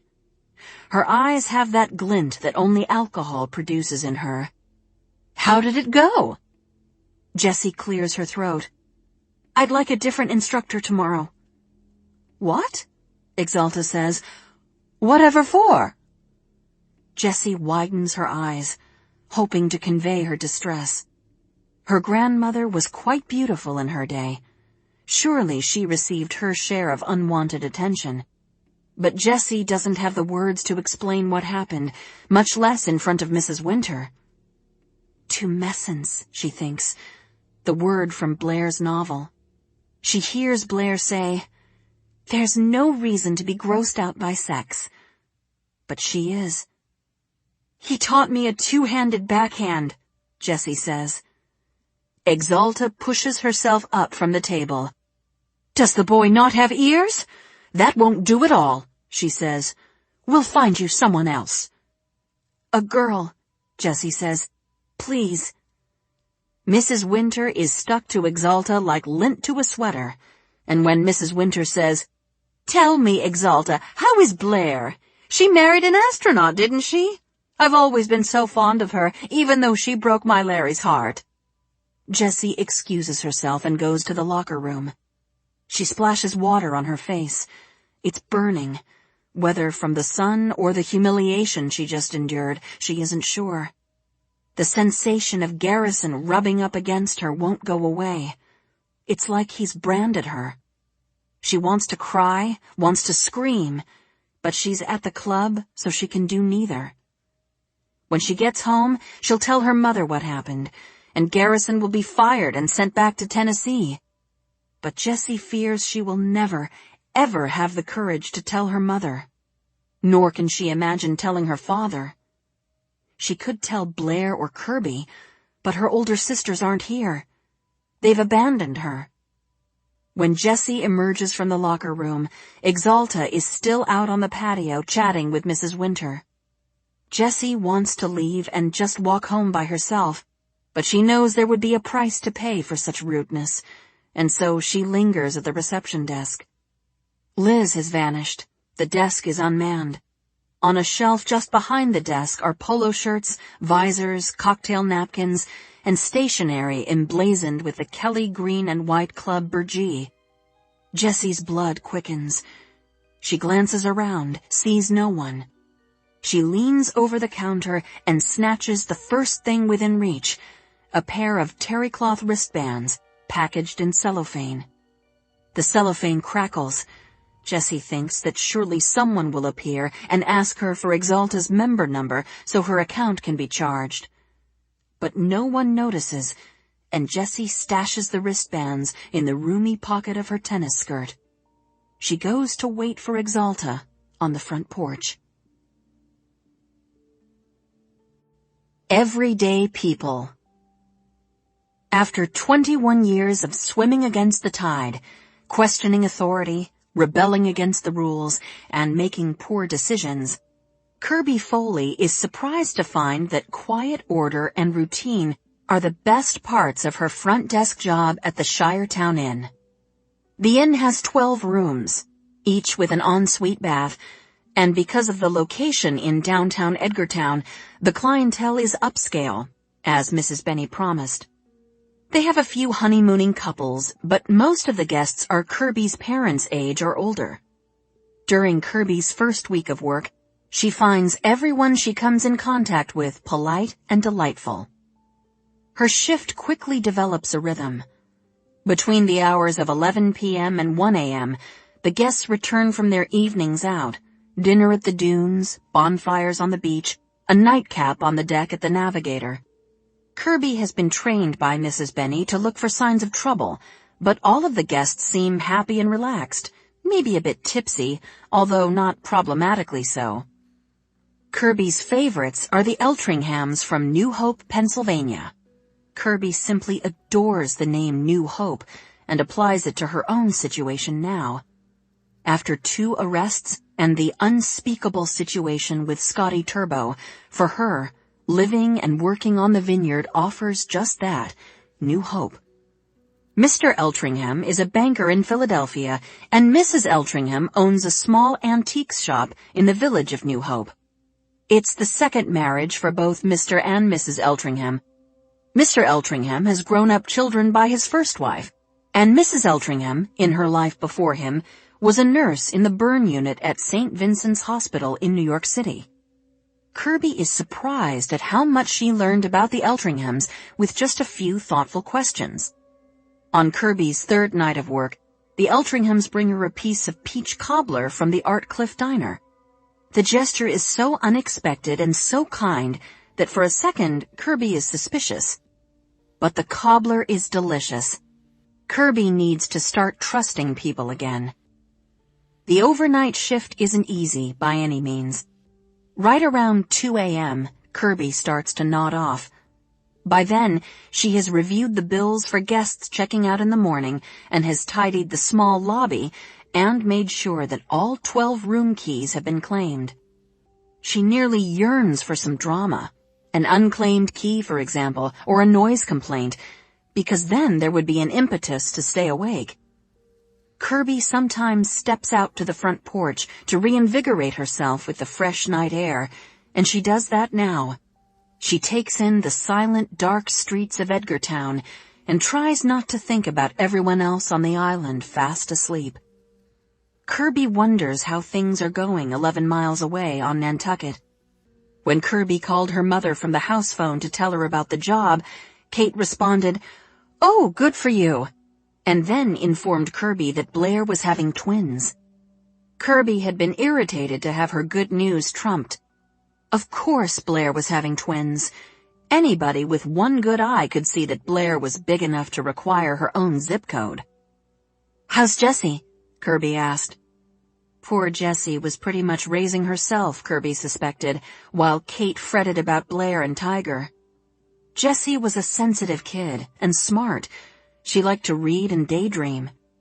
Kirby had tried to imbue her younger sister with some of her own passion and ferocity, but it hadn't taken root, yet. Jessie? Kate sounded like she didn't know who Kirby was talking about, and that said it all. Kirby decides that when she gets her first paycheck, $90, she'll buy Jessie a tie-dyed t-shirt that says Martha's Vineyard across the front, and she'll mail it to the house on Fair Street and suggest Jessie wear it to the field and oar. That will get Exalta's goat. Kirby should write a handbook called How to Horrify Nani and Get Away with It. She laughs at the dark street, then goes back in. settles down in the armchair in the back office, and turns on the small radio for company. The song playing is Procol Harum's A Wider Shade of Pale. Kirby loves the song, but it had been playing in Scotty Turbo's car on the way up to Lake Winnipesaukee. Kirby and Scotty had thrown their heads back and sung at the top of their lungs that her face, at first just ghostly, turned a wider shade of pale. She turns the radio off. She wakes up with a start when Mr. Ames, the night watchman, dings the bell on the front desk. Kirby hops to her feet, straightens her skirt, and hurries out to greet him. Mr. Ames is in his mid-60s. He's a former policeman from South Boston who retired to the Vineyard with his wife, Susanna. They live in a cottage on East Chop, which is technically a part of Oak Bluffs, though not the Methodist campground part. During Kirby's first night on the job, Mr. Ames showed Kirby a snapshot of Susanna, and Kirby was shocked to find that Susanna was black. Kirby had tried not to let any surprise show on her face or in her voice. "She's beautiful. How did you two meet?" "In Boston," he said. "We both rode the red line of the T, and I would see her every now and again in her nurse's uniform. One day the train was crowded, and I offered her my seat." "That's so romantic," Kirby said. "Do you have any children?"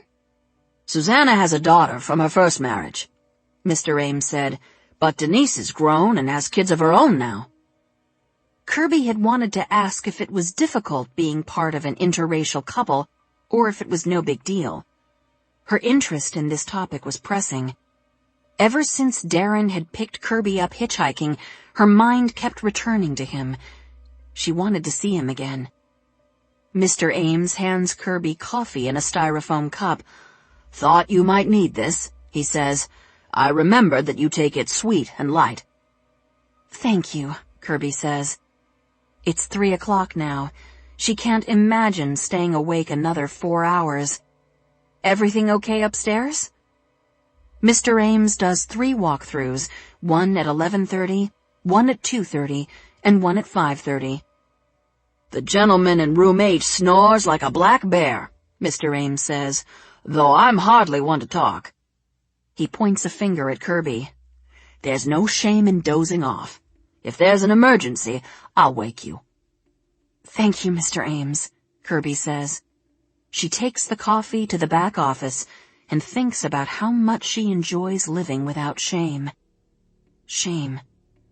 There's a far bigger problem with Kirby dating Darren Fraser than just his being black. It's his mother. Dr. Fraser knows who Kirby is, maybe. Or maybe all young blonde students look the same to her. Kirby should forget about Darren. The last thing she needs is a complicated relationship. Although what appeals to Kirby about Darren is that he seems so easy. He was nice enough to pick her up and drive her all the way to Edgartown. He's smart enough to go to Harvard. He takes pride in his summer job. He's confident and self-assured. And he has a gorgeous smile. How divine would it be to bask in that smile all summer long? How lovely to ride shotgun in Darren's Corvair and go pick up lobsters from Larson's and eat them in the blue fairy tale house. Kirby sighs. Divine, lovely, but just a dream. He was nice to her because she's friends with Rajani. Possibly he's interested in Rajani. This thought bothers Kirby more than it probably should. She tries again with the radio and gets Peter, Paul, and Mary. The answer, my friend, is blowin' in the wind. She closes her eyes. Kirby wakes with the sun at 5:15 and snaps into action. She goes through the bills one more time and hurries to the restroom to freshen up. She sets up the coffee percolator and arranges powdered donuts from a box on a plate for the guests. At precisely 6 o'clock, a guest named Bobby Hogue from room 3 appears in a pair of shorts and tennis shoes. Bobby Hogue is missing his left hand. It was blown off by a grenade during a search and destroy mission in Quang Nam during his second tour with the Marines. Once a Marine, always a Marine, Bobby Hogue says, so he still gets up early every day and goes for a 5-mile run. "Good morning, Mr. Hogue," Kirby says. "Good morning, Kirby," Bobby Hogue says. The newspapers land with a thud on the front porch, and Kirby rushes out from behind the desk to get them, but Bobby Hogue picks the bundle up with his right hand and sets them on the pedestal table in the middle of the lobby. Kirby feels a rush of admiration, then sneaks a glimpse at the rounded stump where his hand used to be. "I'm not going to read the news today," Bobby Hogue says. He gives her a kind smile. Kirby has told him that her brother is stationed in the Central Highlands. "And you shouldn't either." "Deal," Kirby says. She's only too willing to play along, to pretend that the rest of the world is as serene as Edgartown, Massachusetts, at 6 o'clock on a summer morning. Bobby Hogue waves to her with his stump, then runs down the porch stairs. On her first day off, Kirby decides she'll try Inkwell Beach. She has considered it every day since Darren extended the invitation, but she's exercised uncharacteristic restraint. She thinks about her first heady days with Scotty Turbo, how eager she was to climb into his convertible and drive up to Lake Winnipesaukee. She had been a fool once, but she wouldn't be again. Monday is picture perfect.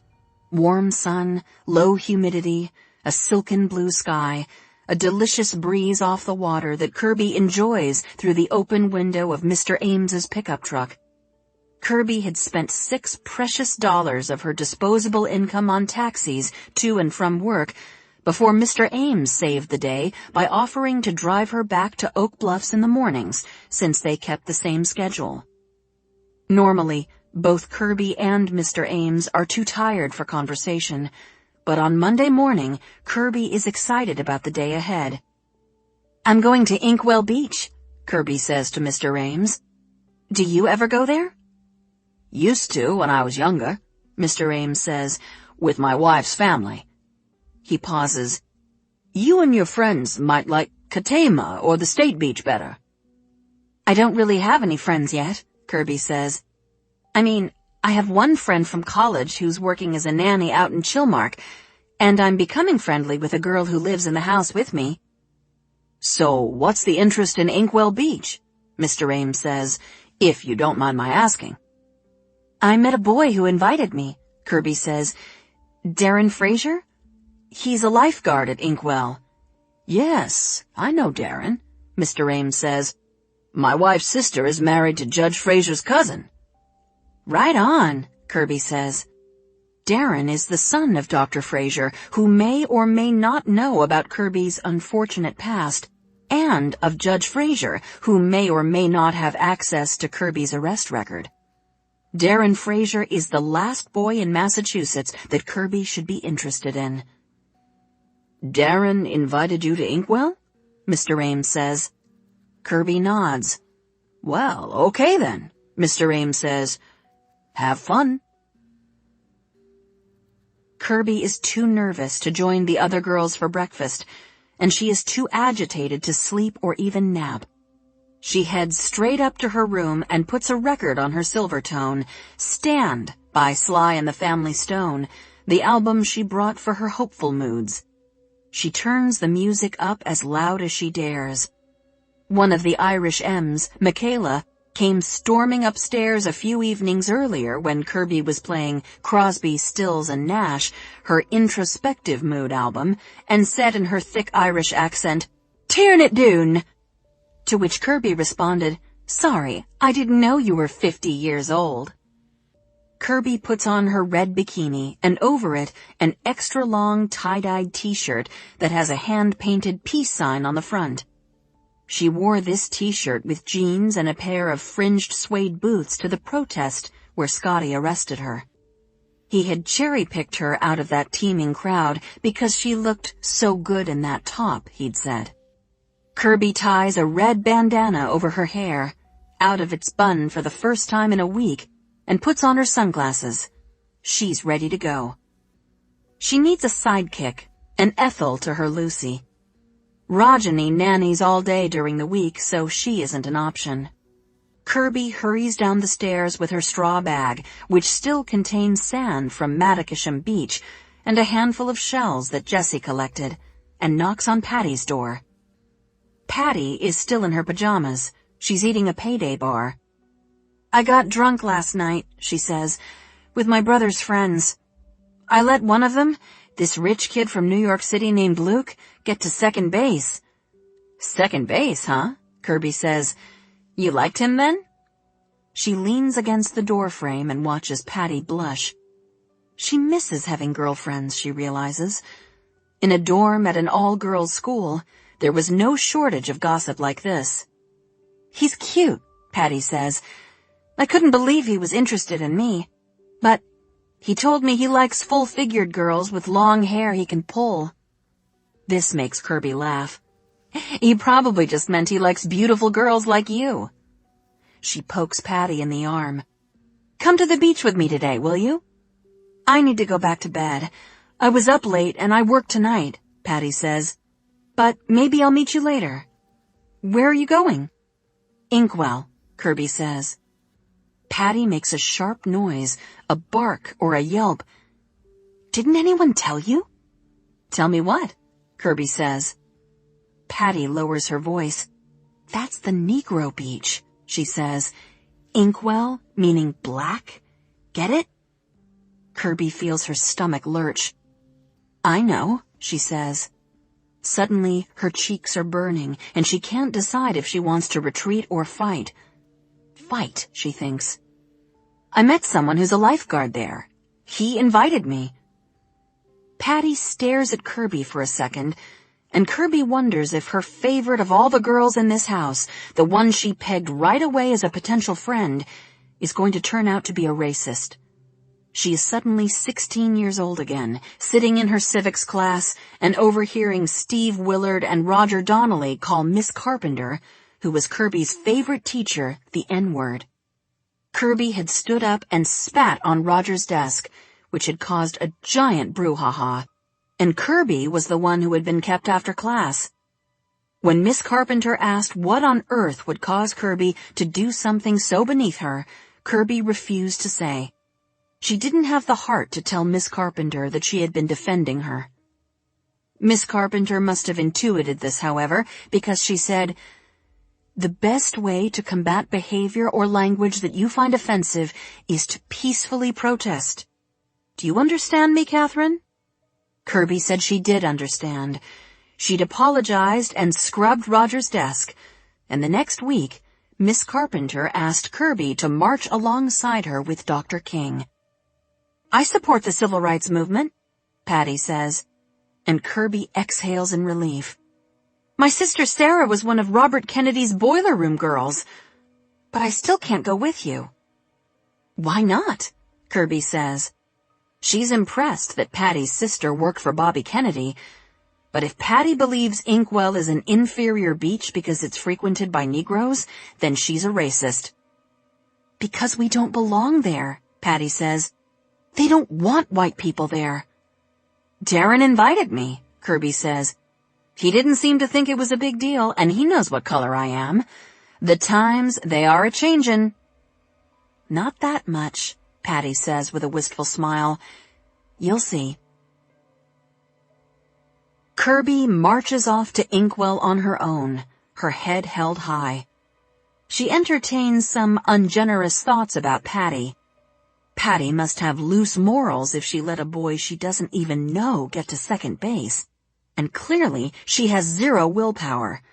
She says she wants to lose 25 pounds, but the second she wakes up, she reaches for a payday bar. She must keep a stash of them in her nightstand.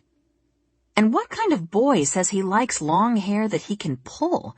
Some kind of maniac? Kirby doesn't want to think badly of Patty. Right up until that conversation, she liked Patty. It's possible Patty doesn't know any non-white people personally. Kirby decides she'll introduce Patty to both Rajani and Darren. Her goal this summer is to turn Patty into a progressive. Kirby walks onto Inkwell Beach as though it's the most natural thing in the world, and in some ways, it is.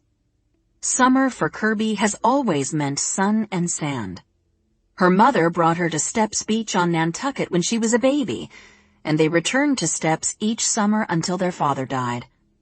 After that, Kate replaced their babysitter Lorraine, who ran off, with a babysitter named Ivy, nicknamed Poison Ivy by Blair, who started taking them to Cisco Beach, where the big waves were. Blair had been afraid to swim, but not Kirby or Tiger, and to this day, Kirby feels the most alive when she's jumping waves and then drying off in the sun. When she was little, she was famous for not even bothering with a towel. She would just lie right down in the sand, and when she stood up, she was breaded like a fish stick. Inkwell Beach is on the Sound, so the water is calmer than Kirby likes, though it's hard to argue with the view. The water looks like a blue satin sheet. It's not so different from Steps Beach on Nantucket. There's a group of women who have arranged their chairs in a semicircle to facilitate conversation. Some of the women wear hats, and others raise their faces to the sun. At the shore, little kids dig for china, and girls with plastic buckets collect shells. Teenagers are up to their waists in the water, splashing one another. Beyond them, an older gentleman swims a slow but steady freestyle. There are 2 guys around Kirby's age lying on towels. One is asleep on his stomach. One is reading Slaughterhouse-5, his face inscrutable behind his sunglasses. Everyone is black. Everyone. Well, right. What did Kirby expect? She expected everyone to be black, but what she didn't anticipate was how this would make her feel. She doesn't feel threatened, certainly, or intimidated. She feels conspicuous, as though everyone notices her, and what people are thinking isn't that she's thin or fat or pretty or ugly. No, those things don't matter. What matters is that she's white. She walks past the semicircle of women, and their conversation drops off for a second, then starts up again in hushed tones. Kirby thinks she hears her name, but obviously that isn't possible. She moves closer to the water, past the little kids digging. They look up at her but appear unfazed, which heartens her somewhat. Children are colorblind. The young man reading Vonnegut glances up and shakes his head at her, as if he's warning her to go away. He's as bad as Patty. Surely he understands that Kirby has as much of a right to be here as anyone else. Patty's words echo, "We don't belong." Kirby hears a whistle and turns to see Darren, who's perched on the white latticed lifeguard stand. He's waving at her? She checks the water behind her. There's no one. And then walks through the sand in her bare feet, her Warachi sandals dangling from 2 fingers as though she doesn't have a care in the world. "Hey," she says. She feels like Darren just threw her the life preserver that's hanging from the side of the stand. "You came," he says. "I can't believe it." "Of course," Kirby says, shrugging. "Today is my first day off, and it's an easy walk from the house." "Great," Darren says, and she tries to read his face and his tone to see if he really does think it's great. "Welcome to Inkwell Beach. This is where I grew up." "It's pretty," Kirby says truthfully. Darren's gaze floats over Kirby's shoulder, and his smile tightens. Kirby turns to see one of the women from the semicircle standing up with her hands on her hips. It's a woman wearing a floppy hat. "My mother," Darren says, and Kirby's spirits hit the sand. "She wants me to get back to work, I guess." "I met your mother," Kirby says. She waves, but Dr. Fraser just glares. "At your house." "She told me," Darren says. "Did she say anything about me?" Kirby asks. Darren shakes his head. "Just that you showed up with Rajani." He stares at the ocean. "She doesn't like it when I get distracted from my job." Is that what she doesn't like? Kirby wonders. Or does she not like white girls distracting Darren from his job? Or does she not like Kirby Foley?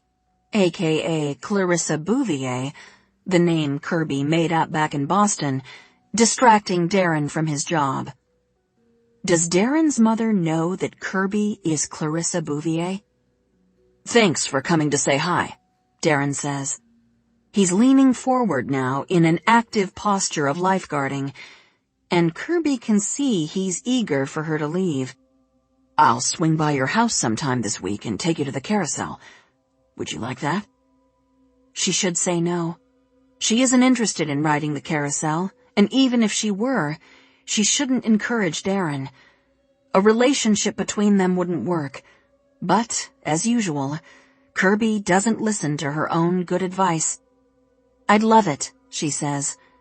"I'll see you later this week, then." She wanders off the sand at the next set of stairs, then stands on the hot sidewalk in a daze. Was that a failure or not? Not, Kirby decides. Darren asked her to come see him at Inkwell, and she did. The next move is his. It's still early. Kirby decides she will hitchhike to the South Shore and pass out on her towel. She's exhausted. No sooner does she stick her thumb out than an olive green Willis Jeep pulls over with a couple sitting up front, but plenty of room on the back bench seat for Kirby. The guy driving is cute. He's wearing a white polo shirt and sunglasses.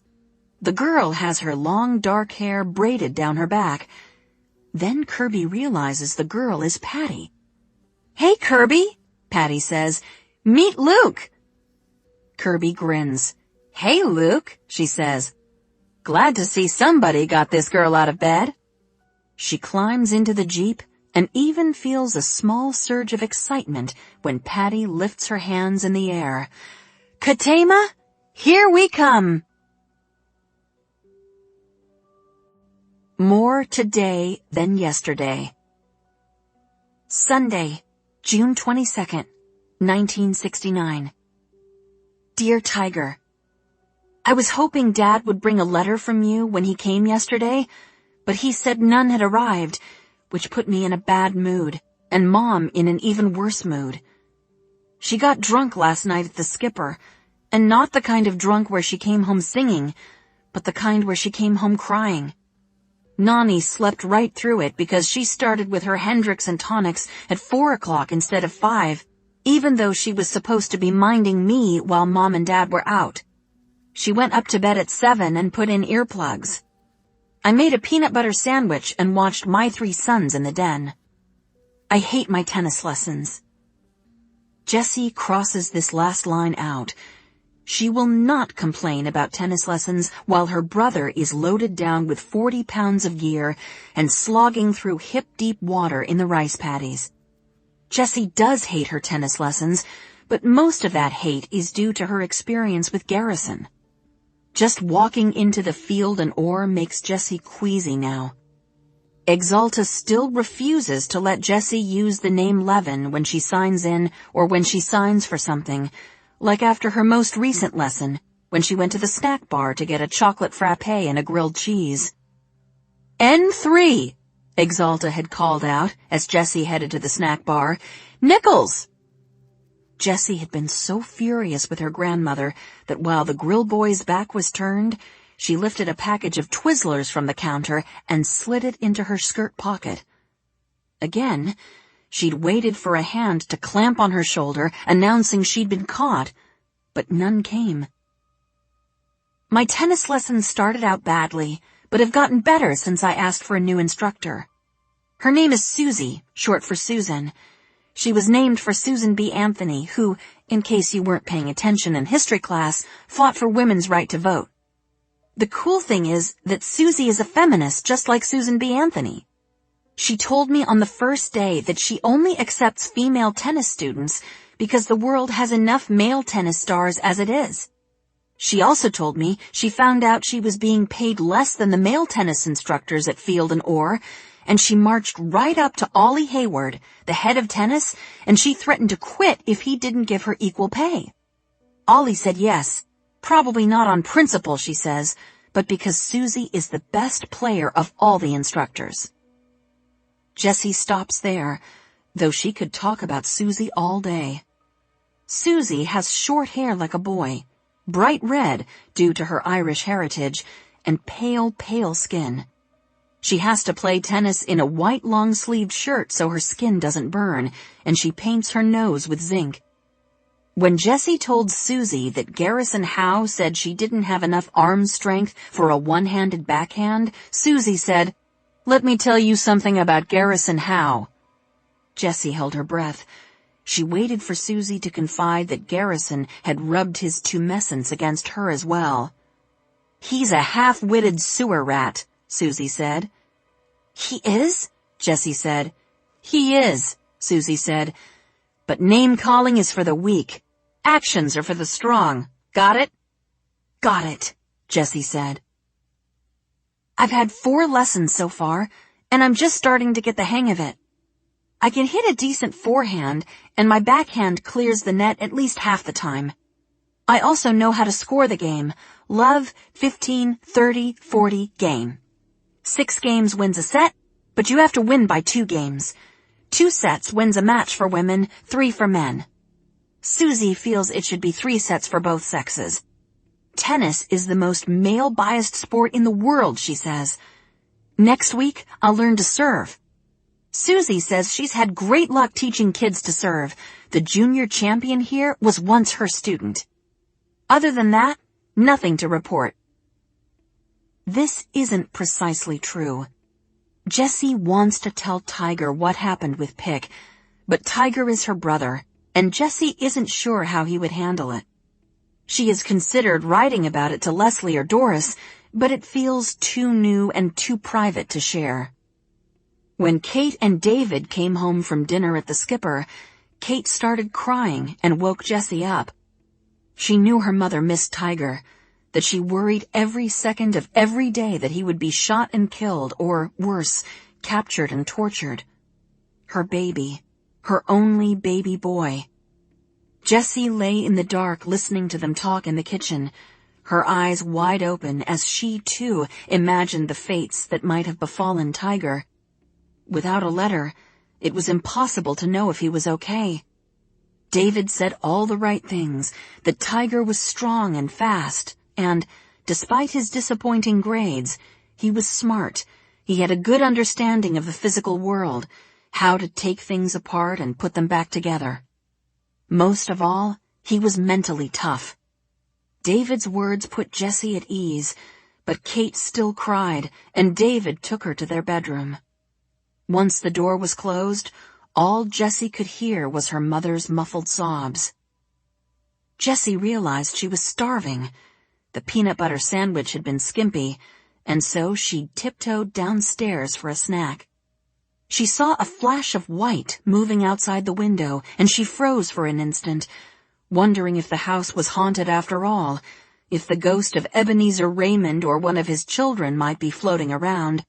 But when Jessie moved closer to the window, she saw Pick in his t-shirt and Levi's, returning home from his shift at the North Shore restaurant. Without thinking twice, Jessie stepped out of the kitchen door onto the brick patio and whispered his name, "Pick." He swung around, saw her, and waved her over. Jessie tiptoed across the patio and down the flagstone walk to where Pick was untying a parcel secured to the back of his bike. It was a cardboard takeout box. "Let's go up to the deck," he whispered. They stepped lightly into Little Fair, past the closed door of Mr. Crimmon's room, and sneaked up the stairs. Jessie had forgotten that Little Fair had a deck that overlooked Plum Lane. In the past, Kirby and Tiger had smoked their marijuana joints there so that Kate and Exalta wouldn't detect the smell. The deck was small, just big enough for 2 people. Pick appeared with 2 green bottles and the cardboard box. At first, Jessie thought the bottles were beer, and she quickly calculated just how rebellious she wanted to be, but then she saw they were ginger ale. Still technically forbidden, but not nearly as bad. Pick sat on the deck next to Jessie and opened the box. "They give me leftovers every night," he said. "It's Saturday, so we really scored big." Jessie warmed at his use of the pronoun we, and also her stomach rumbled. "I'm starving," she admitted. "My grandmother passed out before she could make me any dinner." "Bill told me your grandmother likes her gin," Pick said. "She does," Jessie said, though she hardly thought it was a good idea for Mr. Crimmins to share this detail with Pick. But Jessie supposed that the family secrets would all be revealed, now that the Crimminses were living among them. Jessie eyed the cardboard box. "What did you get?" Pick unfolded the flaps. "Meatloaf," he said, "and cod cakes. There's plenty, so help yourself." Jessie loathed cod cakes and would eat meatloaf only under duress, but she was hungry, and she was so happy to be sitting alone with Pick that the food tasted more delicious than any she could remember. They both ate with their fingers, and a couple of times their hands met when they reached into the box. Then Pick offered Jessie the last bite of meatloaf, which she declined, but he said, "Come on," and popped it into Jessie's mouth, and his fingers touched her lips in a way that made her feel faint. She drank some of her ginger ale. It was cold and spicy, and wondered if she should leave, but Pick cleared away the box, then turned around so that his back was to the railing, and he was facing Jessie. He stretched out his dungareed legs, one of which was grazing Jessie's bare knee. He might not have noticed it, but Jessie was 100% nerve endings, all of them alert and yearning. It was funny the way being touched by Garrison had been offensive and gross, but the slightest contact with Pick made her feel like she had eaten magic beans. "So, Jessie," Pick said, "how are things?" "My father got here last night," Jessie said. "He's a lawyer in Boston and only comes on weekends. I thought he would bring a letter from my brother, Tiger, but he didn't." "Tiger is in Vietnam," Pick said, as if Jessie didn't know. "I miss him," she said. "He's your half-brother, right?" Pick said. "And you have 2 half-sisters?" "Blair and Kirby," Jessie said. She bristled at the fact that Mr. Crimmins seemed to have shared even more family particulars. If they weren't allowed to use the qualifiers half and step, why should Pick be able to? She decided to turn the tables on him. "Do you miss your mother?" she asked. Pick blew out a stream of air but said nothing, and Jessie felt like a complete heel for asking. "There's stuff I didn't tell you," Pick said. He leaned forward. "She left for a reason. There was a man at the commune named Zeppelin, and he and my mother were together, but he used to hurt her, so she ran away." Jessie thought of how badly she had wanted to get away from Garrison. "Did she tell you she was going?" "No," Pick said, "but when I woke up and found out she had left, I knew that was why. It had nothing to do with me." Jessie wondered if this story was true, or if Pick had invented it to make himself feel better. Pick said, "I was afraid Zepp might come after me when my mom left, but he took up immediately with a woman named Bunny." "Oh," Jessie said. "Things were kind of like that at the commune," Pick said. "Sharing, partner swaps, no traditional relationship roles. My mom knew it was okay to leave me because there were plenty of other people to care for me." Pick stood up and peered over the railing like Plum Lane was a pool that he was about to dive into. Jessie stood as well. She should get back to the main house. It wasn't impossible that Kate, in her melancholy state, would want to put her eyes on Jessie, the only child remaining at home. If she found Jessie's bed empty, who knew what she might do? "I know where to find my mother," Pick said. "You do?" Jessie said. "There's going to be a big concert in August," Pick said, "in a town called Woodstock, New York. Jimi Hendrix is playing, and Creedence, Janis Joplin, Jefferson Airplane, The Who, Joe Cocker, Joan Baez, The Band, Crosby, Stills, Nash and Young." "The Beatles?" Jessie asked hopefully. She had heard of most of the people Pick just mentioned, but they weren't her favorites. "What about Joni Mitchell?" Jessie thought about what it would be like to hear Joni Mitchell singing Both Sides Now in person. Jessie had yet to even play her record on the Magnavox. "The point is, everyone is going to be there," Pick said. "And my mother? Well, she wouldn't miss it. I know that much." "So you're going?" Jessie asked. "You're going to Woodstock, New York?" "In August," Pick said. "I'm saving my paychecks. I figure I'll hop on the ferry a couple days before, take the bus to Boston, and hitchhike from there." "And then how will you get back?" Jessie asked. She supposed what she was really asking was if he was coming back at all. Pick shrugged. "My mom and I will figure it out. There are going to be thousands of people there. I'm sure someone can give us a ride. My mom is good at making friends." Pick turned to Jessie, and a smile lit up his face. "Why don't you come with me?" Jessie opened her mouth to laugh at the absurdity of the offer, or maybe to lament that she was still too young to leave the island alone. But instead of doing either, she said, "Okay." "Okay, you'll come?" Pick said. Jessie nodded. She was in love, she realized then. Completely in love with this offbeat boy whose mother had abandoned him. Pick stuck out his hand. "Shake on it," he said. They shook hands, and Pick held on for a few extra seconds. "This is great," he said. "Now I don't have to go alone." He doesn't have to go alone. She will go with him, though she hasn't the foggiest idea how she will manage to do this. But it's still nearly 2 months off, so she has time to figure it out. Maybe Kirby will take her, or maybe the war in Vietnam will end and Tiger will make it home in time to go with Jessie and Pick. That, of course, would be almost too good to be true. Jessie stares at the letter she's writing, then out the window at Fair Street, and she wonders what Tiger will be looking at when he reads it. "I hope you're well. I think of you every day, and just in case you're wondering, nothing is the same without you. Write soon, please. Love, Messy." Piece of my heart.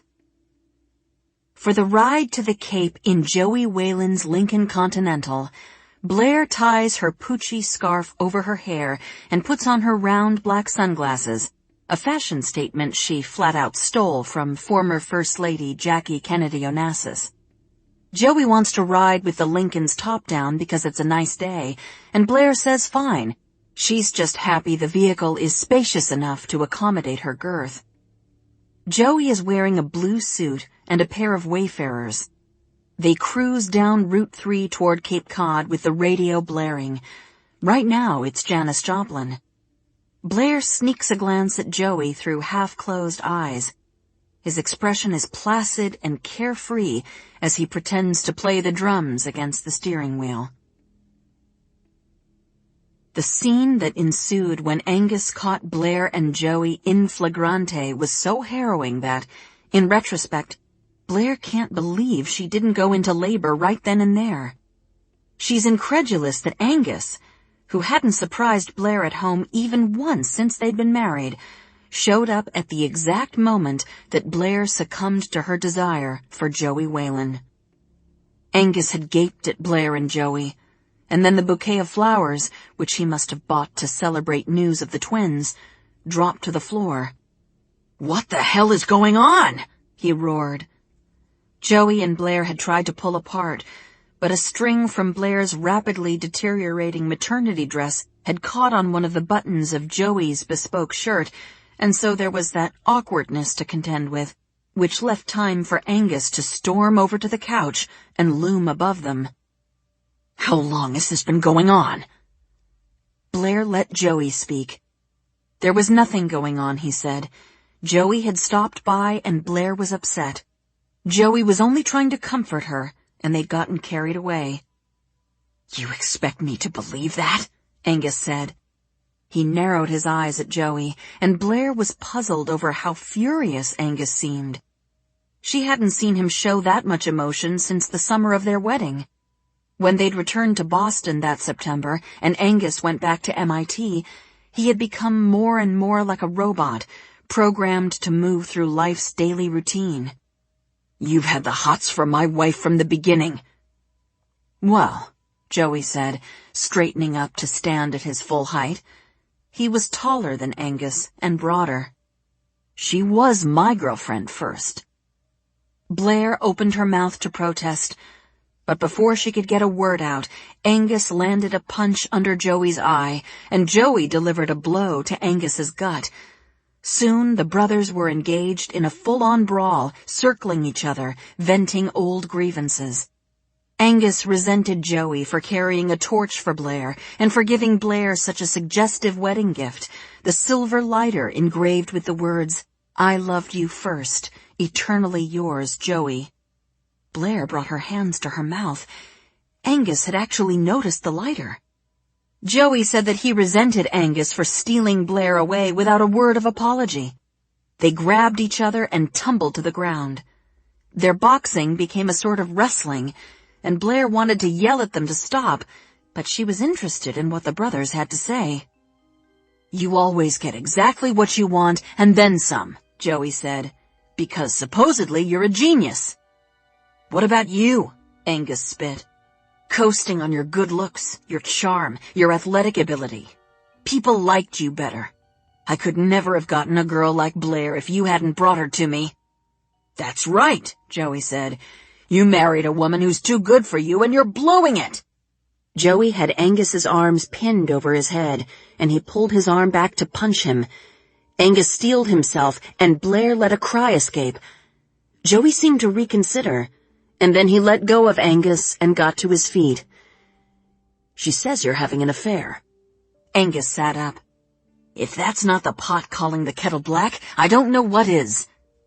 "You're lying to your pregnant wife," Joey said. He turned to Blair. "I would never do that. If you were still my girl, I would be true blue." Angus pointed at the door. "Get out." "Gladly," Joey said. He jammed his arms into his suit jacket and bent down to look at Blair. "If you need me, just call the Parker house." Blair waited with her head bowed as Joey left.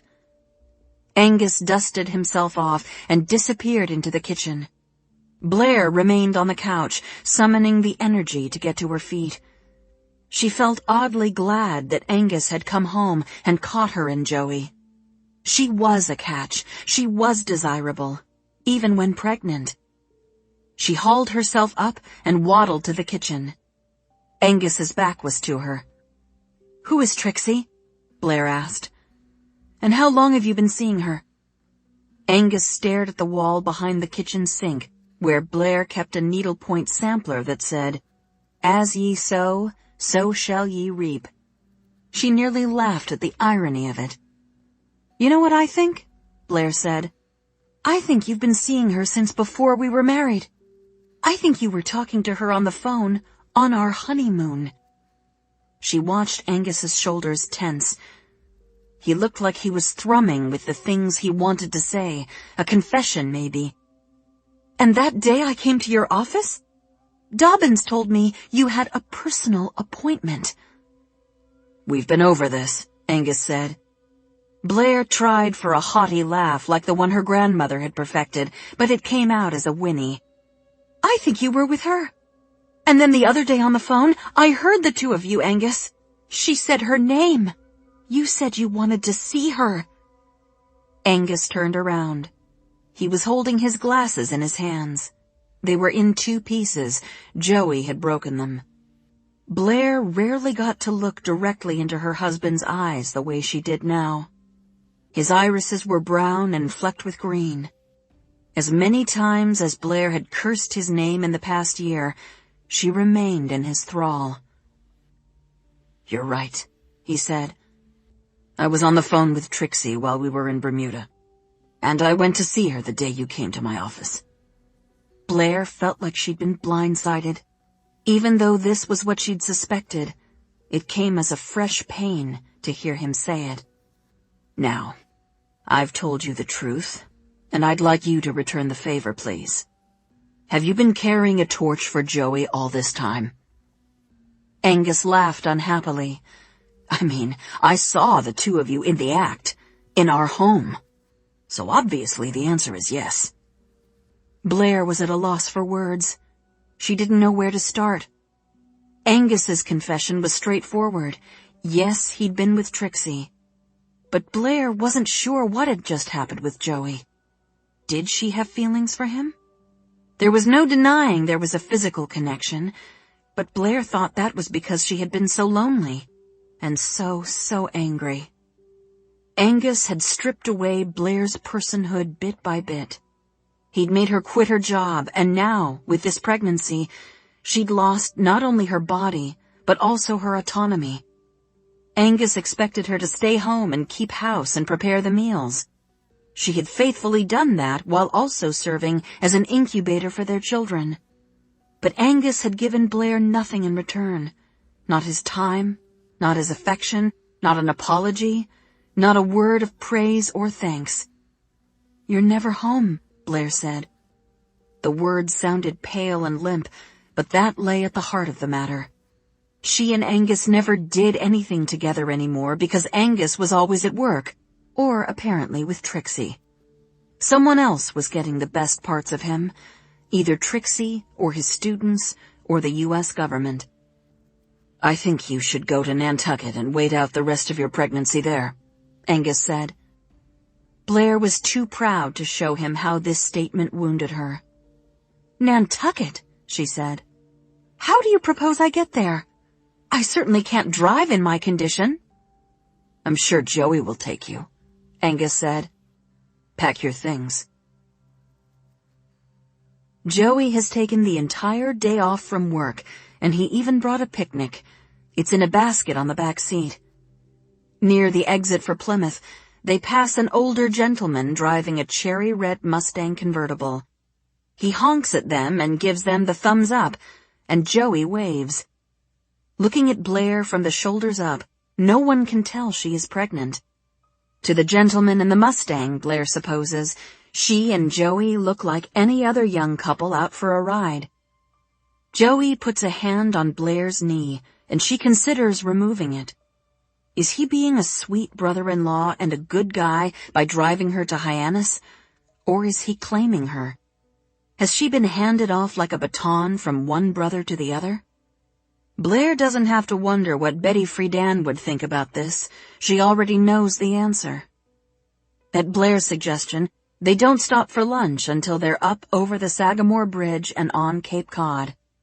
Joey drives to Craigville Beach, where there are picnic tables overlooking the water. He spreads out a red checkered tablecloth and then a lunch that was prepared by the chef at the Parker House. Cold roast beef, soft rolls, hard-boiled eggs, pickles, coleslaw, sliced strawberries, and pound cake. Blair would like to say that being thrown out of her own home by her unfaithful husband has diminished her appetite, but in fact, she's as hungry as ever. Joey watches with rapt attention as she devours a roast beef sandwich topped with sliced egg, coleslaw, and pickles, lots and lots of pickles, and then cuts a thick slice of pound cake and smothers it with berries. "My kingdom for some whipped cream," she says. Joey holds up a finger, and Blair thinks he's about to inform her she's a spoiled brat, but instead, he races down the beach to the ice cream concession. Blair squints to see him pulling coins out of his pocket, and the next thing she knows, Joey is headed back toward her, holding a can of whipped cream. He sets it next to her plate. "Ask and you shall receive," he says. "Go crazy." This, Blair thinks, is what it feels like to be adored. When they arrive at the ferry, Joey loads Blair's suitcase onto the luggage rack and holds her arm as he walks her to the pedestrian ramp. "I should take the ferry over with you," he says. No, Blair says. She can't imagine her mother's and grandmother's expressions if they were to see Blair arriving on Nantucket with Joey Whalen instead of Angus. Her grandmother especially would be cross and confused, and there would be a lot of explaining to do. You've done so much already. I'll be fine." She holds up a battered copy of The House of Mirth, which she bought for the ferry crossing. She has read it half a dozen times. It's her literary security blanket. Joey takes the book from her and inspects it. "Edith Wharton," he says. "I should read this. That's how Angus won you over, isn't it?" "Oh, Joey," Blair says. She stands on her tiptoes and gives him a chaste kiss on the lips. He says, "I'll let you get settled over there, and then I'll come see you." "More than likely, I'll return to Boston next week," she says. What she means is that she will return when Angus comes to his senses and begs her to come home. Joey grins. That would be great. He hugs Blair close and hard, so hard Blair fears for the babies, and then, after a final squeeze of her hand, he heads back to the car. Blair turns around to see him one more time before she steps into the dim hold of the boat. Joey is behind the wheel of the Lincoln, waving like crazy. Blair waves back, though she feels an undeniable sense of relief when he finally drives away. Everybody's talking. June 24th, 1969. Dear Tiger, you aren't going to believe this. I've been on Nantucket an entire week and have only been to the beach once, Sunday afternoon. Just me and Mom and Dad insisted on going all the way out to Great Point because he wanted to surf cast. The trip out there took over an hour, and we almost got stuck because Dad lets the tires down to only 15 pounds when it's supposed to be 11. Mom put a bottle of Chablis in the cooler, and once we finally got to Great Point, she started drinking. She seems to have given up all her mom duties, like she didn't offer to make sandwiches, so Dad made them, and he put mustard on my cheese sandwich, and I had to throw it to the seagulls. There was nobody out there except for fishermen and one seal that was swimming offshore. Dad said the seal meant there were fish, but Mom said the seal meant there would be sharks, so I couldn't swim. Mom didn't offer to put Coppertone on my back, and I was afraid to ask her, so I got sunburned. It was the worst beach day of my life. But that's not the part you won't believe. I'm coming to that part. Just wait. Mom promised she would take me to Cisco Beach so I could hang around with kids my own age. But after Dad left Sunday night, Mom was so sad she said she needed a day to recuperate. So we were supposed to go today, Tuesday, after my tennis lesson. My tennis lessons with Susie are going okay. Here, Jessie pauses. Today, she had adamantly signed herself in as Jessica Levin, and Exalta had ripped the pen from Jessie's hand and crossed Levin out with a bold, angry stroke. She'd said, loud enough for everyone, including the Dunscombe twins and Mrs. Winter, to hear, "Jessica, this membership has been in the Nichols family since 1905 when this club was founded. I pay the bills, not your father. Therefore, you will use my name while you use this club, or I will revoke your signing privileges altogether. Do you understand me?" To keep herself from crying, Jessie imagined Exalta crossing North Beach Street without looking both ways, as she often did, and getting hit by a car. Jessie excused herself and went to the locker room, where one of the Dunscombe twins, Helen or Heather, she couldn't tell which, disappeared into a bathroom stall. Whichever twin it was had left her Bermuda bag with a navy blue linen monogrammed cover on the counter between the sinks. Jessie eyed the Bermuda bag. The monogram was H.A.D. She wasn't sure what either twin's middle name was, but it was possible, even likely, that Helen and Heather had the same initials. While Jessie was thinking that she would never steal from the Dunscombe twins, it seemed much worse, somehow, than stealing from the club. She lifted the wooden handle and grabbed the first thing she could get her hands on, a $5 bill and a Bonnie Bell lip gloss, root beer flavor. She jammed the items into the pocket of her tennis dress. The toilet flushed. A second later, the twin emerged and smiled at Jessie. "Hi, Jessie," she said. Jessie's heart sank as she realized it was Heather, the nice twin. "Hi," she said. But Jessie decides not to burden Tiger with this story. The last thing Tiger needs to know is that while he's off being a hero, Jessie is on Nantucket turning into a hardened criminal. She doesn't intend to steal. It just happens. "But I have a long way to go when it comes to serving. I asked Susie whether anyone had ever double faulted through an entire match, and she told me I needed an attitude adjustment." Jessie realizes she's making Susie sound mean, which she isn't. Susie is just tough in the most admirable way. She doesn't want Jessie to even consider double faulting through an entire match. Instead, she encourages Jessie to use positive visualization. She has a few pet phrases: "Follow through with your stroke," "Charge the net." But she has also given Jessie advice that has nothing to do with tennis, such as, "Don't ever change your maiden name," and "Make your own money." "You don't want to be financially dependent on a man, do you?" Susie had asked that very morning as they collected balls off the court. No, Jessie said. Susie rolled a tennis ball up the side of her white sneaker, and in one swift motion with foot and racket, she flicked it up and caught it. "Tell me, Jessie, do you have any role models?" "My brother is in Vietnam," Jessie said, "serving our country." "Female role models," Susie said. Jessie thought about this. The obvious answer would be her mother, although Kate didn't have a career or make her own money, and neither did Exalta. Blair used to have a job, but she quit when she married Angus. Kirby was working over on the Vineyard. She'd gotten a job at a hotel, but Kirby was a free spirit and smoked marijuana besides. And although Jessie loved and idolized her sister, the term role model didn't seem to apply. "You?" Jessie said. "Damn straight," Susie said, and she flicked up another ball. Jessie returns to the letter. She tells herself to stay focused. "So here's the part you won't believe. When I got home from my tennis lesson, I ran upstairs to put on my bathing suit, and guess who was sitting on my bed? Blair, that's who."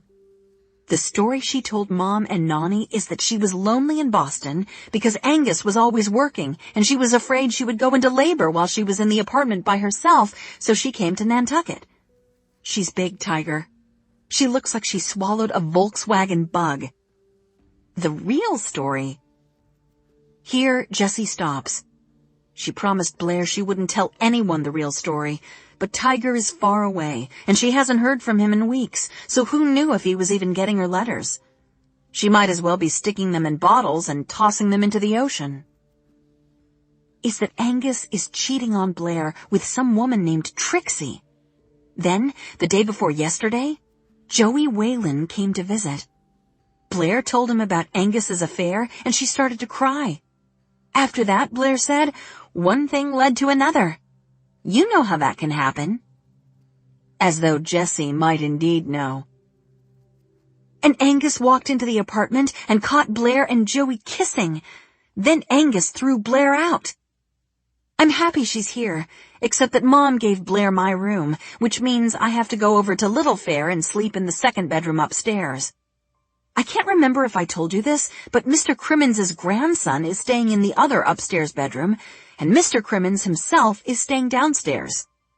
It will be weird, all of us together in that tiny house, but my other option was to stay in the second twin bed in Nani's room. No, thank you. On Thursday night, Mom is taking me to the Mad Hatter to celebrate my birthday. She picked Thursday night because, as you may recall, Nani plays bridge on Thursday. Blair says she's too big to go out in public, so it will be just me and Mom. The only other person I would want to come is you. I wish you were here. Please write soon. You can write to Mom or Kirby or Blair or even Nani, but please just write so we know. Jessie nearly writes, You're alive. You're okay. Love, Messy. Mother's Little Helper. Sunday night, Kate drives David down to Steamboat Wharf to catch the last ferry home. And when they get there, he leans over, kisses her cheek, and says, "You're drinking too much."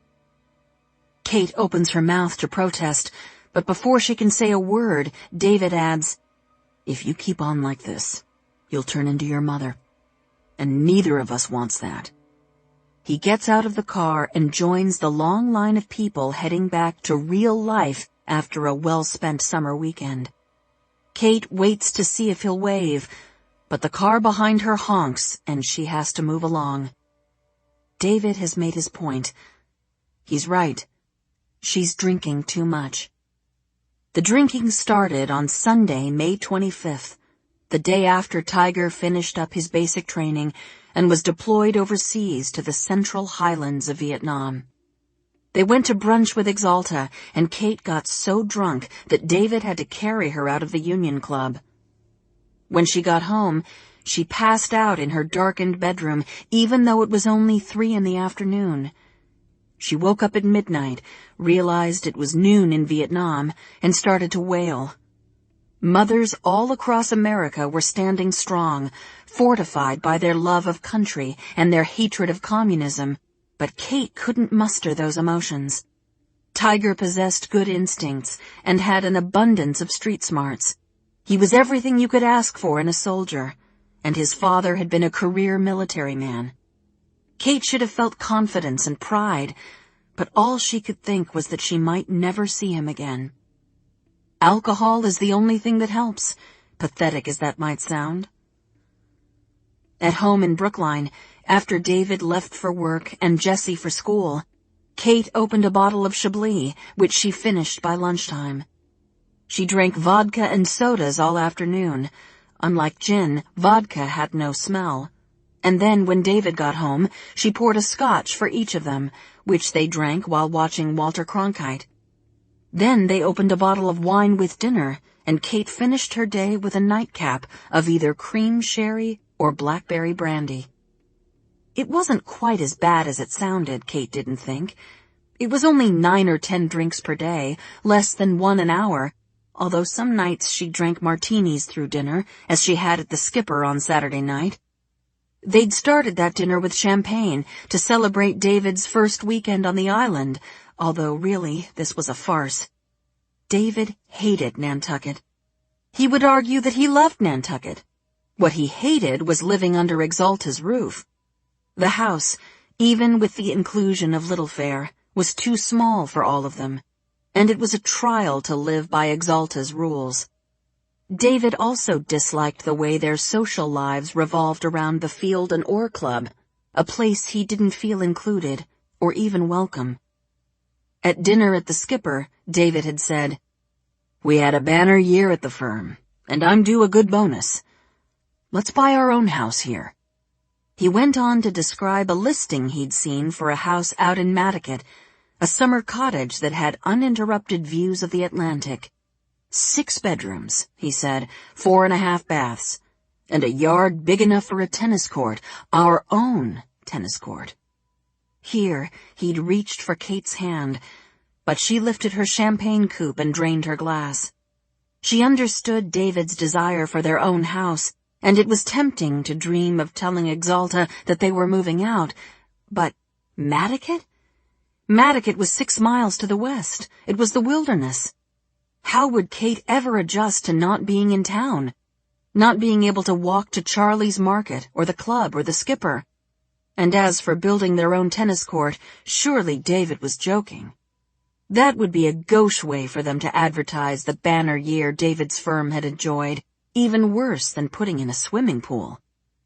The sad fact was that Kate was a captive of her own mother, of all's fair, and of the life she'd known for the past 48 years on Nantucket. She didn't want to move. She didn't want to change. "Mother won't live forever," Kate said.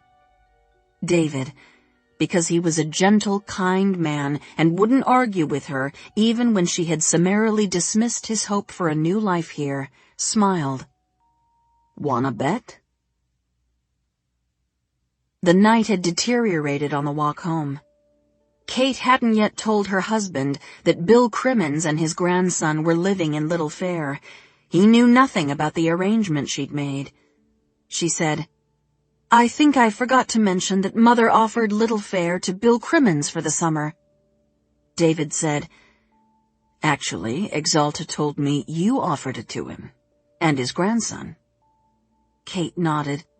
She was so drunk it felt like she was moving underwater. "It was me. Are you mad?" "It's very thoughtful of you, Kate. Bill Crimmins has always done right by you, hasn't he?" Kate bowed her head and watched the toes of her pink Pappagallo flats move forward, left, then right. She was so drunk it was like watching someone else's feet. Had Bill Crimmins always done right by her? Their relationship was far too complicated for that kind of blanket statement, but David, of course, knew nothing about Kate's past with the Crimmins family. She couldn't tell him about that, nor could she tell him about her agreement with Bill Crimmins this summer. David would think she was simply being kind when, really, she had traded Little Fair for Tiger's safety. Kate started to cry. David hadn't brought any letters from Tiger. Letters were oxygen, and without oxygen, Kate could not survive. She manages to make it all the way through Monday without a drink, which requires her to say no to Exalta for lunch at the club and no to Jessie for the beach, because Kate can't endure either without wine. Instead, she shops at Charlie's for actual groceries, and she visits the farm stand on Hummock Pond Road. It's too early for corn or tomatoes, so Kate must be satisfied with radishes, lamb's lettuce, and a cantaloupe. She makes a final stop at Amy's Bakery for Portuguese bread, arriving just as they're pulling fresh loaves out of the oven. She wants to make a fine cold supper, the bread with salted butter, the lettuce and sliced radishes, and some cold poached chicken with homemade Russian dressing, and she'll break out one or two of the cheeses they brought from Savinor's. This seems like a lot for just herself, Exalta, and Jessie, so Kate ponders inviting Bill Crimmins to join them. Will this seem pushy? Kate wants to know if he has heard back from his brother-in-law, the personal friend and confidant of General Creighton W. Abrams. She assumes that Bill will come to her as soon as he has news, and she decides that having Bill Crimmins sit at the table will make her speculation unbearable. Kate watches Walter Cronkite. Then she and Jessie and Exalta eat the cold supper in the kitchen. Exalta praises the dressing and eats 4 pieces of bread. She drains 2 Hendricks and tonics packed with ice and garnished with a twist of lime. She prepares the twist herself, her only kitchen trick, and Kate volunteers to clean up in order to keep her hands occupied. At 7:30, when the dishes are done and the leftovers wrapped up and put away, the sun is still shining. It's 3 days past the solstice, and sunlight hours are long, too long. The effort required to keep from drinking has exhausted Kate. She goes up to bed. Can she do it again on Tuesday? She hears Jessie and Exalta up early for Jessie's tennis lesson, and she wants to go along, but her mother will order a mimosa, and it will be too much for Kate to resist. She lies back in bed, puts a pillow across her face to block the sun. When she wakes up again, the house is quiet. Kate climbs out of bed and goes to the window just in time to see Pick disappear the wrong way down Fair Street on his bicycle. He's wearing only a pair of yellow swim trunks and a towel around his neck. He's barefoot. Off to the beach, Kate supposes, and she yearns for the summer days when she was a child.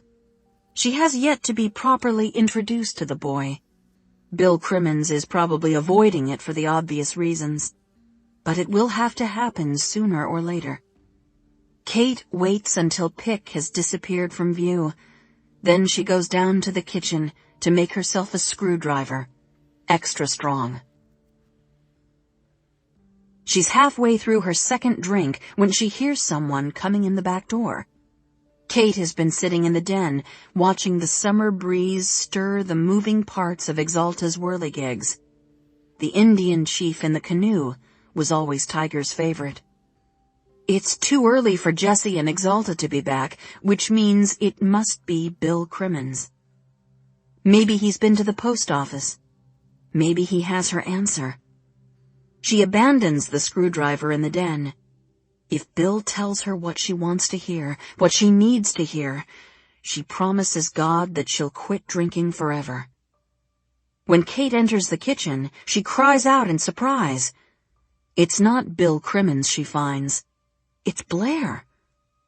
Kate blinks, thinking her mind is playing tricks on her thanks to vodka so early in the morning, and this notion is reinforced by the fact that Blair doesn't look like Blair.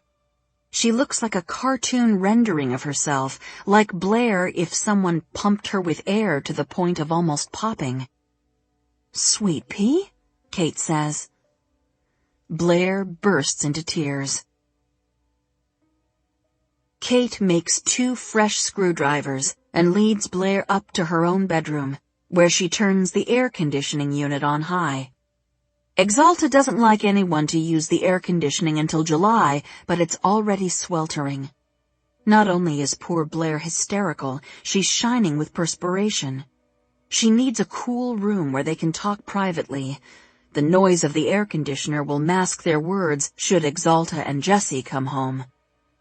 Kate worries about Blair making it up the stairs. She is so big. Blair flops on the bed and kicks her sandals off her swollen feet. Kate hands her a screwdriver. "Take a sip," she says. "The vodka will calm you, and the juice is filled with vitamin C, good for the babies." Blair accepts the glass and sucks the entire thing down. Kate takes a handkerchief from her lingerie drawer. If Blair is here, there must be very bad news indeed, but Kate welcomes the distraction from worrying about Tiger. "What happened?" Kate asks. Blair shakes her head. "It's over with Angus." "Now, Blair," Kate says, "I told you it wasn't my decision," she says. "It was Angus's decision. He asked me to leave." "What?" Kate says.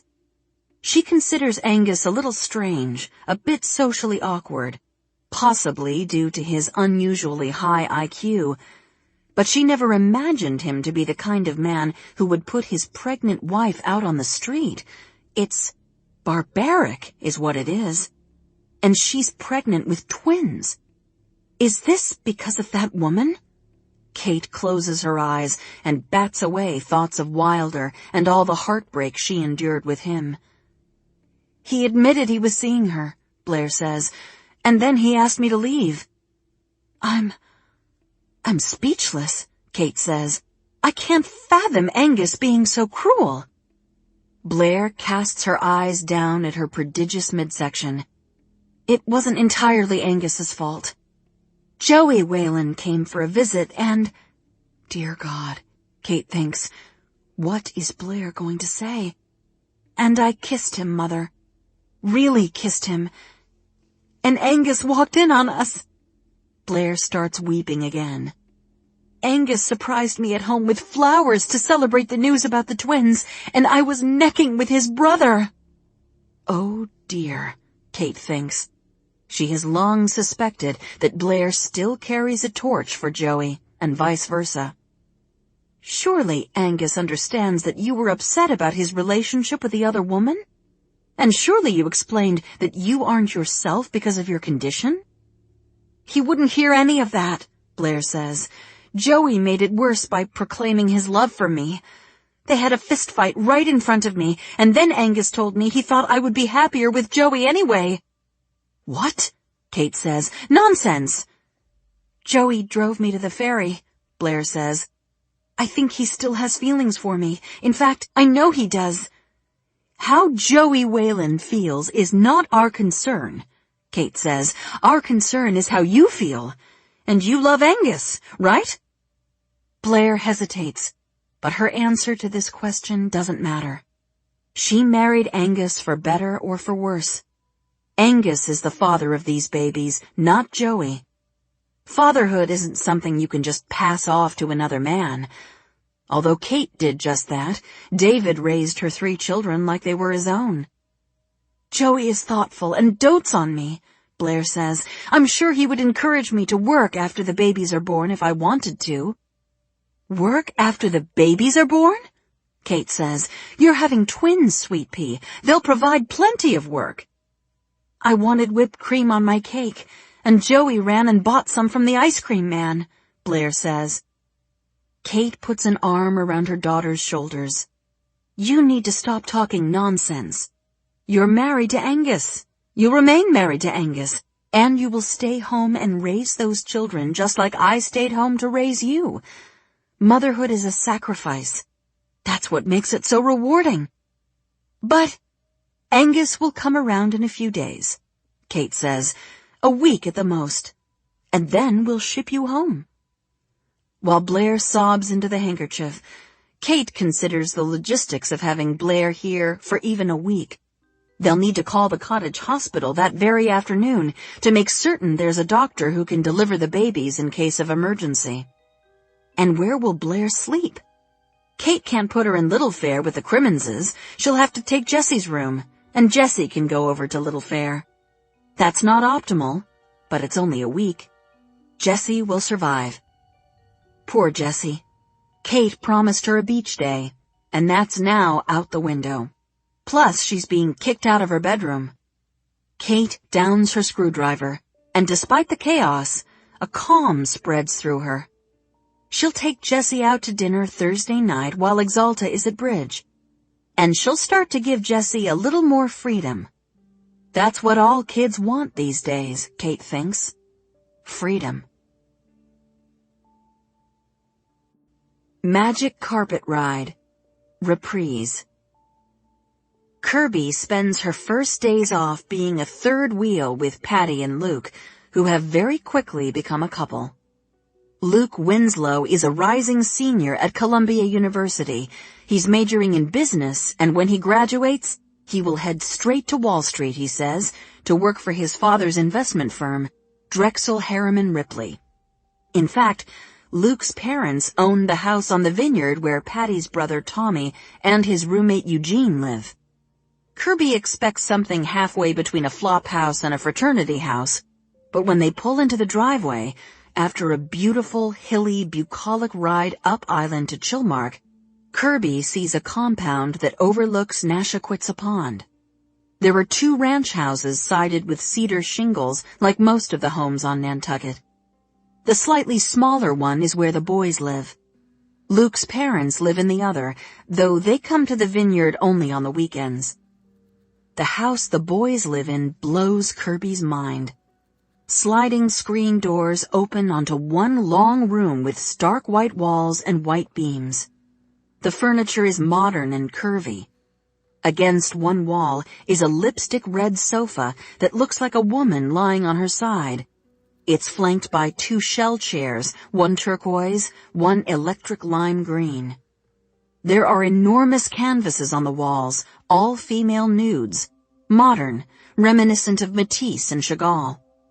At one end of the room is a minimalist kitchen, 3 swivel bar stools at a white marble countertop, on top of which is a wide wooden bowl filled with plums and Bing cherries, open shelves stacked with rustic ceramic dishes. At the other end of the house are 2 bedrooms, one with 2 double beds for Tommy and Eugene, the other with 1 king bed for Luke, all sheathed in crisp white linens. The bedrooms are connected by a white subway-tiled bathroom that has a floor paved with slate blue river stones. Okay, Kirby thinks. This is absolutely the grooviest house she has ever seen. There's a chandelier in the living room that looks like an origami fish. It's made of rice paper, Luke says. Who did all the paintings? Kirby asks. The nude women are all voluptuous, with long Botticelli-like hair. My mother, Luke says. Elsa Winslow? He says the name like Kirby might have heard of her. She has taken 1 art history course at Simmons, which is how she knows Matisse and Chagall. Kirby wonders if Elsa Winslow is famous. Maybe she has a cult following, like Andy Warhol. She's an amazing painter, Kirby says. Yeah, Luke says, and she knows it. Kirby looks at Luke with new eyes. She had originally thought him just a regular guy. Privileged, obviously, given the painstakingly restored Willis Jeep, but not so different from guys in Brookline. Now that Kirby is standing in this super hip beach bungalow, she's intrigued. Kirby imagines his parents, a midtown financial power broker and a Greenwich Village bohemian artist, with envy. They aren't hung up on budgets or rules like Kirby's parents are. They have given Luke his own house, essentially, to live in with his friends. Kirby peers into the bedrooms. Honestly, I thought with 3 guys living here, this place would be a mess. I can't believe how tidy it is. We have a housekeeper, Luke says. Martine. She lives up at the other house. Luke grabs Patty and starts tickling her, and Patty shrieks, and the two of them fall over onto the red couch. When they start kissing, Kirby nearly asks them to quit it, but she doesn't want to be a wet blanket. She wanders over to the kitchen counter and considers the bowl of fruit. The plums and the cherries are nearly the same color, but not quite. Deep purple and glorious purplish red. And Kirby realizes that even the fruit is meant to be art. She plucks a cherry out of the bowl. It's fat and juicy looking, and Kirby can't resist popping it into her mouth. Her diet since arriving on this island has consisted of breakfast porridge, fried clams from Giordano's, and stale donuts at the inn. The cherry is sweeter than any she has ever tasted. She sucks on the pit until it's clean, then discreetly spits it out in her hand. Behind her on the sofa, she hears wet tongue noises and heavy breathing. She tries not to think about Scotty Turbo. No one would ever call Kirby a prude, but she doesn't want to stand here while Luke and Patty fool around. Kirby steps out the sliding door. In her peripheral vision, she catches sight of Luke leading Patty back to his bedroom. Kirby hears the door shut. Fine. She's not sure why she feels embarrassed. They should feel embarrassed. Patty might not know any better, but Luke has clearly been raised with some social graces. And yet, he's a boy, and boys want what they want when they want it. Kirby has learned this the hard way. To distract herself, she takes in the view over the pond. It's nothing short of spectacular. Kirby halfway hopes that Patty marries Luke and inherits this compound from the banker father and artist mother so that Kirby can continue to visit this spot for the rest of her life. She sits on the deck with her face to the sun, and a little while later, Patty and Luke appear. Patty looks flushed, Luke triumphant. Shall we go to the beach? Luke asks. Because Luke lives in Chilmark, he has access to Lucy Vincent Beach. It's the most exclusive of all the Vineyard beaches, he explains. You guys are lucky you met me. He grins, so Kirby can't hate him, though she's starting to, a little. Once she steps onto Lucy Vincent, however, she agrees. They are lucky. They, meaning Patty, they met Luke Winslow. The beach is wide and golden and backed by stark dramatic cliffs. It's far, far more beautiful than Inkwell, not even in the same class, really, which makes Kirby indignant. She wonders if this is an example of institutional racism. But then she tells herself to relax. Inkwell is a town beach, and this is an up-island beach, windswept and wild. Kirby quickly sees that, up ahead, there's a gentleman walking toward the water who is nude. As in, completely nude. She sees his penis hanging heavy between his legs. Kirby scans the beach and realizes that everyone on the beach is nude. They're reading in chairs, they're sleeping face down, bippies to the sky. They're walking hand in hand, having conversations, all completely nude. Kirby tries not to let her surprise show on her face. It's 1969. Nudity is no big deal, she knows, but, my God, it's more disconcerting being a clothed person on a nude beach than it is being a white person on a Negro beach. Will Kirby be expected to strip down? She casts a sidelong glance at Patty. Her face is bright red, but whether with embarrassment or the sun, Kirby can't say. She's a good Catholic. This must come as a shock. Luke finds a wide-open space and plops down their styrofoam cooler, which is filled with Schlitz and chicken sandwiches prepared by Martine, the French maid. Kirby caught a glimpse of her in her black uniform, complete with a white apron and frilled cap. He sets up the chairs, and Kirby waits, wondering what will happen next. Patty pulls off her gauzy black cover-up to reveal a conservative black tank suit. "We're at Lucy Vincent," Luke says. "Everything off." Patty shakes her head. "Patricia," Luke says.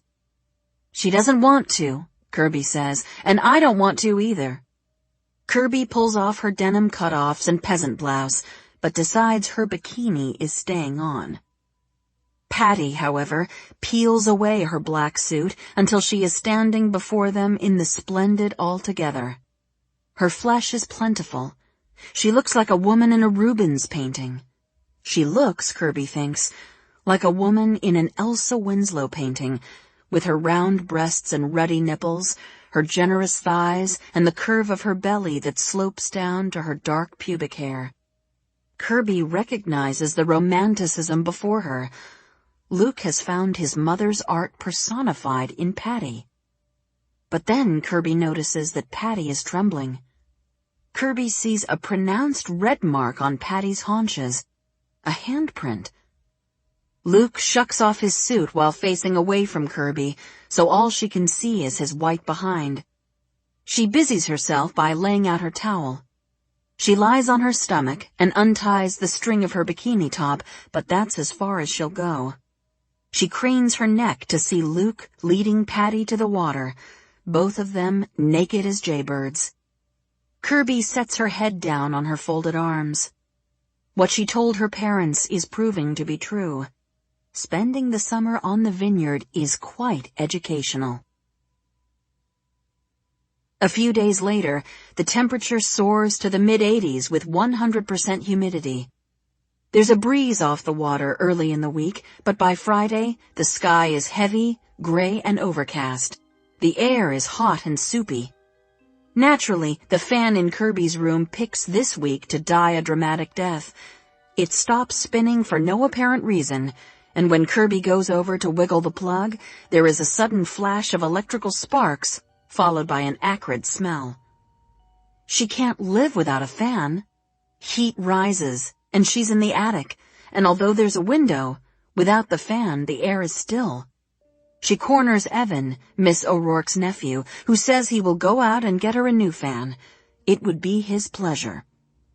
That afternoon, there's a knock on Kirby's bedroom door. She's lying in bed listening to Aretha Franklin's Lady Soul, which is the album she bought for her rainy day/Sunday mood. If it's Michaela complaining about the volume, Kirby decides, she'll apologize profusely and then, once Michaela is back downstairs, put on her angry mood album, Jimi Hendrix, Electric Ladyland, at top volume. It might be Patty at the door. Luke picked Patty up earlier for a lobster roll date in Menemsha, and Patty asked Kirby to go, but Kirby declined. Patty, not Kirby, is Luke's girlfriend, and Kirby's beginning to find it strange that Patty wants her to join them every time they're together. Kirby wondered briefly if Patty was afraid of Luke. She had asked Patty about the red mark on her thigh. "Did he hit you while you two were in the bedroom?" she asked.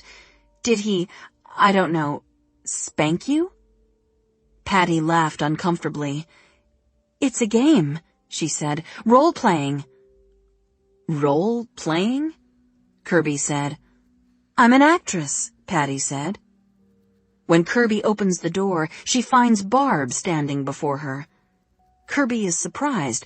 She would have thought the hot, mouse-infested attic was the last place Barb would ever show her face. "You have a visitor," Barb says. "I do?" Kirby says. She assumes that Evan has arrived with the fan, and not a moment too soon. She throws on a polka-dot mini-dress and ties a bandana around her hair. As she hurries down the stairs, she wonders what Evan might expect as a thank you. Barb waits at the top of the second-floor stairs along with Miranda and Maureen. Michaela is blessedly absent, and Kirby figures they must be really bored if they're that interested in seeing Evan in his brown polyester pants and Sunday-best shoes. But when Kirby gets to the front door, she understands. It's not Evan, it's Darren Fraser. Kirby knows that for these girls, having a gentleman caller is a big deal. Having a Negro gentleman caller is, she suspects, brand new territory for them. Kirby's heart fills like a hot air balloon. "Hey, you," she says. "Day off," he says. "I thought you might want to ride the carousel." "I'd love it," Kirby says. She turns to wave at the girls who are loitering at the top of the stairs like they're watching Guess Who's Coming to Dinner. "See ya, ladies." As rotten, terrible luck would have it, they bump into Evan outside on the sidewalk. He's holding a huge rectangular box that Kirby can see is an air conditioning unit. "Is that for my room?" she asks hopefully. "It's supposed to be." Evan grunts and drops the box onto the top step with a thud. Air conditioning is more than Kirby could have hoped for. "Evan, I can't thank you enough. You have no idea what it's like up there. I've been stewing in my own juices." She chastises herself for using that gross phrase in front of two gentlemen. Her mother would be appalled. "I'm very grateful." Evan pulls a handkerchief out of his pants pocket and mops his brow. "I don't know how I'm going to get it all the way up to the attic." "I've got it, man," Darren says, stepping up. "Darren?" Evan says, blinking behind his square glasses. "Darren Fraser? Where did you come from?" Darren has, of course, been standing there all along. How did Evan not notice him? Was Ralph Ellison right? Were Negro men invisible to white people? It had seemed like hyperbole when Kirby read the book for her English class, but now that she's watching a real-life social interaction, she's not so sure. Darren lifts the box with ease. "Fresh arms," he says, and Kirby thinks of how other guys might have flaunted their superior strength and stamina, but Darren tries to downplay it. "We're going to the attic?" "The attic," Kirby confirms. Evan follows close on Darren's heels up the 2 flights of stairs and, realizing he's been shown up, offers to take the box back twice. "I've got it," Darren says. He's not huffing or sweating, and his biceps pop in a way that is undeniably attractive. Kirby brings up the rear, which means Evan can't look up her dress. Darren is proving to be a hero for so many reasons. Kirby opens the door to the attic, and the hot, stale air nearly knocks her over. It's like having a damp mohair blanket thrown over her head. It's suffocating. "Right on," Darren says. "I now understand the importance of this mission." "You've been living up here?" "I had a fan, but it broke," Kirby says. She scans the room for any embarrassing personal items. If she'd known she would be having guests, and if she'd known one of those guests would be Darren, she might have staged the room a little better. Hidden the box of Kotex, for example, and maybe draped a bikini top over the back of her chair. Maybe set her paperback copy of Invisible Man on her nightstand. Earlier, she'd pulled a copy of Emily Post off the bookshelves at the hotel, thinking it would help her with her job, and she hopes Darren doesn't notice it splayed open on her bed. It seems hopelessly square. Darren sets down the box, removes the air conditioner from the styrofoam packing, then surveys the sole window. "Should fit," he says. He looks to Evan, who shrugs, and Kirby's hopes sink because she's certain Evan didn't bother to measure the window, so her dream of air conditioning may be short-lived. Darren sets the unit in the window. There are a couple of inches on each side. Darren turns to Kirby. "Do you have a couple of books?" This is Kirby's chance. She rummages through an old attaché case of her father's that she uses for her schoolwork. She brought 6 books for recreational reading but hasn't yet cracked one. She picks 2 that she thinks will make her seem erudite and well-read. The Prime of Miss Jean Brodie by Muriel Spark and The Ginger Man by J.P. Donlevy. Darren accepts them and holds up The Ginger Man. "Loved this one," he says. "I loved it so much it seems a shame to use it for this purpose. But this is just temporary. I have a couple of 2x4s in my garage that I can cut down to fit in the gaps." Kirby glances at Evan to see if he is hearing all this. Darren reads literature and he can cut down some 2x4s to fit in the gaps of the window that Evan neglected to measure. Evan is standing back with his arms locked across his chest, glaring down at Darren. He isn't even pretending to help anymore. Kirby is annoyed, but a second later, the air conditioner is installed. Darren plugs it in and turns it on. Kirby stands before the blast of deliciously cold air and closes her eyes. "It's heavenly," she says. "You're welcome," Evan says. "Please don't make a big deal about it because I can't afford air conditioning for anyone else. It's just that it does get really hot up here." "Thank you," Kirby says. "Thank you," Kirby says to Darren once they're back down on the street. "Evan bought you an air conditioner because he likes you," Darren says. "It's a 26-pound love letter." "Please stop," Kirby says. "I feel like I have to apologize for Evan. He just stood back and let you do all the work." Darren shrugs. "I offered. I wanted to impress you." Kirby grins. "You did?" He reaches for her hand, and it feels like the most natural thing in the world. Because the day is overcast and people aren't at the beach, the line at the Flying Horses Carousel is long. Darren buys their tickets and a box of popcorn for them to share while they watch people of all ages ride around on the antique horses, everyone grabbing silver ring after silver ring from the dispenser and stacking them on their animals' ears. The last ring, Darren explains, is brass, and grabbing the brass ring wins you an extra ride. It's a lot of hoopla for 40 cents, he says, but it makes the ride more fun. "Have you ever gotten the brass ring?" Kirby asks. "Never once," Darren says. "My mother used to say it was because I was so lucky in the rest of my life." Kirby says, "I don't think your mother likes me. She gave me a dirty look at the beach the other day." Darren throws away the empty popcorn box and reclaims Kirby's hand. Her heart not only sings, it hits a soprano's high note. "My mother is protective," he says. "Trust me, it's not you." Trust me, it is me, Kirby thinks. "Have you ever had a serious girlfriend?" she asks. "One," Darren says.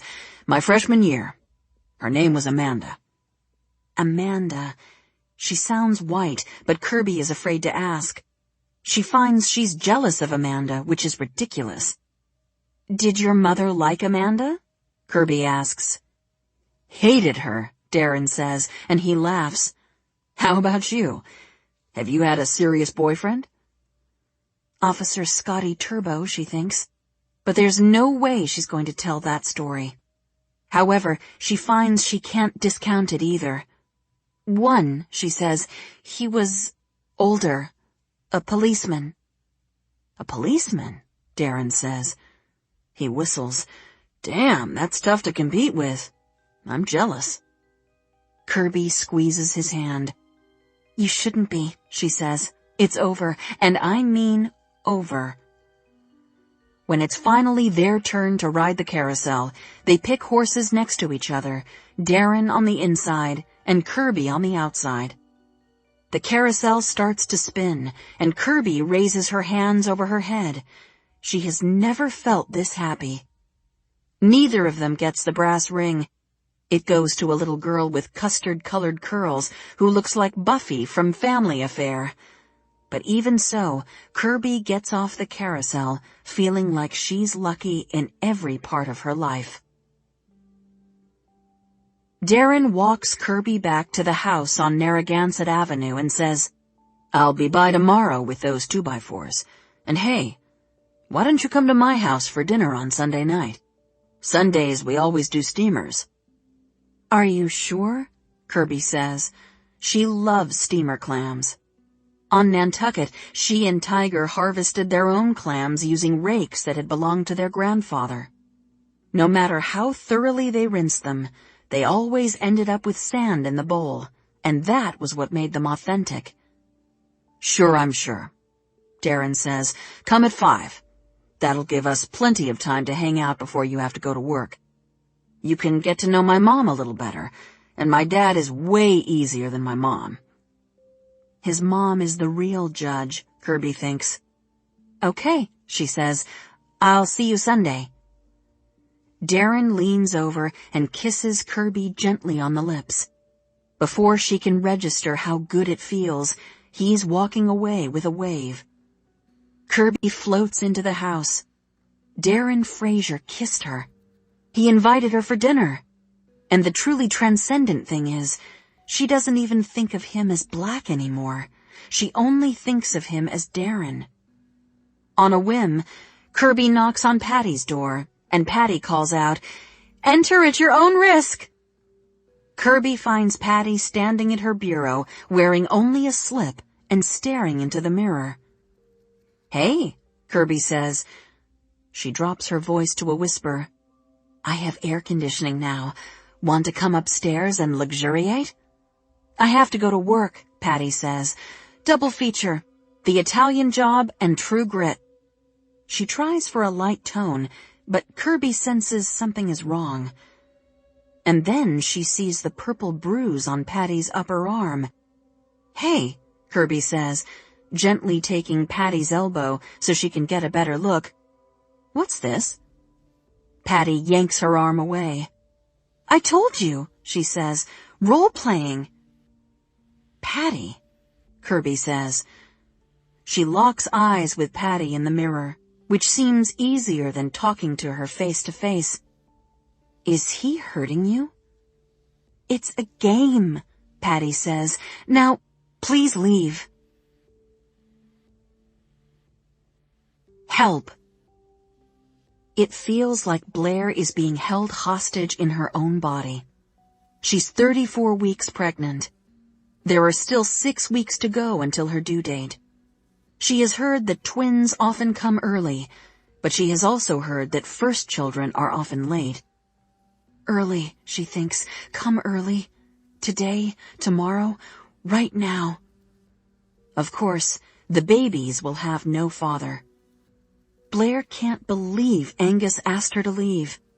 But then she tries to imagine how she would feel if she had walked in on Angus necking with her sister Kirby. It would be unspeakably horrible. Much, much worse than finding out about the faceless Trixie. She half expected there to be a bouquet of flowers waiting for her at All's Fair with a note of apology. When that didn't happen, she figured maybe Angus would show up in person. Blair would pretend to be indignant when she opened the front door. She would make him suffer for a few minutes before she relented and let him inside. And then they would just pick up where they left off last summer. Angus could work at her grandfather's desk. They could walk into town for ice cream cones, go out for romantic dinners, share a cigarette on the bench at the top of Main Street. Anyone could see that Angus needed a vacation, and Angus and Blair needed a vacation together. But Angus didn't even call to see if Blair had made it to the island safely. And Blair just hoped that he was bedridden with one of his episodes. It would serve him right. On Blair's first full day on Nantucket, Exalta takes Jessie to her tennis lesson, and Kate has errands to run in town, so Blair is left alone in the house. She loves All's Fair, but she loves Little Fair even more. Little Fair was the backdrop to all of Blair's adolescent summers. She smoked her first cigarette there and poured her first gin and tonic into one of the jelly jars kept in the cabinet. She let Larry Winter kiss her on the deck overlooking Plum Lane the summer she was 14, and for the rest of that summer, he would show up below that deck in the wee hours of the morning and call up to Blair as though they were Romeo and Juliet. In Little Fair, she had played countless games of Monopoly and gin rummy with her brother and sister. She had made popcorn in a 2-quart pot, burning it half the time. She had read the first novel she had ever truly fallen in love with, Gone with the Wind. She had taught Tiger and Jessie and the Dunscombe twins how to make sailors' valentines out of seashells and cardboard boxes. Blair had been sitting at the small round kitchen table in Little Fair when her mother told her she was getting married again, to her attorney, David Levin. Blair hadn't been sure how to react. On the one hand, she liked David Levin, because David thought Blair was smart. He was always quizzing her on state capitals: Frankfort, Kentucky, Juneau, Alaska, and on the order of various American presidents: Zachary Taylor, Millard Fillmore, Franklin Pierce. On the other hand, she knew she owed some allegiance to her own father, who had died fairly recently. She considered pouting or even crying, but in the end, she had accepted the news cheerfully, and her mother had been visibly relieved. "You're the only child I worried about," Kate said. "Kirby and Tiger are too young to understand." Blair had hoped to have Little Fair all to herself since Kirby and Tiger were gone, but Kate informed her that Mr. Crimmins was living in Little Fair with his grandson. "Grandson?" Blair said. "You mean—" "Lorraine's son," her mother said. "His name is Pickford. Pick." "How old is he?" Blair asked. 15, Kate said. Well, yes, Blair thought. Lorraine had run off about that long ago. Blair had vivid memories of Lorraine. She had been Blair's babysitter once upon a time. Lorraine made delicious lemon sugar cookies. She used to let Blair crack the eggs. Blair still remembers how Lorraine taught her to knock the egg against the rim of the bowl, then place her thumbs on the sides of the fissure and gently pry it open to release the insides, the slimy white and the dense yellow globe of the yolk. "So where's Lorraine?" Blair asked, and her mother said, "Nobody knows. She and Pick were living in a commune in California, and one day this spring, Pick woke up and Lorraine was gone." She left him? Blair had not yet embarked on her own journey of motherhood, but she understood how ghastly and unnatural this was. Then again, Lorraine had been a sad and damaged person, resistant to Mr. Crimmins' good-hearted parenting. Lorraine's most distinctive feature was her long, dark hair. When she was baking, she kept it in a fat, coiled bun, but she would let it down when she ventured out at night, and its length and beauty felt like a secret she was keeping. Lorraine also had a tattoo of a striped bass on the top of her foot. The tattoo fascinated Blair, because when Lorraine walked, it looked like the fish was swimming. Blair had never known anyone but military men to have tattoos, and she overheard her grandmother saying that the tattoo was a disgrace. "It's obvious the girl has no mother," Exalta said. Lorraine was always meeting men at Bosun's locker and staying out so late that she just slipped right into the charcoal galley for breakfast. Lorraine didn't like the beach, but Exalta used to let Lorraine use the family's 19-foot Boston whaler. Lorraine told Blair that she would take it out by herself, sail all the way up the harbor to Pocomo, and then lie across the bow of the boat in the nude. That detail was so shocking that to this day, when Blair thinks of Lorraine Crimmins, she imagines her splayed over the bow of a boat, her mermaid's hair trailing in the water below. Blair is ravenous. She's so big that she has given up on staying on any kind of diet. She'll worry about losing the weight once the babies are born. In the kitchen, Blair pours a cup of coffee and adds cream and sugar, then toasts some Portuguese bread, smothers it with peanut butter, and tops it with sliced banana. Stop there, she thinks. That's a nice breakfast. But she can't stop. When she finishes that, she attacks half a roast chicken, pulling the meat from the bones and licking the grease from her fingers. The impeccable manners drilled into her by Exalta and Kate have vanished.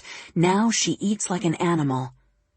In the freezer, she finds a carton of Brigham's butter brickle that is covered with ice crystals. It's clearly left over from the summer before, which makes sense, because the only person in the family who likes butter brickle ice cream is Tiger. Blair eats it all, then helps herself to a heaping spoonful of grape jam. She sees a wedge of French brie from Savinore's, and she polishes that off with half a box of stale Melba toast, probably also left over from last summer. She hears someone out in the yard. Thinking it's Exalta and Jessie, Blair hurries to clear her mess from the table. It looks like a family of raccoons has gotten into the kitchen. But then out the window, she sees it's a boy. A teenager with golden hair, wearing yellow swim trunks and a shell necklace that glows white against his tan skin. Blair hurries to open the back door. "Good morning," she calls out. "Pick, how do you do? I'm Blair Whalen, Kate's oldest daughter." Pick cocks his head. "Oh, hey there, howdy," he says. "You're Jessie's sister?" Jessie's sister, Kate's daughter, Angus's wife, Exalta's granddaughter, the mother of two squirmy beings presently contained inside of her. In that instant, what Blair wants more than anything is not to be defined by other people. "Yes," she says, "pleasure to meet you." "And you," Pick says. "I was just headed into town to use the payphone. Wanna come?"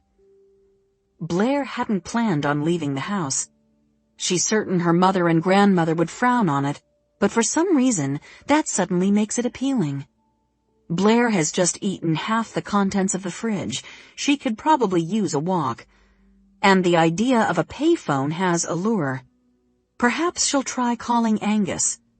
There's a phone in All's Fair, but it's a party line, and the last thing Blair wants is someone listening in on her conversations. "I'd love to," she says. "Let me get my purse." Blair and Pick stroll down Fair Street to Main. Blair is mindful of the brick sidewalk, and Pick holds her by the elbow when she has to step off the curb. "You're having twins?" Pick says. "Isn't it obvious?" Blair says. "You're awfully big," Pick says. "Although I once watched a woman give birth to triplets." "You what?" Blair says. "I assisted in a birth where a woman had triplets," Pick says. "My mother is friends with the midwife at the commune we live on in California." Blair is rendered speechless. Lorraine allowed, or encouraged, Pick to assist in a birth? Blair also notes Pick's use of the present tense, and she wonders if he's going back to California at the end of the summer. She's dying to ask about Lorraine, but she holds her tongue all the way to the bank of payphones alongside the Nantucket Electric Company. There's no one else using the payphones, so Blair chooses the phone at the far end, and Pick, tactfully, chooses the phone closest to Main Street. Blair opens her change purse. "Need a dime?" "I'm planning to reverse the charges," Pick says, and he holds Blair's gaze for a second. He has the long, sun-bleached hair of a surfer and startling ice-blue eyes. He's a beautiful child, really. Blair can see Lorraine in his features, and it's like bumping into someone she knew long, long ago. There's something so familiar about Pick that Blair immediately feels protective of him. "Okay," she says, "wait for me, and we'll walk back together." When she calls Angus at work, the newly hired receptionist, Ingrid, informs Blair that Dr. Whalen hasn't been in the office since Monday. This is such startling news that Blair stammers when she asks, "Has he gone to Houston?" That's the only explanation. Maybe the moon launch was moved up, or possibly there's some problem that only Angus can fix. "Houston?" Ingrid says. "No, not yet." Blair waits, but she offers nothing else. "Thank you, Ingrid," Blair says, and she hangs up. Blair dials the apartment next, but the phone rings and rings. Blair stares at her distorted reflection in the mirrored front of the phone. Angus must be having an episode. He's lying in bed in their darkened room, unable to move. Blair castigates herself for having wished this on him. She should have realized this would happen as soon as she left. They both should have realized this. Blair calls the apartment again. Pick up, she thinks. But there's no answer. She wishes she had befriended some of their neighbors. The other unit in their building is occupied by a couple from Japan. They're perfectly lovely, but they don't speak much English. Blair supposes she could call her father or her friend Sally to check on Angus, but then she imagines how mortified Angus would be to have either David or Sally witness his infirmity. Nobody other than Joey knows about Angus's episodes. Should Blair ask Joey to check on him? Blair's next thought is one she has been trying to push away. What if Angus isn't at home, immobilized by an episode? What if he's with Trixie? What if Angus and Trixie have gone away together? Angus has access to Blair's trust fund. What if he used it to take Trixie to Aruba or Tahiti? Blair is hit by a strong wave of nausea and her stomach lurches. Is she going to vomit right here on Union Street? If so, that will be the humiliation that finally breaks her. Breathe, she tells herself, in through the nose, out through the mouth. She presses her swollen feet into the sidewalk and imagines herself as a tree, strong and majestic. She inserts another dime to call Joey Whalen at work. "Blair," he says when he hears her voice. "What's wrong? Is it time?" She bites her lower lip. During the picnic on Craigville Beach, Joey described the first time he ever saw her. She had been walking down Newbury Street with Sally. "You were wearing a sweater of robin's egg blue," he said. "Your hair was pulled away from your face with a tortoiseshell barrette. You were laughing, and I thought, I want to be the one to make that girl laugh for the rest of her life." Remembering these words is a salve on the wound in Blair's heart. Had Angus ever noticed the color of one of Blair's sweaters or appreciated the sound of her laughter? She suspects not. The quality of Angus's love is different, more urgent, more desperate. Or at least it had been until his work consumed him and Blair got pregnant. Blair is confused. Does she have feelings for Joey? Didn't she feel a secret delicious rush every time she pulled out the silver lighter with the love note engraved on it? Hadn't she melted away in Joey's arms after only one sip of the cold duck and one bite of the chocolate babka? If Angus hadn't walked in, wasn't it possible that things might have progressed even further? Not because her hormones were going haywire, and not because she was upset about Trixie, but because she desired him. "Not time yet," Blair tells Joey, "but I'm settled now and I want to see you. Will you come this weekend? Get a hotel? The Gordon Folger has nice rooms. Maybe not quite as nice as your hotel in Boston, but—" "Aw, shucks, Blair," Joey says. "I just found out I have to go to Rhode Island this weekend. I have a client in Newport who invited me to sail on his friend's yacht, Shamrock, and then there's a cocktail party on the front lawn of one of the Vanderbilt mansions. I want to see you, but I'll have to take a rain check." Sailing on a yacht. Cocktail party at a Vanderbilt mansion. This could have been Blair's life if she'd married Joey instead of Angus. Rain check sounds vague and far away. Where is the man who hunted down whipped cream for her cake? She needs that man. Now. Blair chastises herself. 10 minutes earlier, she yearned to be her own person, and yet here she is, pining away for a man, any man. But both of the Whalen brothers are proving unavailable. "No problem," Blair says coolly. She can at least sound nonchalant. "Have fun in Newport." She hangs up and imagines Joey on a rolling green lawn with a Tom Collins in his hand, chatting up girls in patio dresses with hair piled high on top of their heads and long, dangly earrings. She knows there is no way he will give a second thought to his brother's hugely pregnant wife. She bows her head.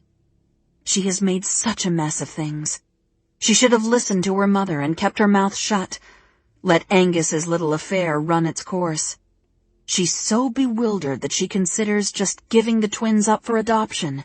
She will take a lover and disappear for days. She will go to parties with socialites and sail on yachts. She will pretend that none of this ever happened. She turns around in time to see Pick slam down the receiver of his payphone in obvious frustration. "Everything okay?" she asks. He clenches his fists and stares at the phone like he might sock it. "Pick?" Blair says. It occurs to her then that the person he was trying to call was his mother. "Were you trying to reach Lorraine?" "Lavender," Pick says. "She changed her name to Lavender." "Oh," Blair says, "I see." "I thought maybe she'd be back home by now," he says. "But she's still on the road, I guess." He shrugs. "It doesn't matter." Who would have thought she and Pick would have so much in common? "My husband asked me to leave," Blair says, "and I thought by now he would have come to his senses. But he hasn't been to work in 2 days, and he wasn't in our apartment. I'm pretty sure he's with his mistress." "Really?" Pick says. Blair knows she's being inappropriate, but if Pick has seen a woman deliver triplets, then news of a mistress can't come as too much of a shock. "Really?" she says. "My grandfather told me your husband was incredibly smart," Pick says. "Book smart," Blair says, "not people smart." "I'd rather be people smart," Pick says. Despite her aching heart, Blair smiles at him. Pick offers Blair his arm, and they walk all the way back to the house in a bubble of respectful silence. When they reach All's Fair, Pick peels off. "I'm going to the beach before work," he explains. "Where do you work?" Blair asks. "The North Shore restaurant," he says. "I want to be a chef when I grow up." "You know what I want to be when I grow up?" Blair says. He cocks his head, amused. To him, of course, she probably seems grown up already. Little does he know. "What?" he says. "The mother of someone just like you," she says. White Rabbit. Jessie expects her mother to forget about their dinner date, but on Thursday morning, before Exalta and Jessie leave for Jessie's tennis lesson, Kate pokes her head out of her bedroom and says, "Mad Hatter tonight, Jessie. 7 o'clock. This announcement immediately brightens Jessie's mood.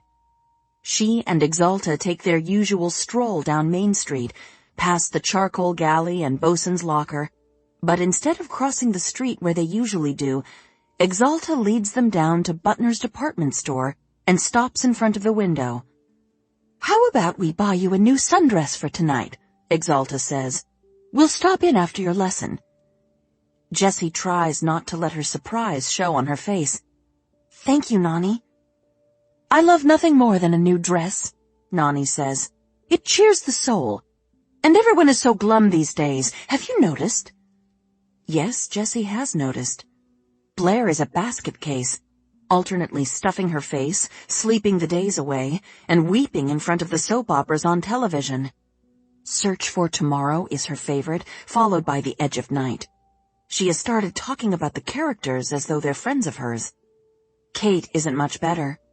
She's in a fog for the first half of the day and busy getting drunk the second half. It has been nearly 2 weeks since they've received a letter from Tiger. The only person who has been in good spirits, unusually good, is Exalta. She saunters down the street humming "I Get a Kick Out of You," her favorite Cole Porter song. Humming? Jessie can't understand it. "Are you excited about bridge tonight, Nani?" Jessie asks. She doesn't know the first thing about bridge, although she's fond of the snacks, peanuts, pretzels, cheesy crackers, and a rainbow of Jordan almonds.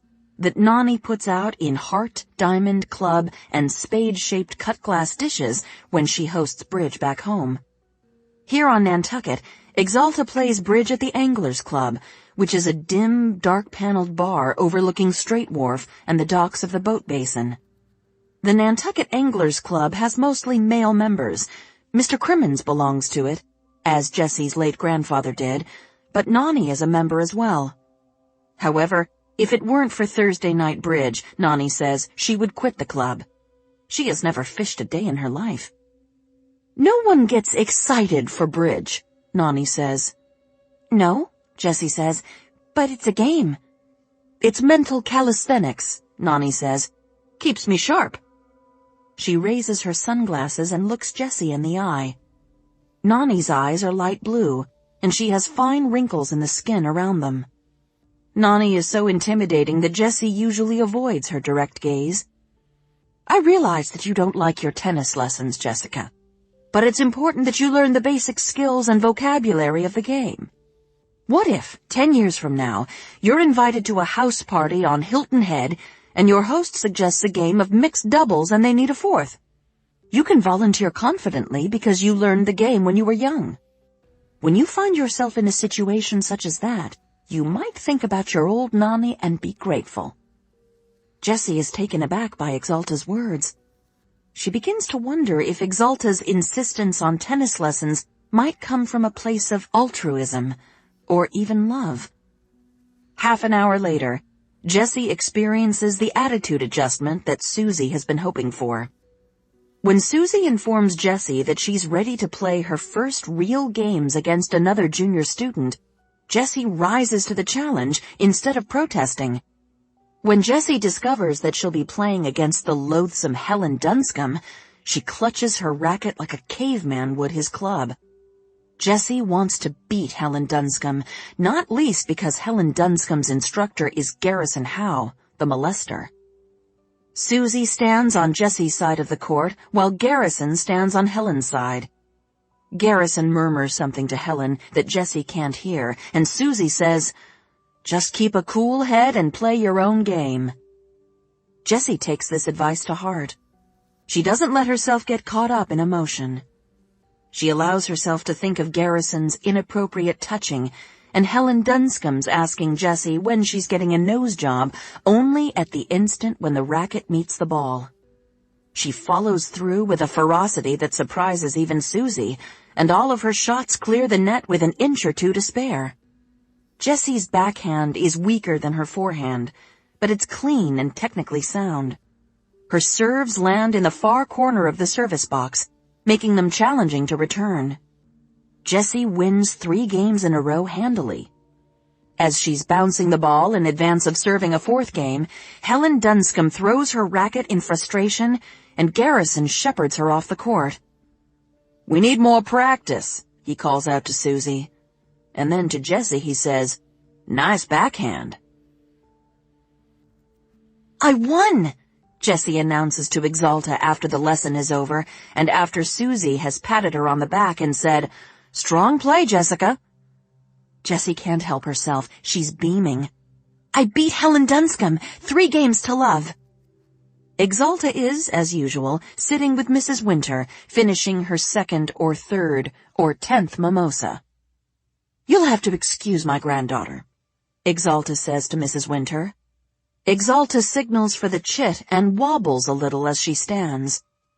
"Excuse me for what?" Jessie asks once they're far enough away from Mrs. Winter. "I thought you would be proud of me. I won. I beat Helen Dunscombe." She swallows. "I'm learning the game like you wanted." "That's all fine and good," Exalta says, "but you bragged about it, which is very unbecoming in a girl. I'm not sure where you learned that was okay. Or rather, I fear I do know, from your father's side of the family. Your grandfather wears that horrid gold pinky ring, and Mrs. Levin drives a Bentley, and they have their names plastered across the synagogue in Boca Raton, I hear. It's all very garish. The proper thing to do when you win at tennis or any other competition, Jessica, is to congratulate your opponent on a game well played and mention your victory to absolutely no one. Do you understand me?" Jessie's face burns with mortification. She went into her lesson with such confidence, and it had been satisfying to win against a person she disliked. 2 people she disliked. She's embarrassed because she knows Exalta is right. She was a braggart. But she hates that Exalta attributes any unflattering behavior in Jessie to her father, or, in this case, her grandparents. Jessie didn't even realize Exalta knew her other grandparents, Bud and Frida Levin, whom Jessie calls Mimi and Grandpop. Grandpop used to be a jeweler, and he'd owned a store on Boylston Street, and Mimi used to drive a Bentley, but now they live in Florida on a golf course, and Grandpop doesn't work, and Mimi has cataracts, so she's forfeited her driver's license. "Jessica," Exalta says, "do you understand me?" A nod won't suffice, Jessie can tell. "Yes," she whispers. When they walk past Butner's on the way home, Exalta doesn't mention stopping in to buy a new dress, and Jessie doesn't remind her. The morning has been ruined. By the time they reach home, Jessie's feelings about Exalta have reached a new low. She hates her grandmother. Her grandmother is a terrible person, and most likely an anti-Semite. She's probably not as bad as a Nazi, but she might be the kind of person who would have turned in Anne Frank's family if she'd discovered them hiding in the attic. Exalta's mood has remained buoyant. She steps into the kitchen, where Kate and Blair are drinking glasses of orange juice, and says, "Let's all go to the beach." "I can't, Nani," Blair says. "I can't go anywhere." "Nonsense," Exalta says. "It's a beautiful day. Let's drive out to Smith's Point in the Scout. That way you won't have to walk. We'll deliver you right to the water's edge. We'll pack a picnic." She looks at Kate. "Do we have groceries?" "Yes, Mother," Kate says. "I have hard-boiled eggs and sliced ham and a fresh loaf of Portuguese from the bakery. And we still have half a melon." "Wonderful," Exalta says. She studies Blair. "You haven't even dropped yet. We still have weeks before we see those babies." Blair looks morose. "I can't swim. I have no bathing suit." "You can get your feet wet," Exalta says. "It'll be good for you." "I'm not going," Jessie says. "I have my summer reading to do. Anne Frank, The Diary of a Young Girl." She stomps out of the kitchen to the backyard and slams the door behind her, even though stomping and slamming are not allowed. She stands on the brick patio for a second, waiting for Kate to appear to either reprimand her or ask what's wrong. But enough time passes that Jessie figures she has gotten away with it. As she crosses the lawn to Little Fair, she sees Pick's bike is gone. But even so, she hopes to find him upstairs, maybe getting ready to make lunch. Little Fair, however, is deserted. Jessie takes the tin of Jay's potato chips off the shelf and absconds with it to her bedroom. Her book is splayed open on her bed. She has reached the part where Anne is beginning to have feelings for Peter, which matches how Jessie feels about Pick. Like Pick, Peter is older. Jessie hasn't come out and asked Pick what religion he is, but she can tell he isn't Jewish. She suspects he might not be Christian either. If he lived in a commune, they might have practiced their own religion. Jessie tries to read, but is too agitated. She is so angry at Exalta, and when she feels this way, there is only one cure. She can hear Exalta, Kate, and Blair going back and forth between the house and the street where the Scout is parked. They're leaving for the beach without her.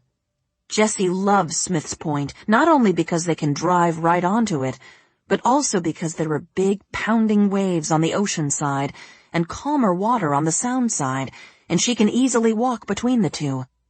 Tuckernuck is so close that, with binoculars, Jessie can see the people over there riding on the sand roads in their bare-bones jeeps. Smith's Point also has shells and driftwood for collecting, and the sand is flat, good for walks.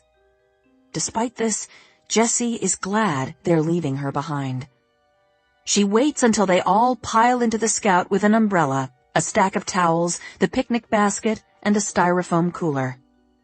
Blair seems to have a hard time climbing into the back seat, and for a second, Jessie thinks Blair will have to stay home, but she manages to hoist herself up, and Jessie silently cheers. Kate gets in the driver's side, and the Scout takes off down Plum Lane, then turns right onto Fair. Jessie waits 5 minutes, 10 minutes, 12 minutes, just in case they've forgotten something and have to turn around. She predicts they'll be gone 3 hours at least. Jessie slips out of Little Fair. The door to Mr. Crimmen's room is open, but he's not home. During the day, he works as a caretaker at other people's houses and is usually gone until dinner time. Jessie pauses in the doorway, wondering if there is anything of value she could steal from Mr. Crimmen's.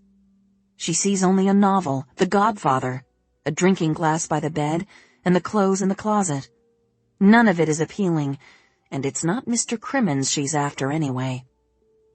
She goes back into All's Fair through the kitchen and sees that her mother has left her a ham and butter sandwich wrapped in wax paper and a spear of dill pickle, which is Jessie's favorite lunch. She takes a bite of the pickle but leaves the sandwich for later. She can't afford to get distracted. In the den, she considers the whirligigs. Which one would Exalta miss the most? Probably the man on the tricycle. But what would Jessie do with it? Hide it somewhere in Little Fair? Bury it in the yard? Put it out with the trash? Exalta would immediately suspect that Jessie had taken it, and an inquisition would follow. Then Jessie gets an idea. She tiptoes up the stairs and down the hall to her grandmother's room. She turns the knob, steps inside, and closes the door behind her. The room is dim and cool. Exalta keeps her curtains drawn and her air conditioner running, even though she's not home. The rest of them are forbidden to do this. It's wasteful, but the rules don't apply to Exalta because she owns the house. Kirby has long proclaimed that if she ever inherits the house, she's going to run the air conditioners full blast all day, every day. Jessie takes a look around. She has been in this room only a few times before. There are 2 twin beds, side by side. They are so high off the ground that Exalta uses a step stool to reach hers. There's an armoire and a dressing table on top of which is a 3-sided mirror, a silver hairbrush, and a matching hand mirror. Jessie lifts the hand mirror. It's an antique, engraved on the back with Exalta's mother's initials, KFB, for Catherine Fox Basket. Over by the closet door is a triangular table on which Exalta keeps her jewelry. She brings only a few pieces with her because Nantucket is casual, and the rings she keeps in the porcelain boxes at home, for example, would be out of place here. But there on the table is the burgundy velvet box. When Jessie opens the box, she sees her gold knot necklace with the diamond. Jessie removes the necklace from the box, but leaves the box itself closed on the triangular table. Then Jessie tiptoes out of the room and hurries back to Little Fair, where she wraps the necklace in a hanky and tucks the hanky into her drawstring purse. She will wear the necklace to dinner. It isn't really stealing, Jessie tells herself, because the necklace is hers. But taking it without Exalta's knowledge or permission has done the trick. Jessie feels better. Exalta leaves for her bridge game at 5, and Blair orders 2 pizzas from Vincent's to be delivered at 6. Kate and Blair exchanged words about why Blair ordered 2 pizzas. "You're enormous," Kate said bluntly. "I'm hungry, Mother," Blair responded. "I'm eating for 3. Jessie puts on her blue seersucker sundress from the year before, but it's tight around the top, so Jessie has no choice but to go down to the kitchen and ask her mother and sister for help with the zipper. "You've outgrown this," Kate says. "You're getting breasts," Blair says. She turns to Kate. "Have you bought her a bra?" "She's only 12 years old," Kate says. 13, Jessie says. Her cheeks are burning with both embarrassment and pleasure. She's getting breasts. "You need to take her to Butner's to get her a training bra, Mother," Blair says. Kate sighs. "I'm not ready for this." "Fine." Blair turns to Jessie. "I'll take you." Find something else to wear, Kate says. Jessie goes back upstairs to put on her only other choice, a white eyelet A-line sundress, which is a bit more forgiving. She secures the chain around her neck, then studies herself in the mirror. She wishes Pick were here to see her, but he has already left for work. Jessie should have suggested they go to the North Shore restaurant. When Jessie and her mother arrive at the Mad Hatter, the maitre d' greets Kate with a bow. "Good evening, Mrs. Foley," he says. "Mrs. Levin," Kate says. "Come on now, Shep. I've been Mrs. Levin for 14 years. Her tone is light. She seems unbothered. It was a simple mistake, and Shep is an older gentleman who has known Jessie's mother since she was Katie Nichols. But Jessie can't help studying Shep. Does he seem like an anti-Semite? "Of course. I'm sorry, Mrs. Levin. This must be young Jessica Levin, then. If I'm not mistaken, you're celebrating Jessica's birthday." "Yes, correct. Thank you, Shep," Kate says, and she ushers Jessie forward. The Mad Hatter is Jessie's favorite restaurant because walking into it feels like entering another world. There are detailed murals on the walls depicting scenes from Alice's Adventures in Wonderland and Through the Looking Glass. Not only the Mad Hatter himself, but also an imperious-looking Queen of Hearts, the White Rabbit, and a rendition of the Jabberwock that Jessie was afraid of when she was younger. The previous year, when they came here for dinner, Tiger and Kirby told Jessie that Lewis Carroll, the author, had written the books while smoking opium. "That's why this world is so disturbed," Kirby said. "It's all about mind-altering drugs." "It is?" Jessie said. She wasn't sure if they were telling her the truth. Sometimes they told her things to see if she was gullible enough to believe them. Jessie had thought the Alice books were children's stories, like Goldilocks and the Three Bears. "Take the Cheshire Cat, for example," Tiger said. "Do you know why he's smiling?" At that point, Kate had told them to stop putting ideas in Jessie's head, which meant, Jessie assumed, that what they were saying was true. Now their waitress arrives, wearing a blue dress with a white pinafore. She tells them her name is Alice. Then she lowers her voice to a whisper and says, "It's really Alice." Something is a little off with Alice, Jessie thinks. Her voice sounds spacey and her eyes are red, like Kirby's when she smokes marijuana. Jessie remembers one time after Kirby had been smoking that Exalta noticed her red eyes and asked if she had been swimming in a pool. Kirby and Tiger, and even Blair, had cracked up about that later, and swimming in a pool became their code for getting high. Has their waitress Alice been swimming in a pool? Jessie wonders. She wishes her siblings were there so she could make them laugh by asking. Kate orders a martini with 2 olives, and Jessie orders a Shirley Temple with 2 cherries, and Alice giggles. Kate scans the other tables and the chairs around the sunken Jabberwocky bar, but there is no one she knows, and she seems to relax. When her martini arrives, she loosens up even more. She actually smiles. Jessie realizes she hasn't seen her mother smile since the letter from the Selective Service arrived. "Cheers to you, my darling," Kate says. "Happy birthday." It's 10 days after Jessie's birthday, but this definitely qualifies as a case of better late than never. Jessie touches her mother's glass with her own, and together they drink. The relish tray arrives. Using the tiny 3-pronged fork, Jessie plucks out a piece of pickled cauliflower. She doesn't particularly care for the taste, but her siblings used to fight over the cauliflower, and because of this, it has become a prize. Next, Alice brings the plate with the whipped cheese and an assortment of crackers. Kate nudges the plate closer to Jessie and says, "Go crazy, darling," because Jessie loves nothing more than the zesty cheese spread on an onion salt cracker. She lifts the delicate piece of paper covering the cheese, it's stamped with a picture of the Mad Hatter, fixes herself 2 crackers, then offers one to her mother, who shakes her head. The basket of rolls is the next present to arrive. Nani calls them presents because this is the food you get just for sitting down. Jessie has long wondered why anyone would order food you have to pay for when you could easily make a meal out of the relish tray, the cheese and crackers, and the rolls. Included in the Mad Hatter bread basket are homemade cinnamon rolls, which were Tiger's particular favorite. Although Jessie wants one very badly, she leaves them both, as if Tiger might magically appear from the war and sit down to enjoy them. Instead, Jessie helps herself to one of the warm, pillowy Parker House rolls.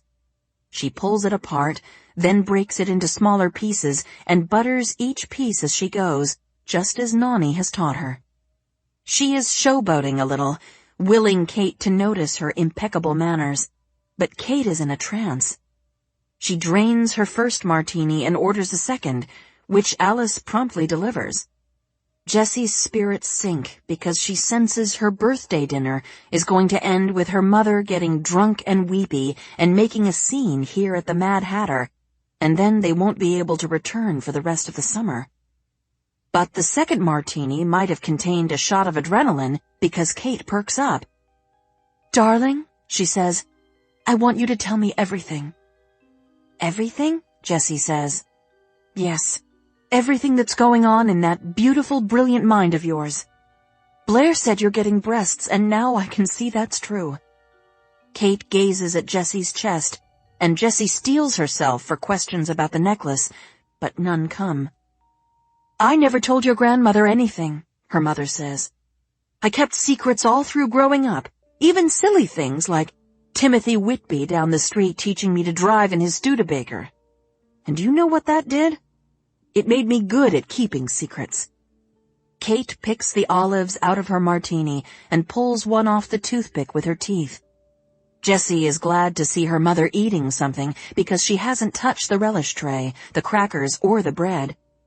"And I'm still keeping secrets now, even though I'm a grown-up. Big secrets." "You are?" Jessie says. She tries to imagine what kinds of secrets Kate could be keeping, but she comes up blank.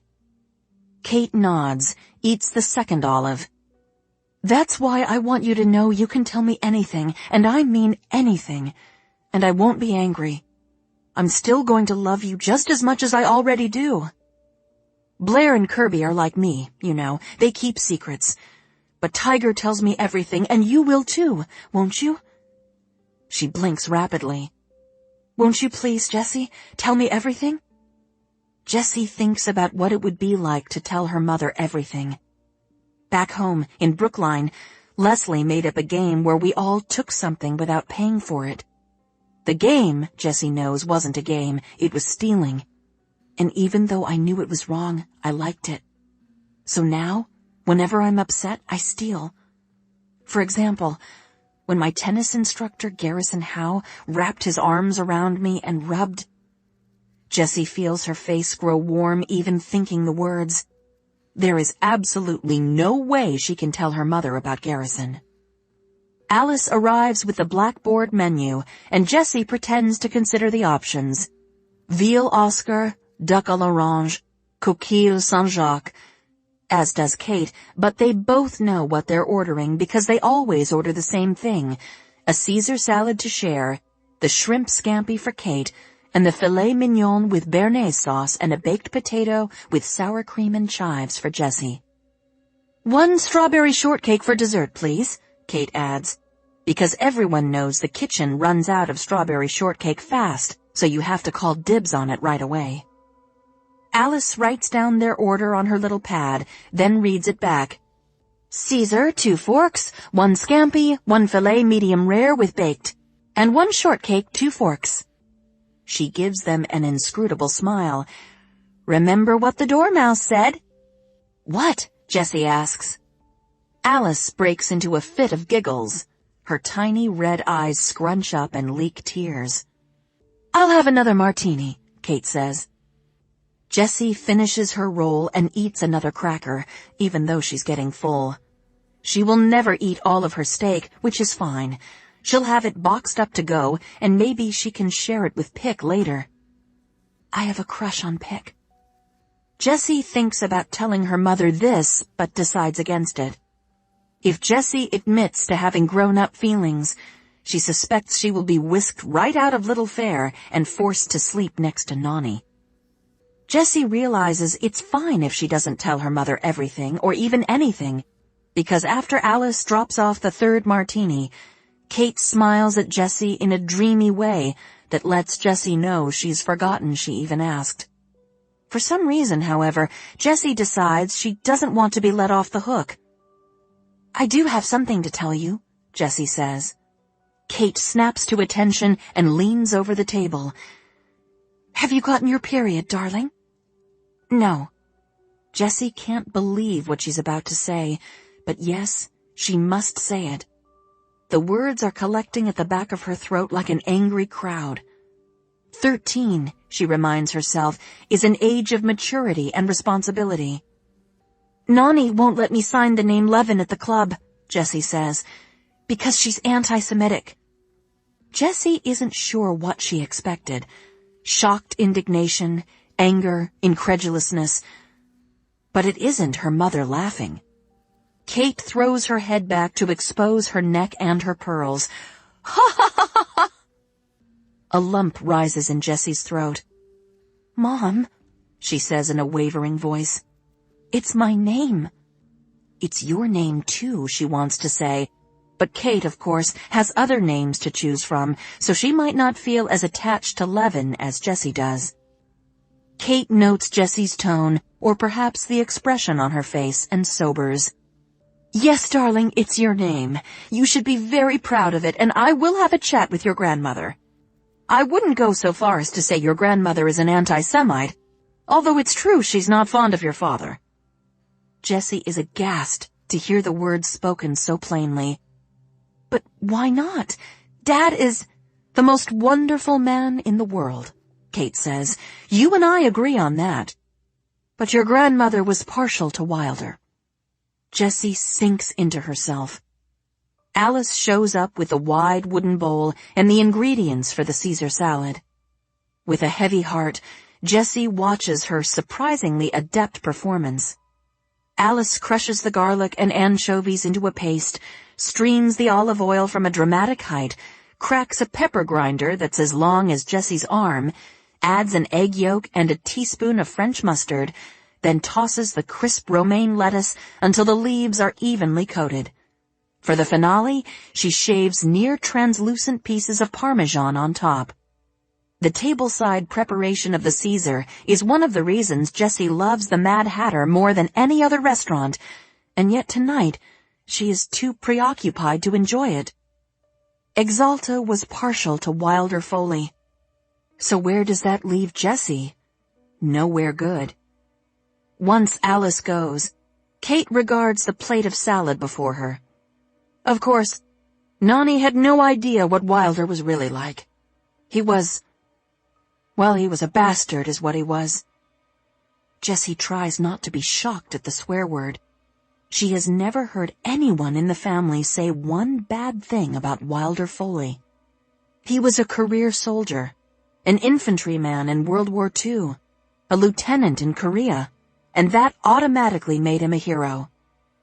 And he had died so tragically, a gun accident in his workshop, when Jessie's siblings were so young, when he was so young, only 33 years old. Jessie has mixed feelings about the death of Wilder Foley. It's a sad and upsetting story, and she feels broken-hearted for Blair, Kirby, and Tiger. But if Wilder hadn't died, Jessie wouldn't exist. Blair kept a picture of Wilder Foley in her room growing up. In it, he wore a jacket covered with ribbons and medals. Jessie used to stare at the picture, trying to pick out the features that were replicated in her siblings.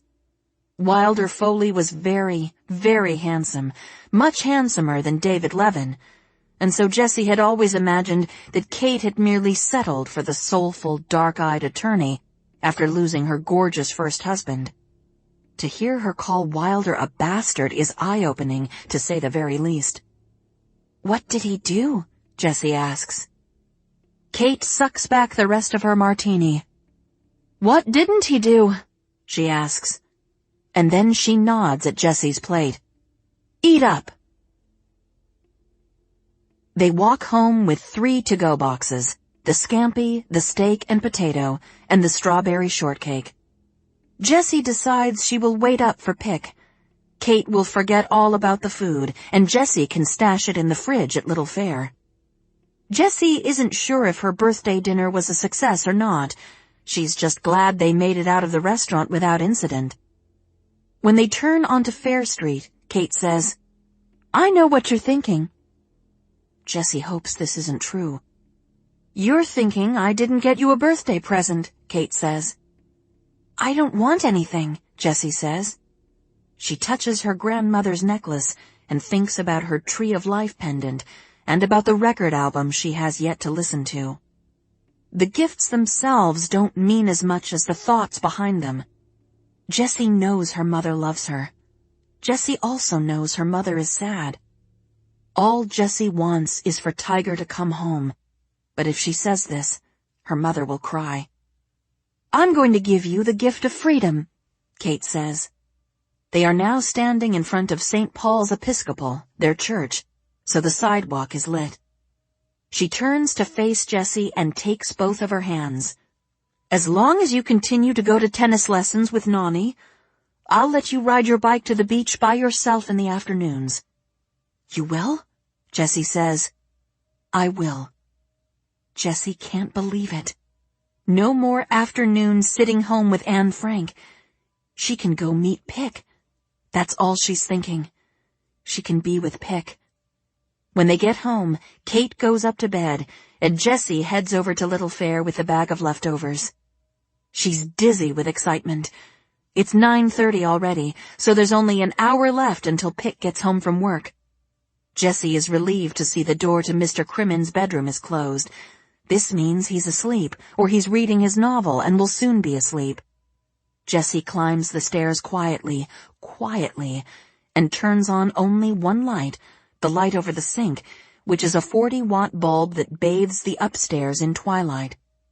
She puts the shortcake in the fridge and leaves the entrees out. Their boxes are still warm. She hears footsteps on the stairs and scurries to her bedroom, where she lurks in the doorway. If it's Mr. Crimmin's or her mother, she'll pretend she's asleep. She sees a white t-shirt and dungarees. It's Pick. He must sense or smell the food because he goes right over to the boxes on the counter. Jessie steps out of the bedroom. "Pick," she whispers. He whips around, takes a look at her, then whistles. "Whoa, I almost didn't recognize you. You're all dressed up. You look really pretty, Jess." Jessie feels like she might faint. He called her Jess, not Jessie, and she loves how grown-up the name sounds. "Thanks," she says. "I had dinner with my mother." She steps into the pool of lemony light so that Pick can better see her all dressed up. He stares at her as she gets closer. He's going to kiss her. Jessie is certain of it. There's a yearning in his eyes. He likes her, she thinks. He likes her back. She's unsure of how close to get and whether to stay silent or tell him to help himself to the leftovers. She brings her hand to her throat to touch the gold knot with the diamond, but something is wrong. Wait, she thinks. Wait! Jessie wraps both of her hands around her neck. Suddenly, nothing else matters. Not Pick, not the absence of letters from Tiger, not her mother's promise of freedom. Nani's necklace is gone. Part 2. July 1969. Summertime Blues. The good news is that Kirby's air conditioner is doing its job. She has taken to calling the attic her igloo. As promised, Darren showed up the day after the carousel ride with the 2x4s, and Evan must have let him in, because when Kirby returned from the state beach that day, the unit was snug in the window, and the novels had been returned to her bedside table with a note lying on top. Enjoy. XO. D.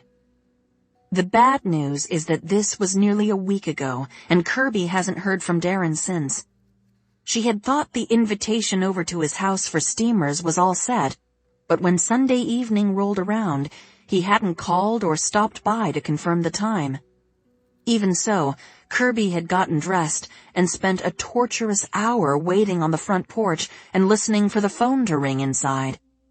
She had considered strolling over to the Methodist campground and simply knocking on the door of the blue house, but after consulting her Emily Post, she concluded that this would not do at all. Darren's plans must have changed. Maybe the Fraser family had decided on pizza instead, or maybe someone had gotten sick, or maybe Darren had decided that he didn't like her after all. She had been thrilled with the XO preceding his initial in the note, but maybe she'd been imbuing those letters with too much meaning. Or maybe, on hearing that Darren had invited Kirby for dinner, his mother had said, "Absolutely not." If she had, it might have been because Kirby is white. Or it might have been because Dr. Fraser knew that Kirby was Clarissa Bouvier. Kirby tries to let thoughts of Darren go. He's not the reason she's on Martha's Vineyard after all. If Kirby had learned anything from Officer Scotty Turbo, it was this: never let a man be responsible for your happiness. Kirby will be responsible for her own happiness from now on. There are good things to think about. Kirby loves her job. She enjoys the guests, and her friendship with Mr. Ames has earned her a ride to and from work and the opportunity to nap mid-shift in the back office without worry. In her first review by Mrs. Benny, Kirby earned high marks. Mrs. Benny let Kirby know that the inn would be getting even busier now that July was upon them, and the guests would be even more renowned. There was a rumor that Frank Sinatra and Mia Farrow might be checking in, and Senator Kennedy was due to visit in 2 weeks. "When we have VIP guests," Mrs. Benny said, "we must exercise discretion. Their privacy is our #1 priority." "Understood," Kirby said. She found it hard to believe that she might be the only person standing between Frank Sinatra or Senator Kennedy and a potential scandal, but one never knew. One couple who'd checked in under the names Mr. Light and Miss Shadow had informed Kirby that they would be experimenting with LSD during their stay. They'd asked to be left completely alone for 36 hours. No newspaper drop-off, no housekeeping. Kirby had assured them she would personally see to it that they were not disturbed. She worried that she was being too lenient, too liberal, too indulgent. What if one or the other of them had a bad trip and did a swan dive off the roof? Would it be Kirby's fault? But all had apparently gone just fine, and when the couple checked out, Miss Shadow had slipped Kirby an envelope containing a $50 bill. When Kirby isn't at work or asleep in her own private igloo, she hangs out with Patty and Luke. She worries about the role-playing or whatever it is they're doing when they're alone, but Kirby has learned that no one can judge a relationship except for the two people in it. And there's no denying that Luke Winslow makes life exciting. One Monday afternoon, Luke appeared in the Willis Jeep with a cooler full of beer and a fat joint and drove Patty and Kirby all the way out to the cliffs of Gay Head. Kirby had heard all about the cliffs, and they did not disappoint. They were striated in earth tones, ochre, rust, brick red, and dropped straight down to the churning ocean. The three of them sat on a blanket, cracked some beers, passed the joint around, and experienced the majesty of the place, breathtaking, ancient, holy. When Luke and Patty started necking, Kirby closed her eyes and fell back on the blanket, enjoying the sun on her face.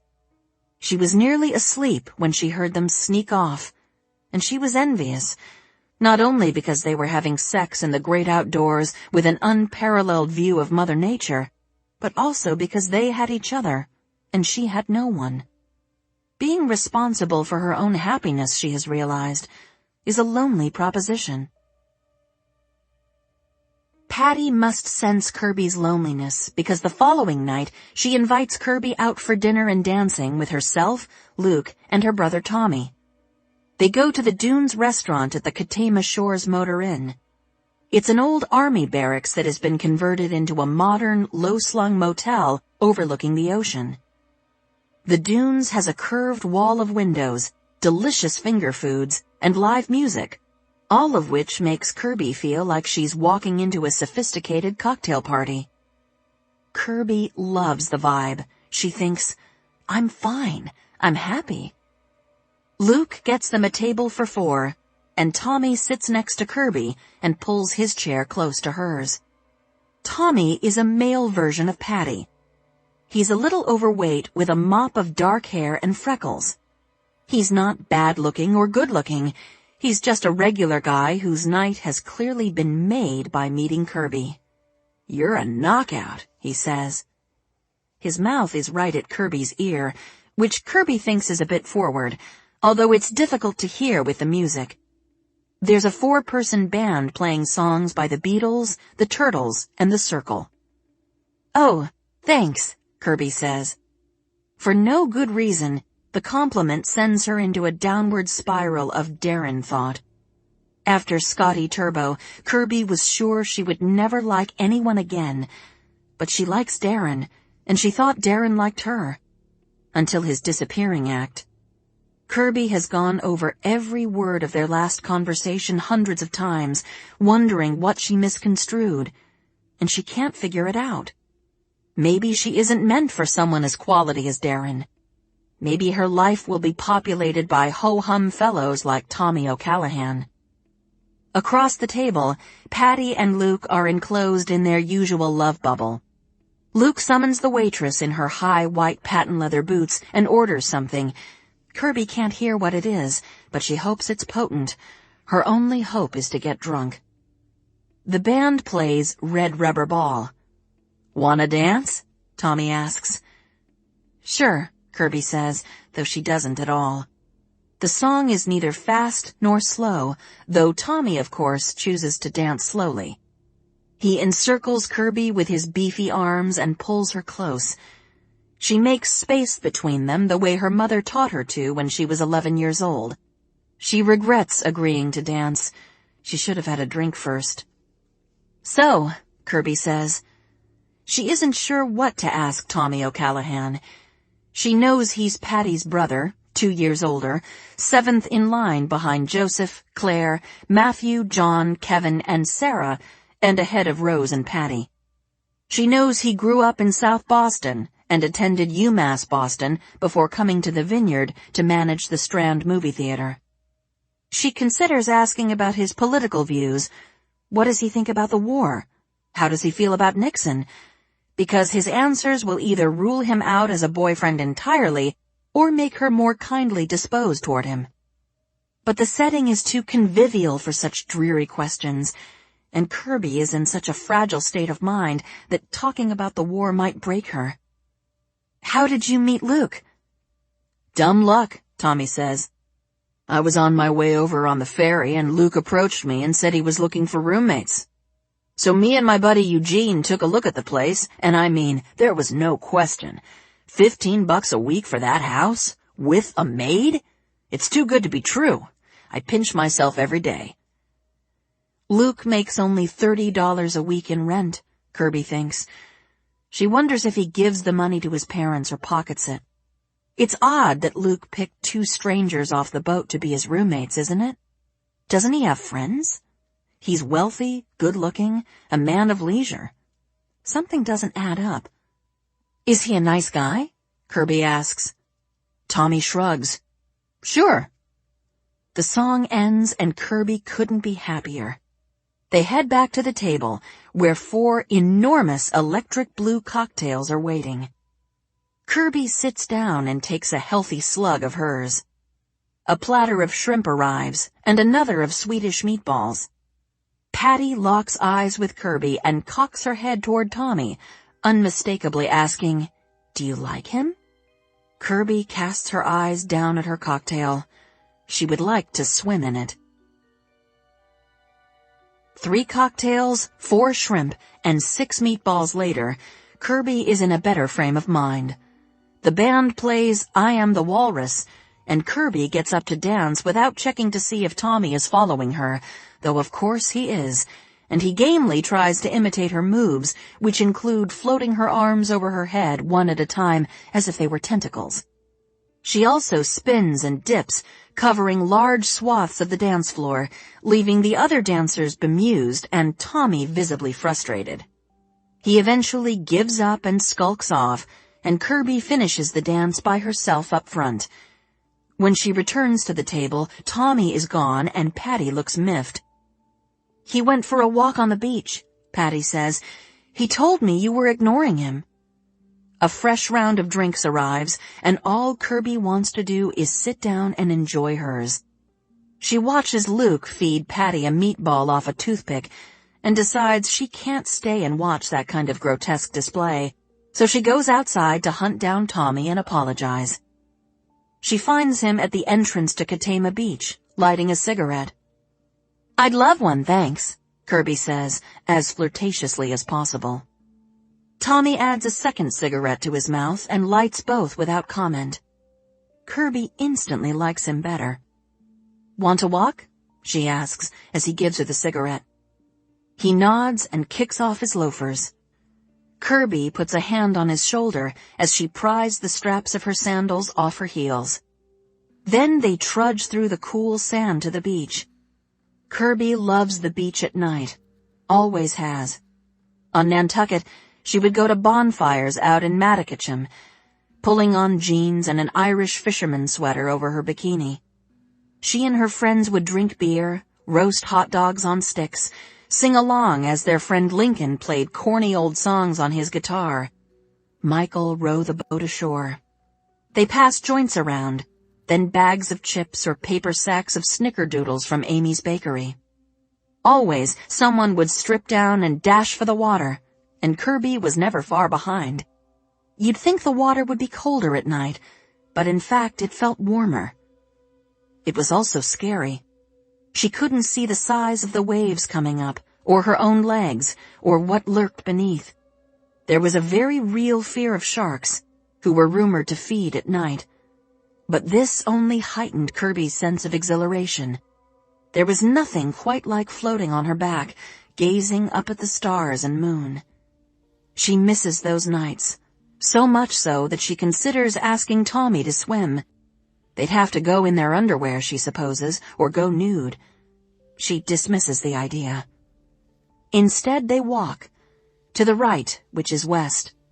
Tommy doesn't speak or reach for Kirby's hand, and Kirby figures he's probably sore, but she isn't going to apologize for dancing. This isn't a date, not really. They are only adjuncts to Patty and Luke's growing passion. Kirby thinks briefly about sharing her concerns about Luke with Tommy, but he's Patty's brother, and the last thing he likely wants to discuss is his sister's sex life. Kirby meanders toward the water and gets her feet wet. The water glows where she kicks it up. "Look," she says, "phosphorescence." Tommy ventures in, and the two of them spend a few minutes splashing, laughing when the water lights up. Then, on the beach, Kirby spies the bone-white shape of a quahog shell. "Excellent," she says, picking it up. "I've been looking for one of these." "Ashtray?" Tommy asks. "Soap dish, actually," Kirby says. She rinses it at the water's edge.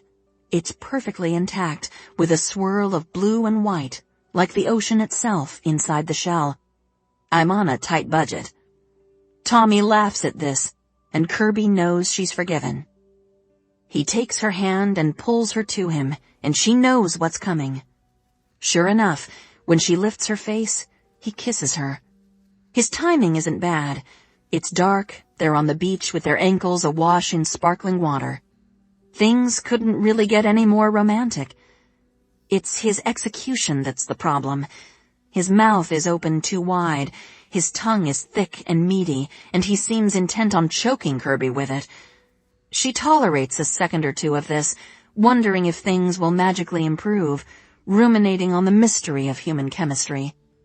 Will Tommy someday meet a woman who thinks his kissing is amazing and who can't get enough of it? Kirby presses her hand to his chest and, to his credit, he stops. "We should get back," Kirby says. "I guess you're right." Tommy says miserably. A few days later, Kirby hears from Rajani. The Aldworths have taken their boat and their bratty kids to Cuttyhunk, she says. They're paying me to stay at their house with their cat. You're kidding, Kirby says. She has had so little contact with Rajani that she knows almost nothing about the family she nannies for.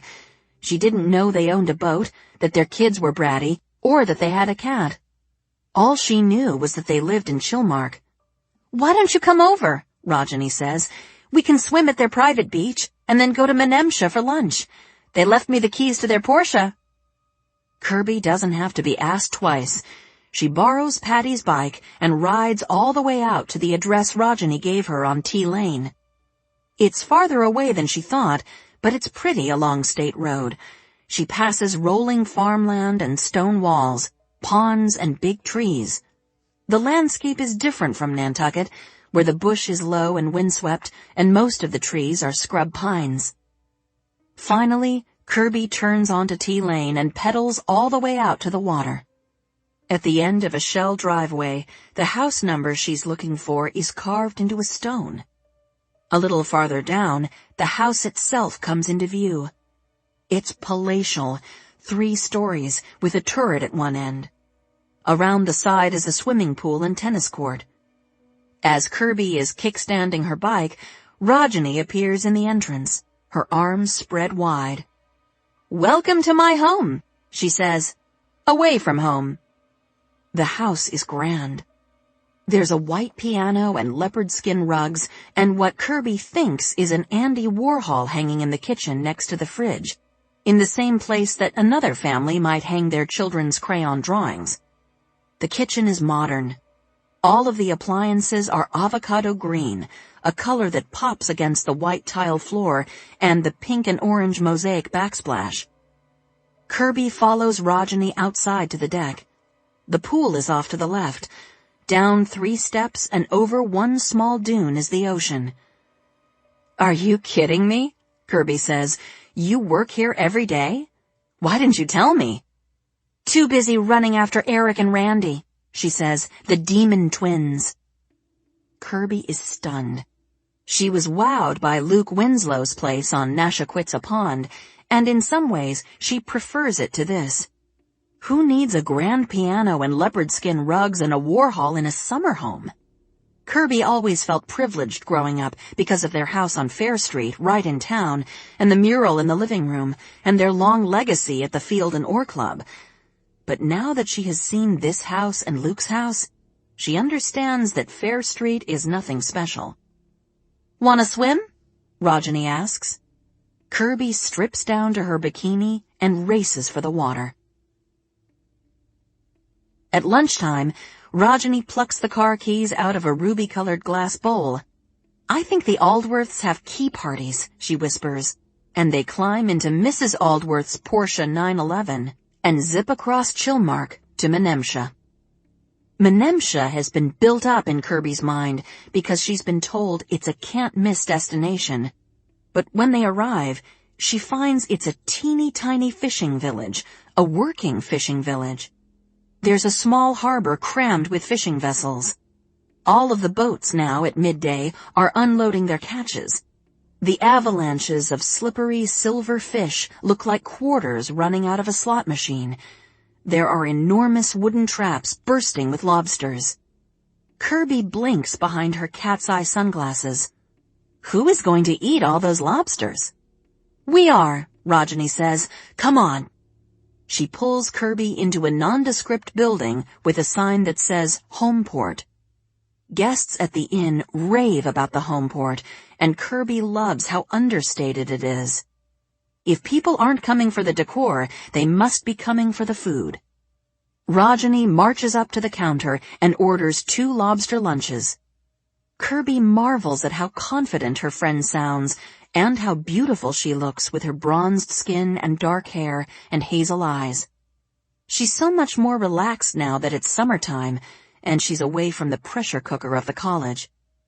The lobster lunch turns out to be 1.5 pounds boiled lobster, an ear of corn, a cup of chowder, a dish of coleslaw, a mini loaf of dense white bread, and lots of butter, both in packets and drawn. Over Kirby's protests, Rajani springs for both of their lunches. "What the Aldworths pay me is obscene," she says. They sit at the only unoccupied table, and Rajani crushes a claw between the silver arms of the cracker. "So, what's new with you?" Kirby blows across a spoonful of creamy chowder flecked with fresh parsley. What to say? She has already filled Rajani in on her job, the serenity she finds in the wee hours, the kind guests and wonderful Mr. Ames, the pending visits from singers, movie stars, and senators. Should she tell Rajani about Patty and Luke? Should she tell Rajani about Darren? Rajani has known Darren for years, but if Darren told Rajani that he and Kirby met and that they went on a date to the carousel, wouldn't Rajani have said something? The good news is that before Kirby has to decide what to say, their lunch is interrupted. The bad news is that the lunch is interrupted by Darren himself. Kirby blinks. Darren Fraser is standing next to their table, flashing that drop-dead gorgeous smile as if he can't believe his fantastic luck. He's with an older gentleman whose completely bald head gleams like a polished bed knob, his father the judge. "Fancy seeing you two Oak Bluffs girls all the way out here," Darren says. "Darren!" Rajani jumps up to give him a hug, then turns to his father. "Your Honor!" "Rajani," the judge says. He takes her hand in both of his, then kisses her cheek. "We haven't seen you once all summer. How is this possible?" While Rajani explains her nannying job, Darren turns to Kirby. "I'm glad we bumped into you," he says in a voice meant only for her. "I've been meaning to stop by to apologize for Sunday night. Something came up." Something came up. Kirby wants to know what exactly, but she can't very well get into a deep discussion with him right now, and so she shrugs and says, "Don't worry about it." Darren reaches for her hand and gives it a surreptitious squeeze. Kirby feels a thrill zip up her spine. "Meet my dad," Darren says. He clears his throat. "Dad, this is Rajani's friend Kirby Foley." The judge shakes Kirby's hand. "Pleased to meet you, Kirby." "We go to Simmons together," Rajani says, "and I converted Kirby to the Vineyard way of life, even though her family has a home on Nantucket." The judge's eyebrows lift. "Ah, you're the one who lives on Nantucket." "Yes, my wife mentioned you." Kirby feels her smile drop a fraction of an inch. "The Vineyard is a lovely change," she says.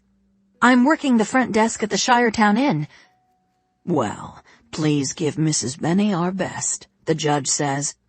"Darren, should we get this lunch home before it's cold?" He smiles at Rajani. "Enjoy your lunch." Kirby runs through the entire interaction over and over again as she bikes home from Tea Lane.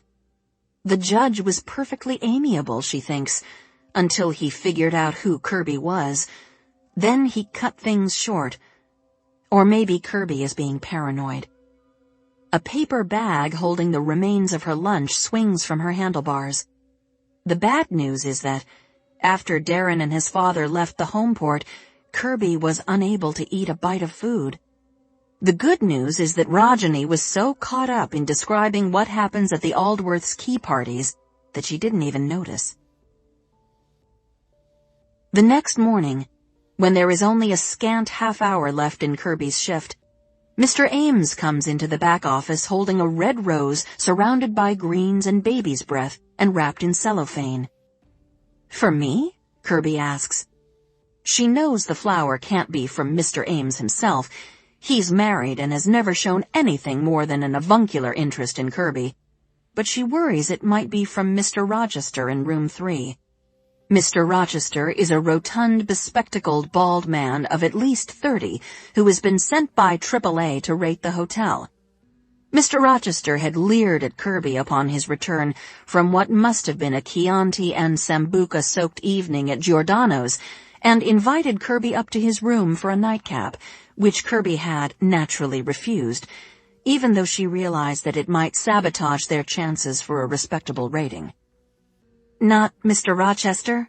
Kirby asks. "I've been sworn to secrecy," Mr. Ames says. Kirby puts the rose in a bud vase and sets it on the desk. She supposes the flower could be from Bobby Hogue, who was back at the inn this week.